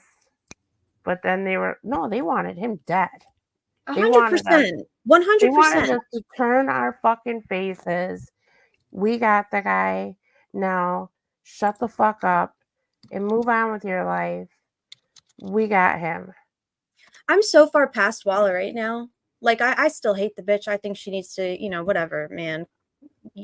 I hope that she gets exactly what it is that she deserves. And I hope that for everybody. I feel like that's fair. Yeah. He's not even on my radar right now because what I'm thinking is, like, Galapoo? So when did these videos become known to the defense? When were they physically handed over? And how does that line up with when they got rid of Galapoo? Because remember when they started filing all of those, God, there's been so much. So DOC is a huge part of what the defense has been doing, and it's so fucked because that shouldn't be something they have to fucking worry about. Well, I mean, they have to do it. They do have to do it because it's when you have to establish reasonable doubt for these. Fuck with Mueller. No, I understand that they for have the statements and the confessions. Totally, like, but they shouldn't have that's to. the entire explanation for it. They shouldn't have to because he shouldn't be there. That's my point. Like, it is an additional, completely unlawful, completely unconstitutional additional hurdle that in normal instances of defending someone of murder charges, you don't have to deal with that additional burden and hurdle, and you don't have to deal with DOC on top of also presenting a defense, right? That's not normal. This is very unprecedented. So I feel like Andy really has taken on the case, the defense, and Rosie has literally been fighting to keep Rick alive. I mean, they both have, but Rosie has been fighting with fucking DOC for 2 years. And I just feel like, remember they filed all of those motions about, like, they were deposing guards, they were filing protective orders over IDOC video and discovery. Like, I just feel like as soon as these videos got out, or at least as soon as they became known to the defense, as soon as the defense assumed custody of them and viewed them, I think that shit got real for IDOC. I'm talking about. I don't know what they fucking thought was going to happen. I really think they thought he'd be dead, but they got rid of Galapoo. They got rid of wasn't Martin the lead psychiatrist, like the overseeing, like, he wasn't just like a therapist, like he was. Well, he was the psychiatrist that was able to prescribe drugs. I mean, I don't know. Right. He's just like, but wasn't he like a supervisor? Well, whatever. So Dr. Martin was let go. It's really, it's not easy. Well, and you also look at where they moved him without any explanation as to why they were doing that. Like, I mean, I think there's probably an investigation as to the way that they were. Yeah, I think we have our answer. Like, I don't actually need to be convinced that anything else happened, except like maybe the fucking AG was notified and put on notice, is what I think happened. And they said, like, we need him. That guy didn't. I mean, I don't mean him He individually. could have been involved somewhat, but like, yeah, just for. I don't mean to him. cover- Rakita is like zooted half the time, but I mean like the AG's office, the AG as the symbolic. Right. Well, I mean, IDOC has their own attorneys, and like, I'm sure that they were like, oh yeah, this is bad. Like, and also like, It happened in the middle of the night while he didn't have attorney. So, but now I'm really starting to spiral. I'm not spiral, but now I'm really going back. So did getting his attorneys removed have to do with the fact that they knew that these videos existed and that they would be made public? Like how much of the attack on the defense has actually had to do with what they did to this man? When did this become known? That's a good line of thought, because I think that when you go to that extent to remove them, it has to be for a really good reason, and that all of a sudden makes it a really good reason.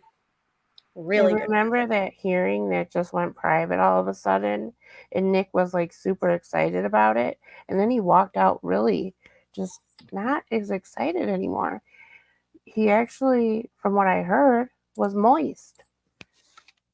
Like it moister was than usual. Like sweaty. Mm-hmm. So, need a lawyer. Oh, okay, DB. I'm gonna pull it up right now. I just opened it.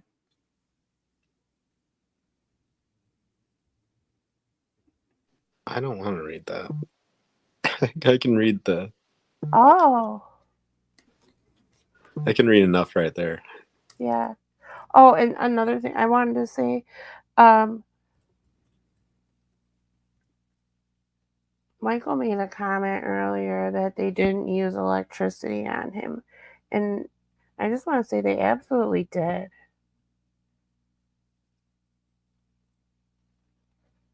And we know of 2 times, at least.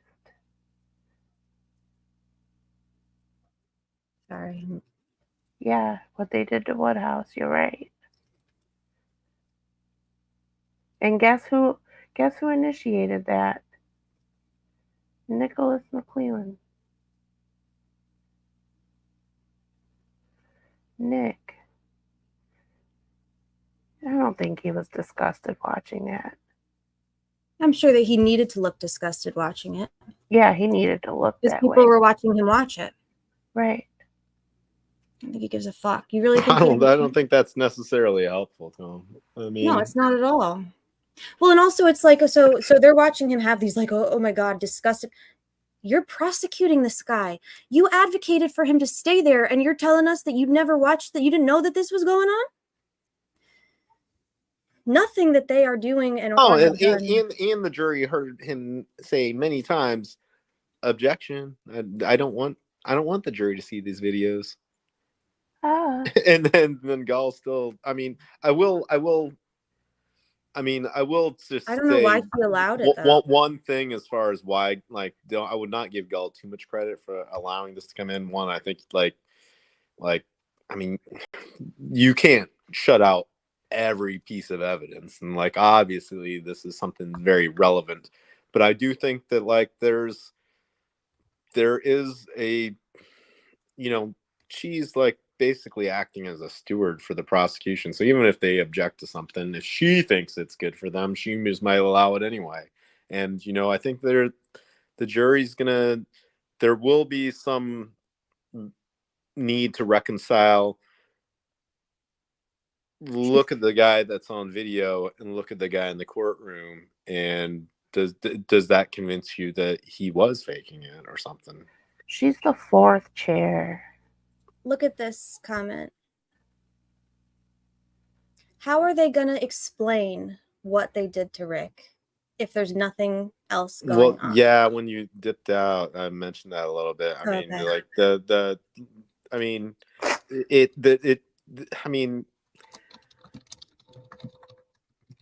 it's certainly interesting that the guards are wearing Odin patches, and that's a true thing that they were. And people are like, that's it's a true thing that there's a lot of things that are difficult to explain about the crime scene. That's just a true thing. And it's a true thing that people with connections to the victims have some of the same ties, just also a true thing. And I'm just like, I mean, I don't know, but I don't understand like not being able to provide some of that to the jury and let them decide. I think the jury has to decide, but I think they have to be presented with like more of the information. Poor Becky Patty.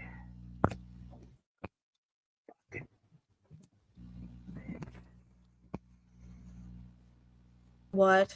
Oh, I see what you're saying. But here's the other thing.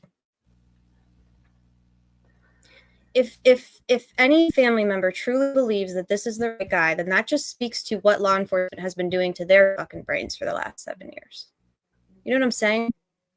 Like, Well, I don't know. I don't know that that's completely fair, because I do think that this is something that'll also, like, you know, the jury's going to have to consider this as well. Is if it's not, I mean, this is why a third party like defense is like very relevant, because if it's not this guy, then who else could it be?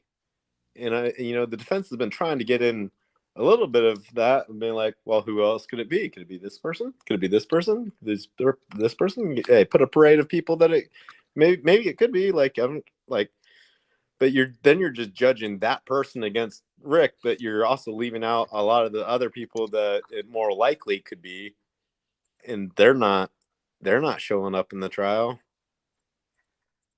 Although, Is True Seeker quote unquote more likely, because there's been at least one that's I do think would have the jury's minds turning a little bit.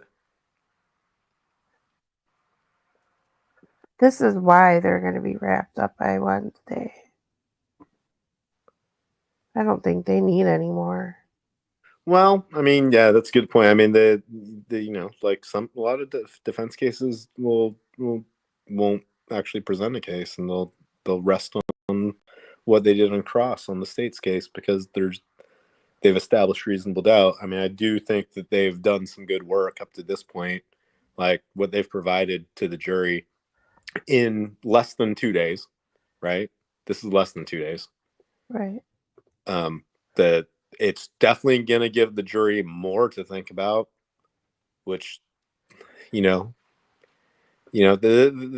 is how they move the scales. Like, oh, you had reasonable doubt before, I'll give you some more reasonable doubt. But I mean, obviously they would be able to go on a lot longer if they could bring in some more stuff. So I don't know if there'll be another attempt or not, but yeah, they may have been cut short, but they also may just think that they have enough. When they drop that, I like to call them the fifth Franks, every time they try to plead to get a third party in. Okay. Every time they try to make a plea for the third party, I call it a Franks. So when they put that fifth one out, somebody had said something about, like, I wish they just leave this Odin shit alone. Like, they just keep trying to bring it up, and just let them do what they want. It's their fucking defense. I'm sorry, I interrupted you. Oh no, it's fine. And they're like, they're gonna lose them on it. It was actually a pro, from what I understood of their wording. They sounded like a pro due process person. Mm-hmm. Right. But they were saying, like, oh god, that's sad. Okay, so basically they sounded like they were pro due process, but they were making it sound like they think it might hurt their defense, and I get that to an extent. The whole satanic panic does sometimes fall flat, and I feel like I had somewhere to go with this, and now all of a sudden I read the chat. I need to not do that. Oh, my brain is mush. Oh, she said, why do they feel like they have to solve the case? Because the fucking judge did this. The judge did this. I mean, it's solving the case is a good defense, but you know, the reality is they're not law enforcement. They don't have the resources of law enforcement. And then when they find out stuff, the judge says, "Well, no, you can't bring that in." Right. So, like, who knows? Like, if they've solved the case, we're not going to even hear about it. At the way where we're currently standing, like they could have more. I have a question. Maybe I've heard this before, but I wasn't 100% true. I wasn't sure if it was 100% true. The Woodhouse thing came because him and Nicholas were having relations with the same woman, right? What? Shane Evans, I think that Shane Evans and Brandon Woodhouse have. I don't know. I don't think that's related to anything else, though. Oh, I don't know if it is or not. But I do believe that they've Baldwin was his attorney, and he tried to put in Brad Rosie's name and actually send it to Brandon Woodhouse. That's what I'm not. No, I'm talking about how. I'm not talking about how he relates to this case. I'm talking about how he ended up being SA'd in a jail cell with like syringes and shit around him. I mean, yeah, I have no idea what precipitated that. Brandon Woodhouse is a kind of a piece of shit. So there could be a million reasons why somebody would take something out on him. Yeah, I don't know who he is personally. However, nothing you do. More Odinites, like, shockingly. Yeah, but also as we sit here and stand up for Rick Allen and denounce what has happened to him, he was a victim of SA, and no one deserves that. Yeah, I mean, I'm telling you, the entire prison system, like, is absolutely horrific. Y'all check I've sent you something in Twitter really quick. Just okay. Let me get a second. Remind me of Brandon Woodhouse connection to the case. So basically, Brandon Woodhouse is just a dude who lives in Delphi. He's got a questionable history, past, whatever. I think maybe some addiction stuff, maybe dabbles in white supremacy, Nazism stuff. That's all I'll say about him. I'm not going to pass any judgment on him as his morality, but I mean, fucking Nazi. But like, anyway, Brandon Woodhouse was incarcerated in Carroll County, or he was being held in Carroll County Jail, I think, right?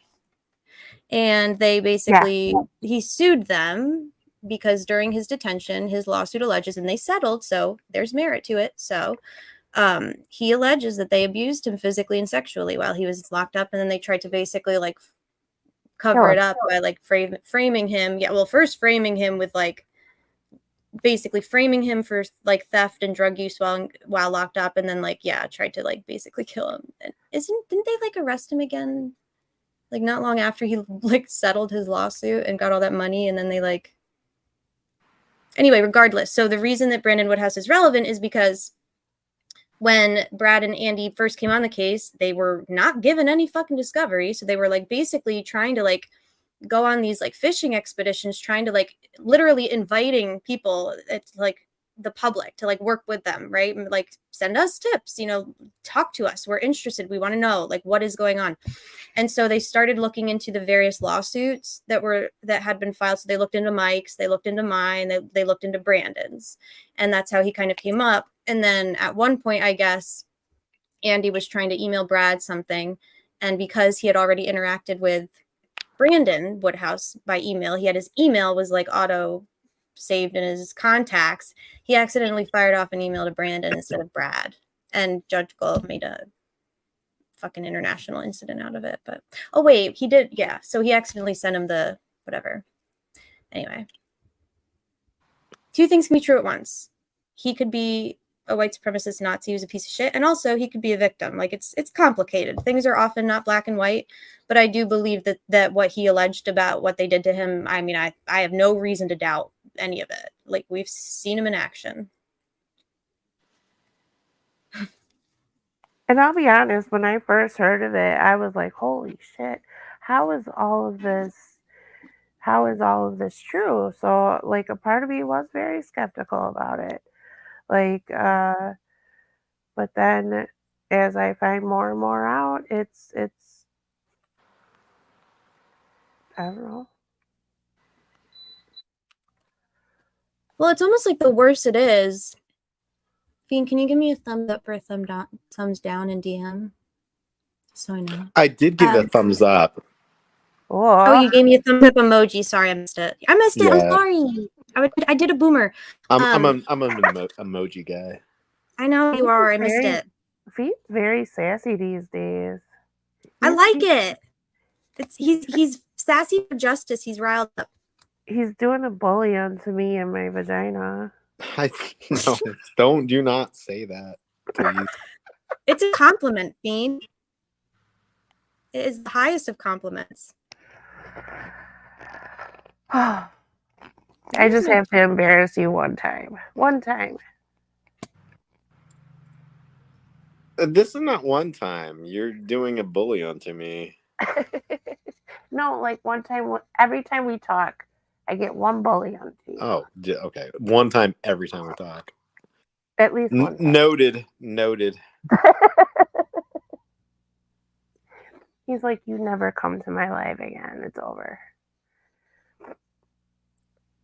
No, I'm gonna cut you off after one. After one, no more.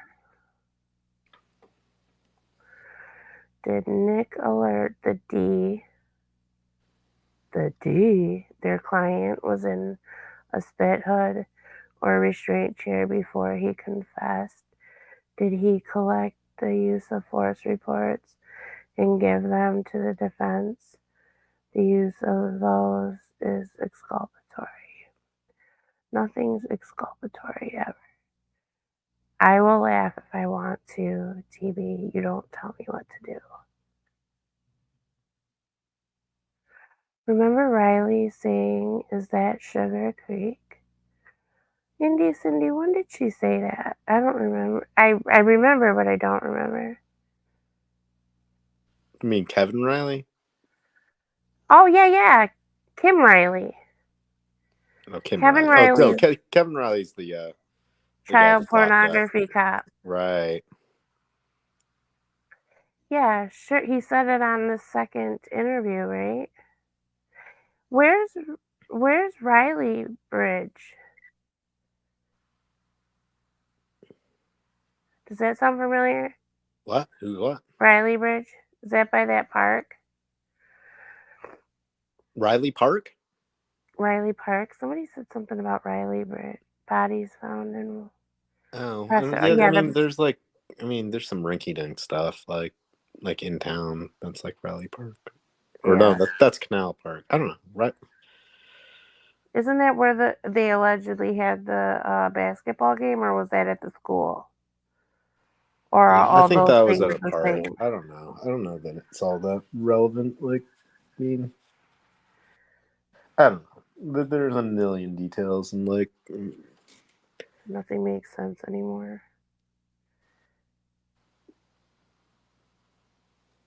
Is everyone else getting, like, not that I'm complaining, but I'm just wondering, is everyone else getting about 6 texts an hour about reminding you to vote?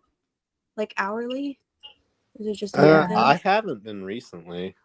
Okay. I'm wondering why. It's probably because you voted. Probably. They have a vote tracker now. I seen a video that said that they're going to shame me if I didn't vote. Okay, they will, now I just started getting a million texts. Oh, that's awesome. The fuck is this? Dude, I just got like, as soon as you said that, I'm getting like 20 text messages. I manifested it because... Not from different ones. Just from the same one? Yeah. Maybe you had it like hidden or something, and then Maybe I just no, it wasn't quite 20. It was 6 in a row from the same thing. And it's just got a link, and I'm not clicking the link. Don't do that. Yeah, they were like, your family and friends can look up to see if you voted in the last election. Like, okay, bitch. So I was feeling, I was explaining how I was feeling ambivalent about. I'm feeling a little less ambivalent about. I just feel quite confident. I just feel like I just feel quite confident that I don't think that I just don't see Rosie making a careless mistake and allowing the media to see anything if they didn't want the media to see it and report on it. And so Max was the chosen one. Max was the chosen one, actually. Maybe this is like a full circle moment and I can go back to simping for Max and his coverage. I don't know. Fuck you, Donnie. I mean, I'm not. Unblock me. I think that. Fuck you, Donnie. Unblock me, though. I think any intent is willfulness is completely. Who said anything about that? Unsubstantiated. I don't know. I totally agree with you, Fiend, and let the record show that they would never do anything like that. But I just feel that if the media is reporting on it, then it's out there. So maybe the shame is theirs. I'm trying to think about what the best way to mobilize is. And I know that everybody is sending a lot of really good, and I'm sorry if I'm not being super responsive in the chat. I haven't been following it. It's a lot. I'm like processing right now, as we all are, but I haven't been able to keep up with everything. But I will. And I put my contact again. Here's my contact if y'all want to contact. But we do need, now we need to actually okay, so we're mad, we're sad, all of the things. So what are we going to do? What do we do? How do we get bodies in Delphi? Boots on the ground. How do we get bodies in Delphi safely with signs and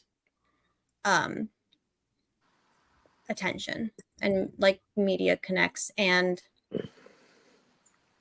so how do we gotta do it for Wednesday? I say face tattoos. Face tattoos. Face tattoos. Face tattoo. No signs. Signs is too. If you got a sign, they'll move you around. But face tattoos that just say "Free Rick on." There you go. Why are they saying that? Yeah. What are our demands? Is a good question. So, all right, y'all tell us. What are the demands? I know what mine are. It's too late to get go off. No, there's no. I mean, who are y'all? Get up. You know what live you're on, right? Do you know where you're at? Are you oriented to time and space? I don't think it's a problem to make some noise. I think that's warranted. No, but we have what's our fucking get up here? There are no demands. We're way past that stage, and everything is in the hands of the jury, and it's most likely going to be a mixed jury, and it's not mixed. Not a whole lot. It really let doesn't the record matter. show, chat, that Fiend is speaking for Fiend. I'm not saying that there's no demands, but Fiend, continue. Carry on. I think that you just gotta. I mean, it's gonna be a mixed jury, and the one side is gonna have to win out over the other, or this just continues. Here's what I want. Because we keep going on and on about who I don't know. It wasn't me. Well, demands start afterward, obviously. Huh? So demands start afterwards. I mean, no one cares after he's exonerated, though. That's fine. So while they're inside, oh no, that'll take if he's found if he's acquitted, the heads will roll. The heads will roll on their own accord. We won't have to do a damn thing. People are going down. That's the worst case apocalypse scenario for these guys. I'm just thinking. So I'm hearing. So apparently so there was a couple people out there the other day with signs. I want to be informed and educated, and I want to be responsible, and I want, as always, as we've always done. Hey, guys, am I in jail right now? No. Am I facing any criminal charges right now? No. Am I facing any kind of punitive anything right now for anything that I've done, like in my side of the street? No, but bing bongs happen. Bing bongs happen, but I mean, like, I've stayed within the parameters of law and ethics, and I've not perpetuated harm against anyone else. So that's what I care about in terms of like our side. The reason I think that we're like cockroaches is because we do have non-negotiables.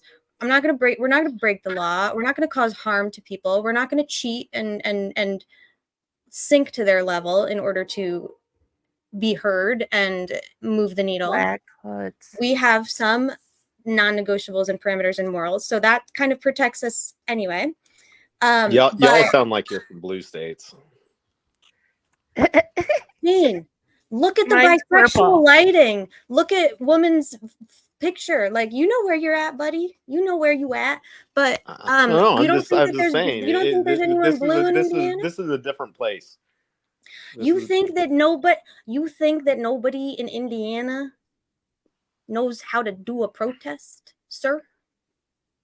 I mean, I would agree with that more than I would disagree with that. Yeah, I saw your ass I think that doing a people don't know how to do a protest here. I saw your ass doing a groundswell. You don't think there's another fiend out there? But I do have a jury question. Black hoods, black hoods, black hoods, black hoods. There it is. All right. That's it. Handcuffs. That's actually really fucking scary and brilliant. Really scary. And brilliant. Mm-hmm. Okay. Handcuff each other. I do have a question though, really quick. Because I Handcuff don't to each other. What? Handcuff to each other. Hey, I have a question. So Judge Gull is not only is she like, obviously you can't dox the jury. It's very important. Like, protect the jury at all costs is like our thing right now. 100%. What is her reasoning for not allowing the jury to see or hear the public? Is that a thing? Is the jury not allowed to know that, like, there's I know they have to be, but like, I mean, I think it goes towards the media influence and stuff, or just which there really isn't a differentiation between the public and the media. But it's really not our job to protect the jury from public, from like the public exercising responsibly and within the confines of the law, exercising our First Amendment rights, right, and our right to protest and gather peacefully.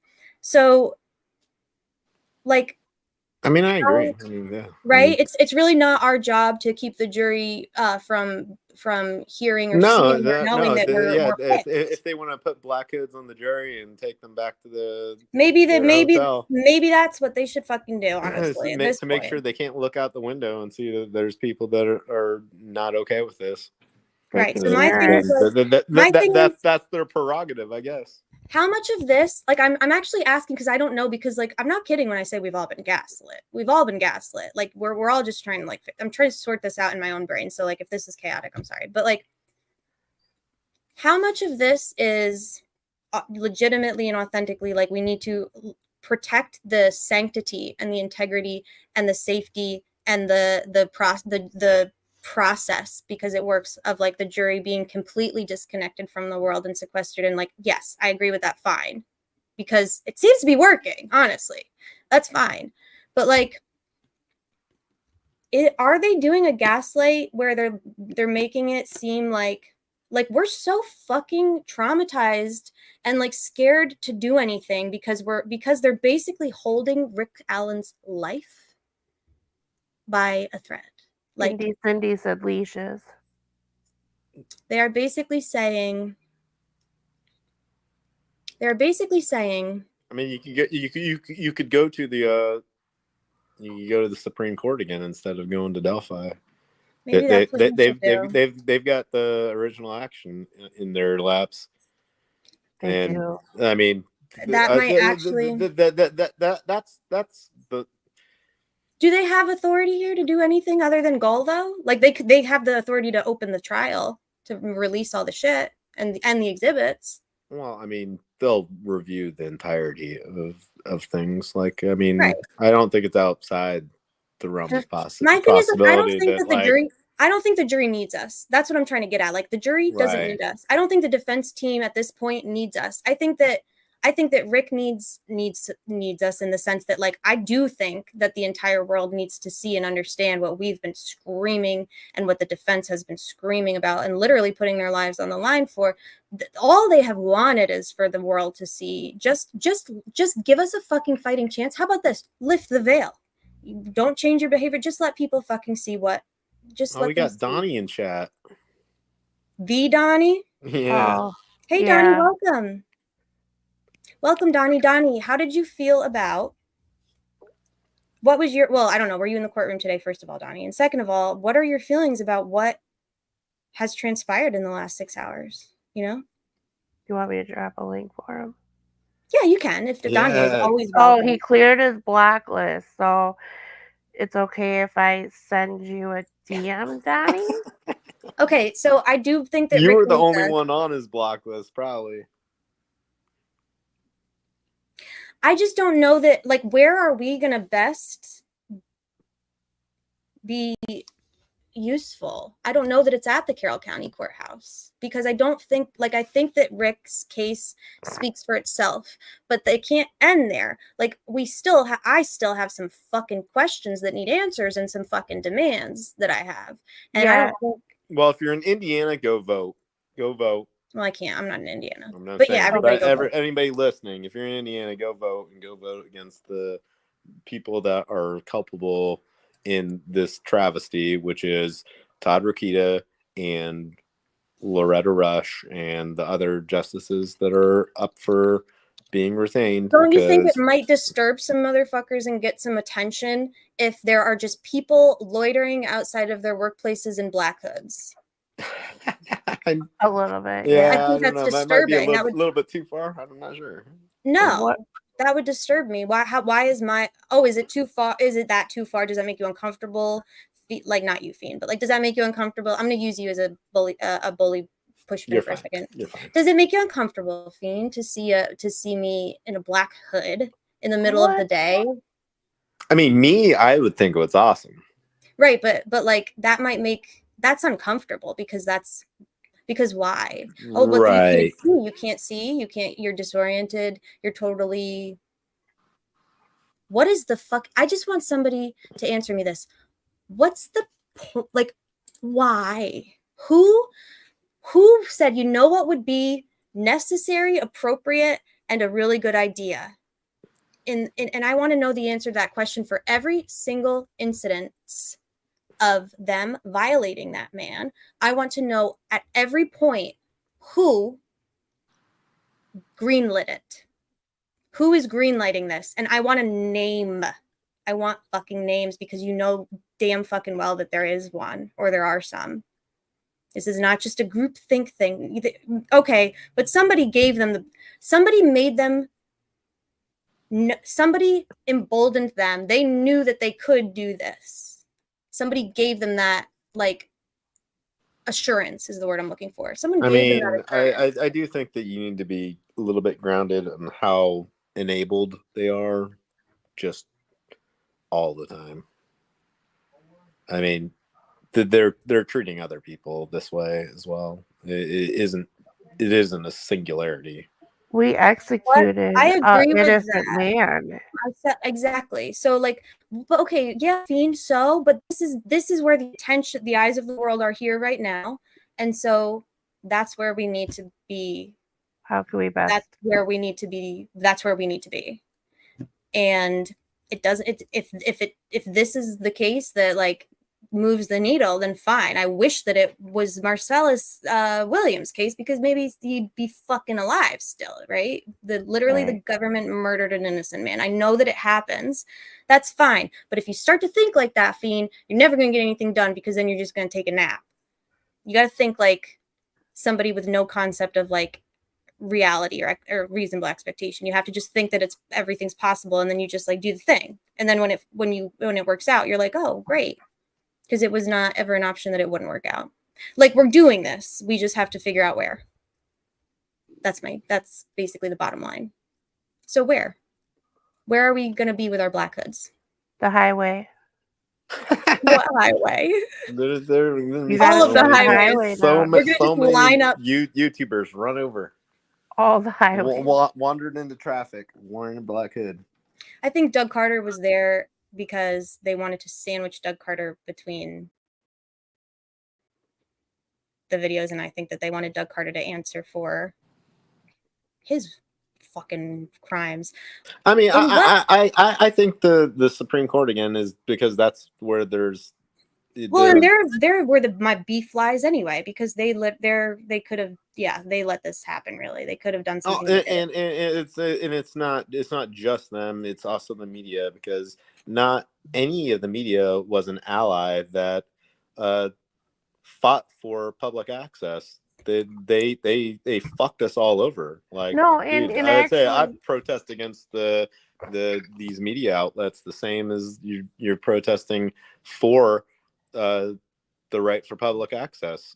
Like they go hand in hand. They were complicit in trying to get Allie away from it. Yeah, I'm talking about you, Amy. Right. Fucking right. Amy. Wait, what? Right. I mean, what? right. I mean, they are not. They are. And, oh. Do we know for sure that she was the snitch? I think that we do know that. Have we gotten confirmation? I don't know. That was my understanding. We probably should do that first. I agree. I think you're probably right. But well, I already called her out, so that's how I get blacked. Well, but also, by the way, Amy and I have. Amy literally ousted Deb Lowe, and Amy did not fact check before she filed.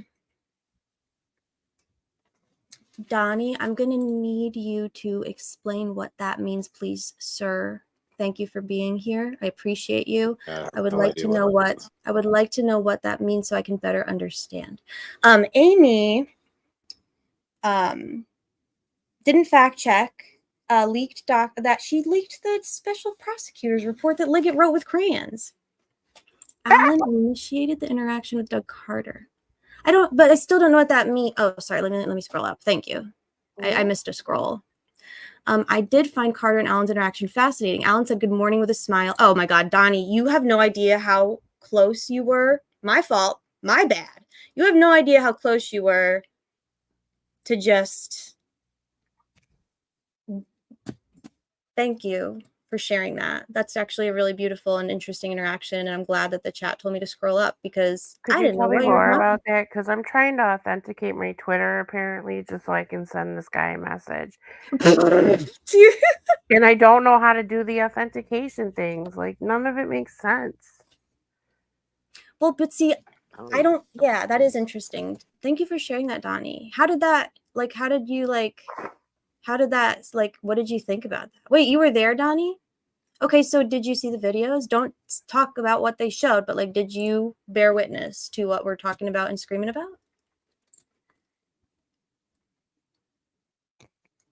Yeah, see, everybody in here, we're like literally on fire all the time. We were like 100% all the time. We didn't even know what you were saying, but yeah. No, for real. Thank you, Donnie. I like that. Donnie, you are welcome here, by the way. You're welcome here, Donnie. Thank you for being here, Donnie. We are all just rightfully so. I'm sure you can understand, Donnie, especially if you were there today. We are all pretty much beside ourselves right now. Is that a fair statement? That's like an understatement. Yeah. I know Chelsea is I'm always saying Chelsea is my standard of what I would like to be and how I'd like to respond to people. But I thought I did pretty good. I asked for clarification. The old Ange would have been like, you listen here. Yeah. So, give us a vibes report. Okay, Danny. Somebody has to DM him. I can't. I was going to drop a link. It wants me to send shit into orbit. I don't know how.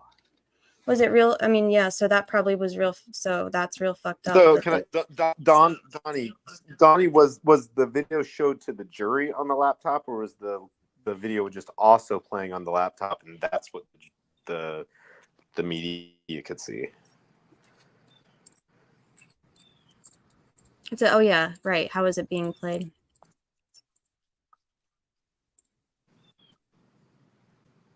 Because I heard conflicting things, as though it was Sync to the that would If the sync defense to the didn't ask TV. Doug Carter a question, I Okay. suspect that it's because they knew the answer already and they didn't really need the answer, and perhaps he was there for another reason. Like they wanted him to be there. I mean, you just need him to say the word. You need him to say the word FBI is what Yes. I think is Yes. the most important takeaway from what Doug Carter was there for. Say it. Say the word FBI. Say it. Say the word FBI and also say that you dismissed the FBI. That's all. And then you can go home. There's a link in the chat if you want to come up, Don.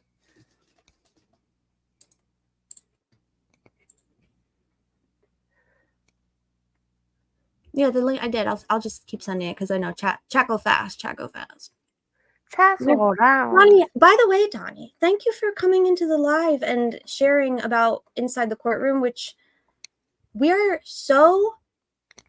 It's not even FOMO. It's like just like depressed, and I am just going to speak for myself, heartbroken and devastated over the fact that this is being unlawfully hidden from everybody who cares a lot. It's just beyond my ability to comprehend and accept, because it's just awful. So thank you for sharing your insights from inside, because we have I think my StreamYard's correct. Yours is? Oh no. Oh, Or is it? no, we lost it. Did we lose it? Yeah, giving someone a haircut kind of suggests that you're getting a nice shampoo, you're sitting in a comfy chair. You can, crack your neck and itch your face if you have to. That's what I think of when I think of getting a haircut. Oh. He I don't said think- someone told the court some media peeps could see Razi's laptop. Razi turned down the screen brightness and slightly angled the laptop further away from us. Well, there you go. So he did what he had to do to. Okay, good. I don't think. What do you mean? Ooh, say more, Dominique. Say more about that. Holman then kept staring at us after that. Chelsea says, "You mean they didn't take Ari to the prison salon?" Well, if they're shaving his head while he's in a restraint chair, I would say that is speaking more to that's abusive. That's not necessary. Why did he need a haircut so bad that you needed to put him in restraints? Do you know that just them restraining him alone, putting him in physical restraints alone as a pretrial, non-convicted, constitutionally protected, defendant, just the fact that they put him in restraints, they physically restrained him. If they didn't have a damn good documented, legitimate safety reason for doing that, which we know they didn't, that in itself is bad news for them. And now you're restraining them. I know he stared at us for a long period of time because I was staring at him for the same amount of time. Noting it down. Thank you. So what vibes? We're all about vibes in here. That's a good thought, Miko. If they told him about that being an issue, I suspect that would hopefully be on their radar of things. I think the problem is he probably couldn't play it and stream it without it actively being up, Yeah, privacy screen would probably be ideal, but These guys have been, I feel like at every point I'm like amazed at, like they just, I think they kind of got this, you know, that's kind of the vibe I feel about them. Like the amount of like panic that we used to feel back when, especially when they got kicked off. But like, I feel like now the jury has it. Brad and Andy, they got it. Rick, honestly, is probably okay. I mean, not like okay, like we don't have to worry about him anymore. But I mean, like, I don't know. Don't know that. I don't want to just like be a nuisance in Delphi unnecessarily if it in any way is gonna like, if it's not gonna be the best use of the most productive, effective way for us to demonstrate.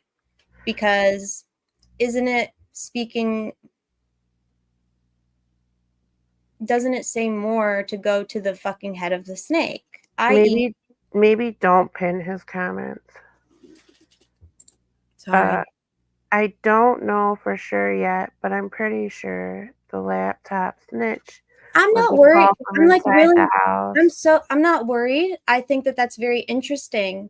And I appreciate Donnie kind of like putting his, like, I mean, yeah, that's Donnie's, we're giving the media like so much like flack for not just like having an opinion and like having the balls to state it.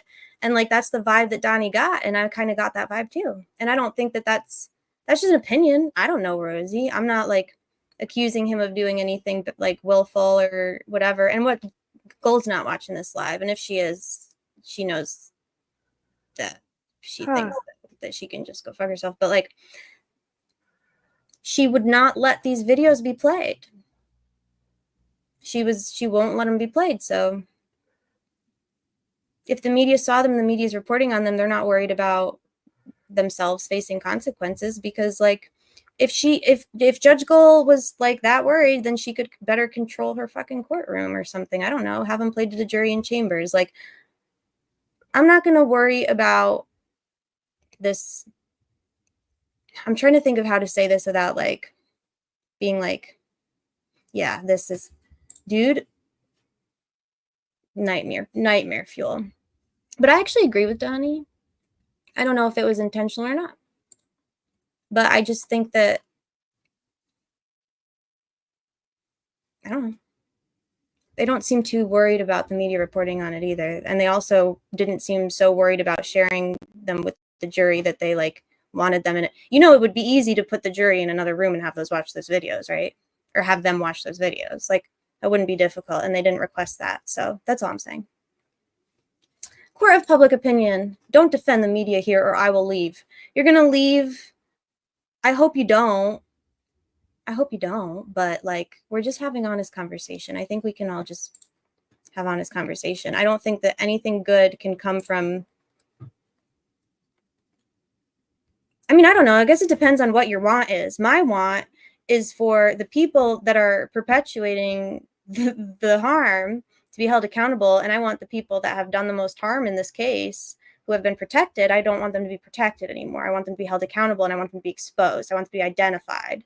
I want to know who the fuck. Thank you for sharing that. Oh, I didn't see this one. I'm sorry, Donnie. I'm trying to do a clap, but I'm trying to do it in like a diplomatic way. And I think I need to stop trying to do that. I think I just need to just say what I feel. McClellan Gull and the jury had no real visible reaction. Nick stopped taking notes at one point. A juror or two would put a hand over their mouth, but that's it. Why was the media using words like aghast and like horrified? Was that just like a clickbaity thing? Wait, so what was, I'm sorry, I missed that part. I'll go back. No, it's okay. I was just what did he say about McClellan Gull and the jury had no real visible reaction. Nick stopped taking notes at one point. A juror or two would put a hand over their mouth, but that's about it. Baldwin cried a bit. He held Alan close at one point, and the videos hurt Ajay as well. Yeah. That's telling. Yeah, I honestly like. Why do they have to make him seem like he is better than he is. Is this Truth Seeker? Are these the same exact videos that were going to be shown yesterday? And did the defense make a motion for the, like, who decided the jury only would see them? Like, that's what I'm trying to understand. And like this, it's like, imagine if we could just like not have to mind read in a public trial. Yeah. DB says the media's up against it too. I don't blame them for being careful, but they also let me express my opinion to them and not get mad at me, so I'm okay in some cases. Like, who's the enemy here? Like, let's not be ridiculous and cut our nose off to spite our face here. Like, I don't think that we're the enemy, because when we're not divided, we're dangerous. Are you doing the same thing as last night for Andrea? What do y'all think? Yeah. I liked it. Andrea explained the video shuffle last night. I'll have to go back. Where's Chelsea? Defense made the choice to restrict viewing. Rozzy and Baker said it clearly. Gall told us at the end of the day that she believes the defense will request to seal the videos. Okay. I can appreciate that and respect it. There's no Andrea today. She taking the day off? What? I don't blame her. She's probably done. I think if she was in there, then yeah, I think that that's fair. I think we can give credit to the media for whatever they can do in this situation. And yes, I love both and ask questions and for more detail when things are not shared clearly or correctly. 100%. 100%. Yeah, I was going to say, I feel like she will. It's scheduled like always. So I don't know. Is there a way? I think that I would. Rozzy said it was to protect Alan's dignity. Baker told some of us media, you guys wouldn't want to see them. I think it was to protect probably everybody.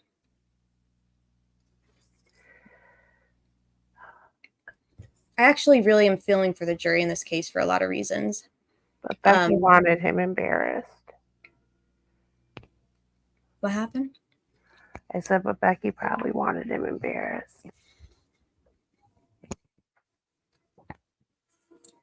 They dressed him up like Hannibal Lecter. Angela, you have been a solid for this. Andrea is great and she's nailing it. That makes me nervous. I think Andrea is there. Kira says, wrong link. 20 minutes. Okay. So here's what I think. This is how I feel too, Matt. If it's what the defense and Alan wanted, like to protect his state, then yeah, that's good, fine. But thank you, Kira. So here's the link to Andrea's live. So what we did last night is we watched it. So I think that if people have the capacity and the ability to stream Andrea's live, like to to actually go to her live and stream it on her channel, so that because I want her to get the views for people that are viewing it. So like if there's a way that y'all can like actually stream it on her channel, and then I'll leave this live running and we can chat here while we watch, if that makes sense. I can also play it if for like those that don't have that option. I'll just play it so you can hear it. You know, you can just stay on this live, but we want her to get the views. We want her to get all the views, and we want to experience watching it together and conversing about it. But like, if you can at least stream it at the same time on mute. Yeah, thank you. Also, yeah, I think that's also true. The chat is going to be rancid tonight. Oh, hers, you mean? Yeah. Has she been getting a lot of like? Has it been like bad the last few nights? Well, all 75. I mean, when Dan's alts pay to try to publicly humiliate Michael Osbrook. Are you sure that's Dan? I think that's that Delulu person, that Glow Delulu person. I mean, it's one of the two. Just came here to help. I consider this portion of Delphi media coverage important as well. Just trying my best. Thank you. Donnie Oh Shucks Burgess, but it's an authentic Oh Shucks. It's not a Nick McClellan Oh Shucks. I really legitimately believe Donnie when he says, I just came here to help. Whereas if Nick McClellan said, I just came here to help, I'd say, I'm not going to say what I would say. But I appreciate you, Donnie, for being here. I had another question for you, Donald Burgess. Oh, I know what my question was. So you mentioned that Baldwin got emotional at one point, and he and Rick were, he was comforting, Rick at one point, but Rick couldn't see the videos, right? Could Andy see the videos, or were they just kind of experiencing the jury watching the videos? Chelsea, you're probably right.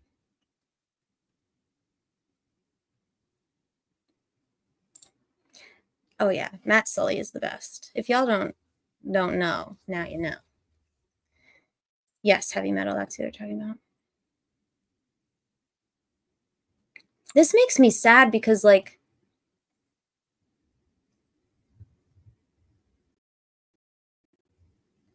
yeah, I don't know, man. Well, and I just think we've all just kind of been anticipating that if and when, like, the details of, like, the reality of what Rick has been living actually came out, that, like, we would see, like, literally the worst of humanity. The worst of humanity. Like, they would crawl out of their sludge pits where they live, and they would just, like, try and sludge over everybody. And it's awful and it's disgusting, but, like, the only way that I have found that actually works to quiet them is to just block them. Block. If they give you shit for blocking them, then block the account that's giving you shit. Just fucking block them. Starve them starve them of a reaction. It's really hard to do. I mean, unless they need like legal consequences, but, like, let's be real. Most of the time they just need to be ignored. And I know that's really hard.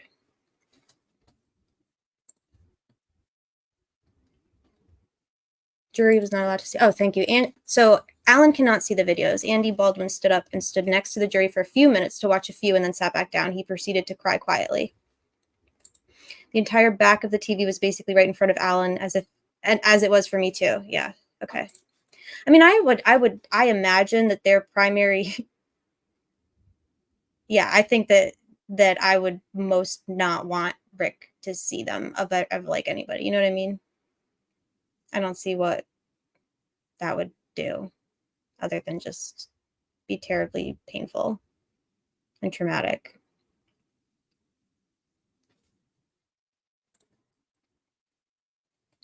Did I lose you, Mama? No, I just had to mute for a little bit. Has Dan always been on the dark side? I don't know. I just know that I don't roll with that. I don't roll like that. That's not the circles I roll in don't behave like that. That's all I know. I'm not making. That's all I know. Baldwin was crying, Ina.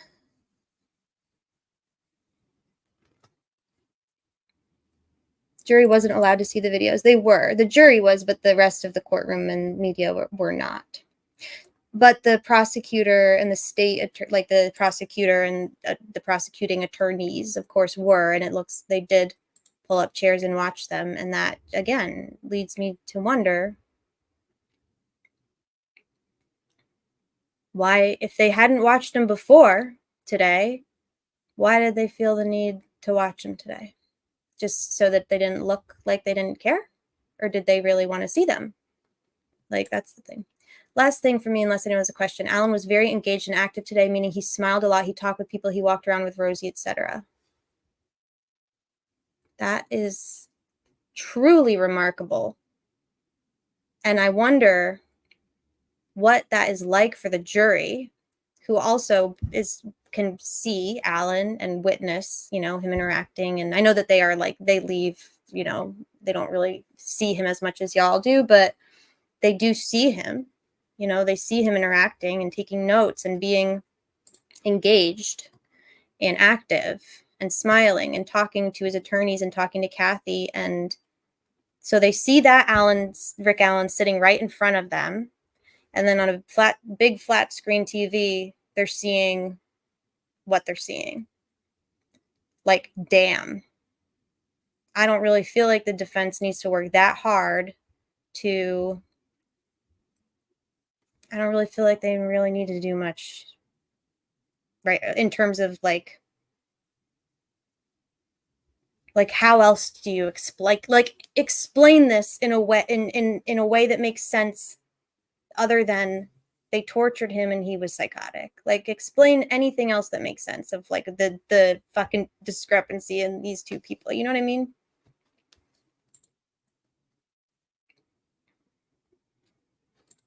Alan flashed a heart sign towards his family before everything got started. Almost forgot that part.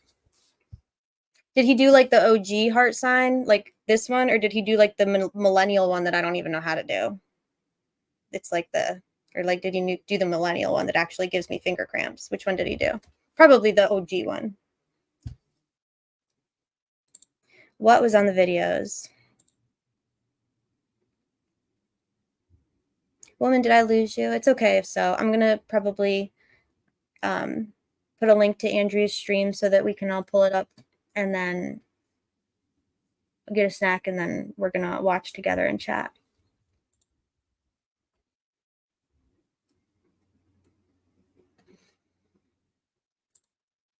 Matt throwing up gang signs. Moth. Oh, yeah, me. Yeah, those are my gang signs. I don't know. I don't really like that one. It legitimately, I'm not being like a boomer about it. It legitimately hurt. It doesn't even look like a heart when I try and do it. Right? Am I doing it right? It fucking hurts, though. All my teenagers do. All my teenagers do it, though. Yes, you can. I am going to play it. I am going to play it like I did last night. So if you don't have another device to watch on, oh, that's okay. I'll play it like I did here last night so you can hear it.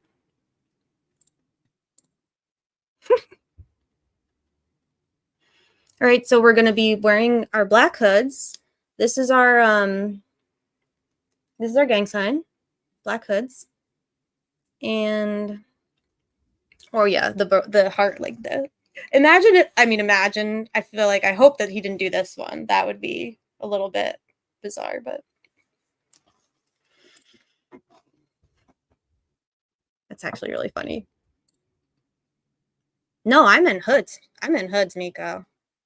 I meant hoods. I want a black hood over my face, like they did to Rick. That's what I'm thinking. Recipe for what? Oh my God, Ashley. Hi, Ashley. Nice to see you.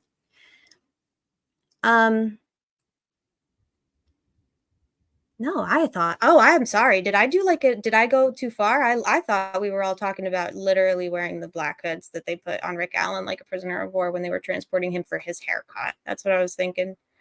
If y'all think hoodies are better, that's fine. I just think that it sends a pretty...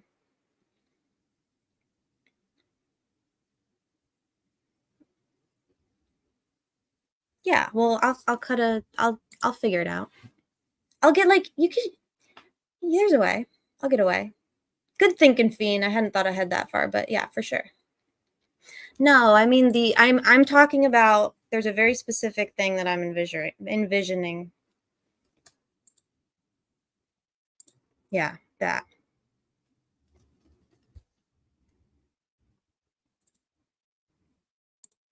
I don't even know what they're called. They don't look anything like KKK hoods. No, that's not at all what I am envisioning. I think that it's very, yes, I think that we could probably do this in a way that wouldn't be, where we could make the distinction very clear. Yes, that's what I'm thinking of. Thank you. Spit hoods. Mm-hmm. Yeah, I think that people can make the distinction, but if not, we can explain.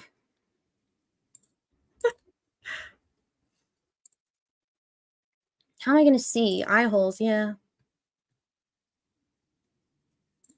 Yeah, no, I know. I do appreciate the reminder. If there is any way... Gen Z... Hey. I love Gen Z. Gen Z keeps me current and hip. Who else is going to roast me and troll me for my outfits in the morning, you know? We could do trash bags. Yeah.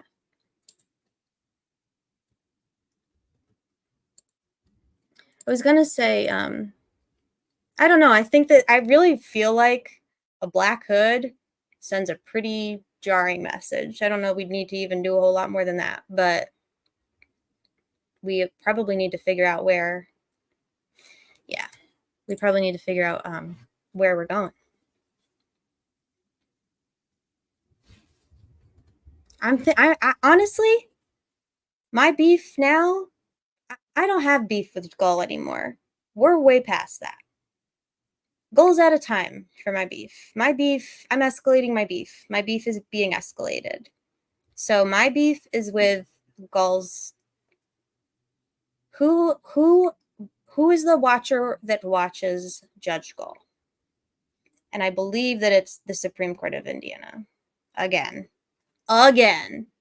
We could even make a thing of it, like, miss me? Like, can't believe we're back here again. Like, second time's a charm. I don't know. But it's like, are y'all embarrassed? Are y'all happy with yourselves? Are you happy with your decision? I also molecularly agree with this, but they are also the only ones that actually have the legitimate authority to release the audio recordings and the public exhibits. Like, literally, like, nobody else has any authority to do that. And I feel like sometimes just like public shaming is like very effective.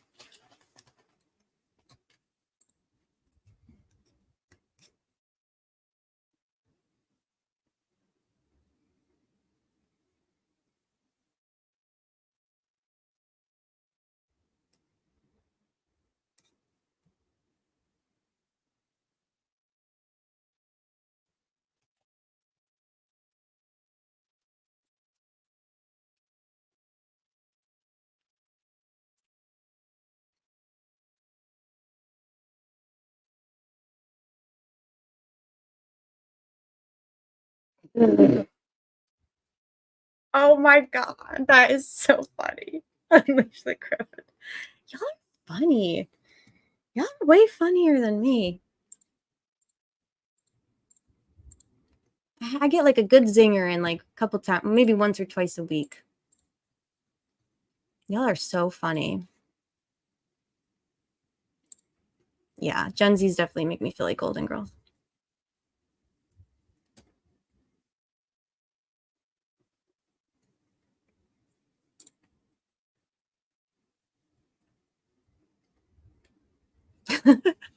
She's like, we're pulling out all the stops, pull up outside in a white van, field focus, get out in black with black hoods, carrying trail cams. Oh yeah, I know. Everyone's. I think we're all just like angry, and like I don't know that there's a right or wrong way to. I mean, probably a lot of wrong ways to like express that anger, but in terms of like here, this little community we have, I just want everyone to just, feel like they can say what they need to say and process how they need to process. This is honestly, like, the state's case was way weaker than I anticipated. And it just makes the fact that Rick's treatment was somehow unbelievably, unconscionably worse than what. Something about, I'm sorry, this is going to be a trigger warning again, and I probably, like, something about thinking about them transporting him, like, totally vulnerable in a black hood in the middle of the day. That, to me, makes my stomach turn. I don't know why. Just, like, the thought of that. He doesn't even get to see sunlight. Nothing. Like, ugh.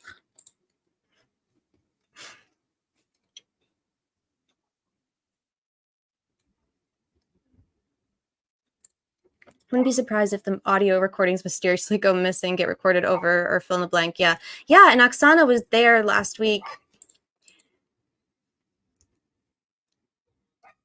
BB, I'm convinced that most millennials that in our circle, we've pretty much all kind of lived. Do y'all hear that? That little rat terrier. I'm not calling it a rat to be pejorative. It's literally a rat terrier. does bullying unto me and Boone every night. For what? For what? That dog has it made in the shade. Yeah, I'm convinced that a lot of millennials in our little circle here, we've all kind of lived like variations of like the same upbringing. We all have like religious youth group trauma. We all like the same cringy, like we listen to the same cringy music, you know, all of that stuff. We've all like, you know, we all have like 9/11 and like every single world crisis that you can think of. People are like, you're never gonna live, you only live through something like this once, and then we get one like every 12 years. That's basically it. My friends saved the Middle East because it was hella cool of us. Right.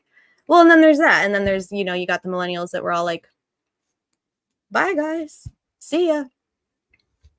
They just did a terrorism and now you gotta go. It's like, okay. It's crazy. It's crazy. It's crazy that any of us, this is why we all have really good senses of humor, though, in my opinion. Some would disagree with that.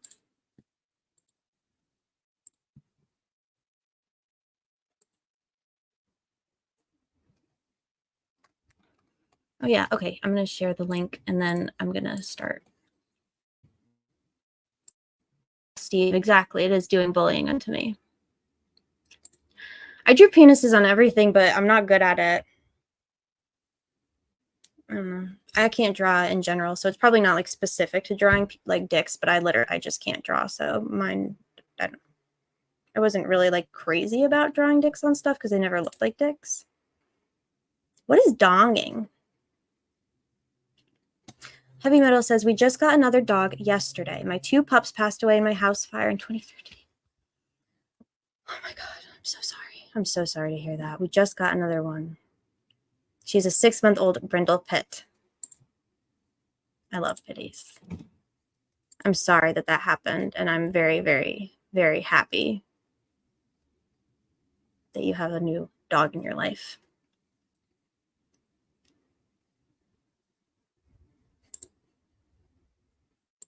Turn your head.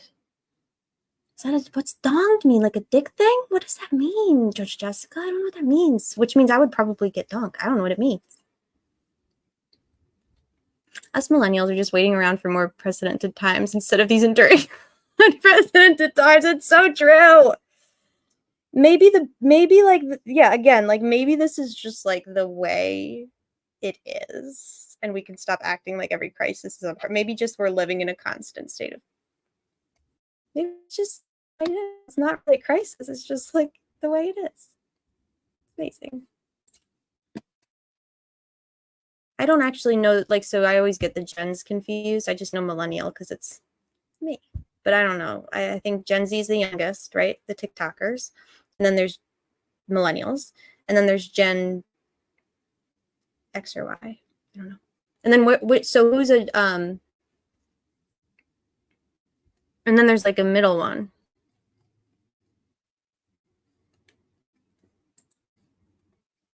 Oh, donging is when you draw a dick on someone's things, like someone's test. And oh, yeah, no, I did that. I also was a victim of donging. Yeah, which is fine. Thanks, DB. What's the website that you use? I bet you could get some good ones off that.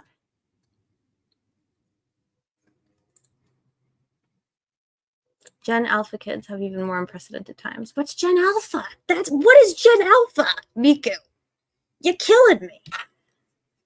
I thought Gen Z was the. So what's a Gen Alpha? The heck is that? The generation after Gen Z. Okay, so younger than Gen Z. Okay. I fuck with them too. They're great. Yeah, I just didn't know that was their name. I was a victim of donging. I was. Like a habitual, like a repeat, a habitual victim, a chronic victim. Oh, I have 1 minute to do an Angela. Goodness. It's okay though, because then she does the 30. She likes to do the 30-second intro. That's like do do do do do do do do do do do do do do do, and I love it. It's great. It's the generic YouTube one, but I have a little bit of trauma because it's also the one that Nazi in the Netherlands, Frank, would play at the beginning of all of his lives. We need to start a new stream. Reminder.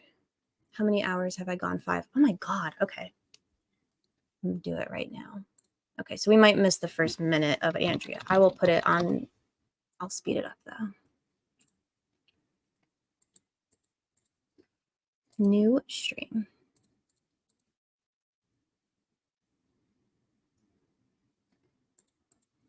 Miko, what would I do without you? I feel like it's so, but like, I want to be able to remind you and help you too. I hope that you feel like filled up and energized after you leave and not like you're just helping me keep my life together. But I do appreciate you and I do love you. I know. Okay. Don't let me say anything else until I finish scheduling this.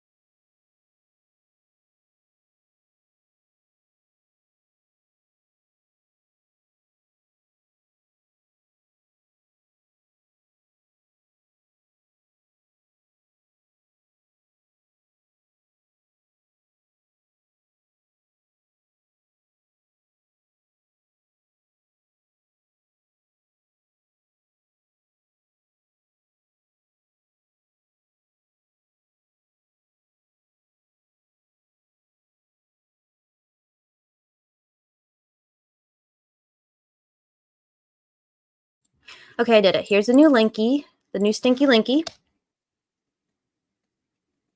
Yes, great call. Yes. Okay, y'all. So I'm gonna, did I do that right? I did. I'm gonna end this stream and pull up the new one and away we go.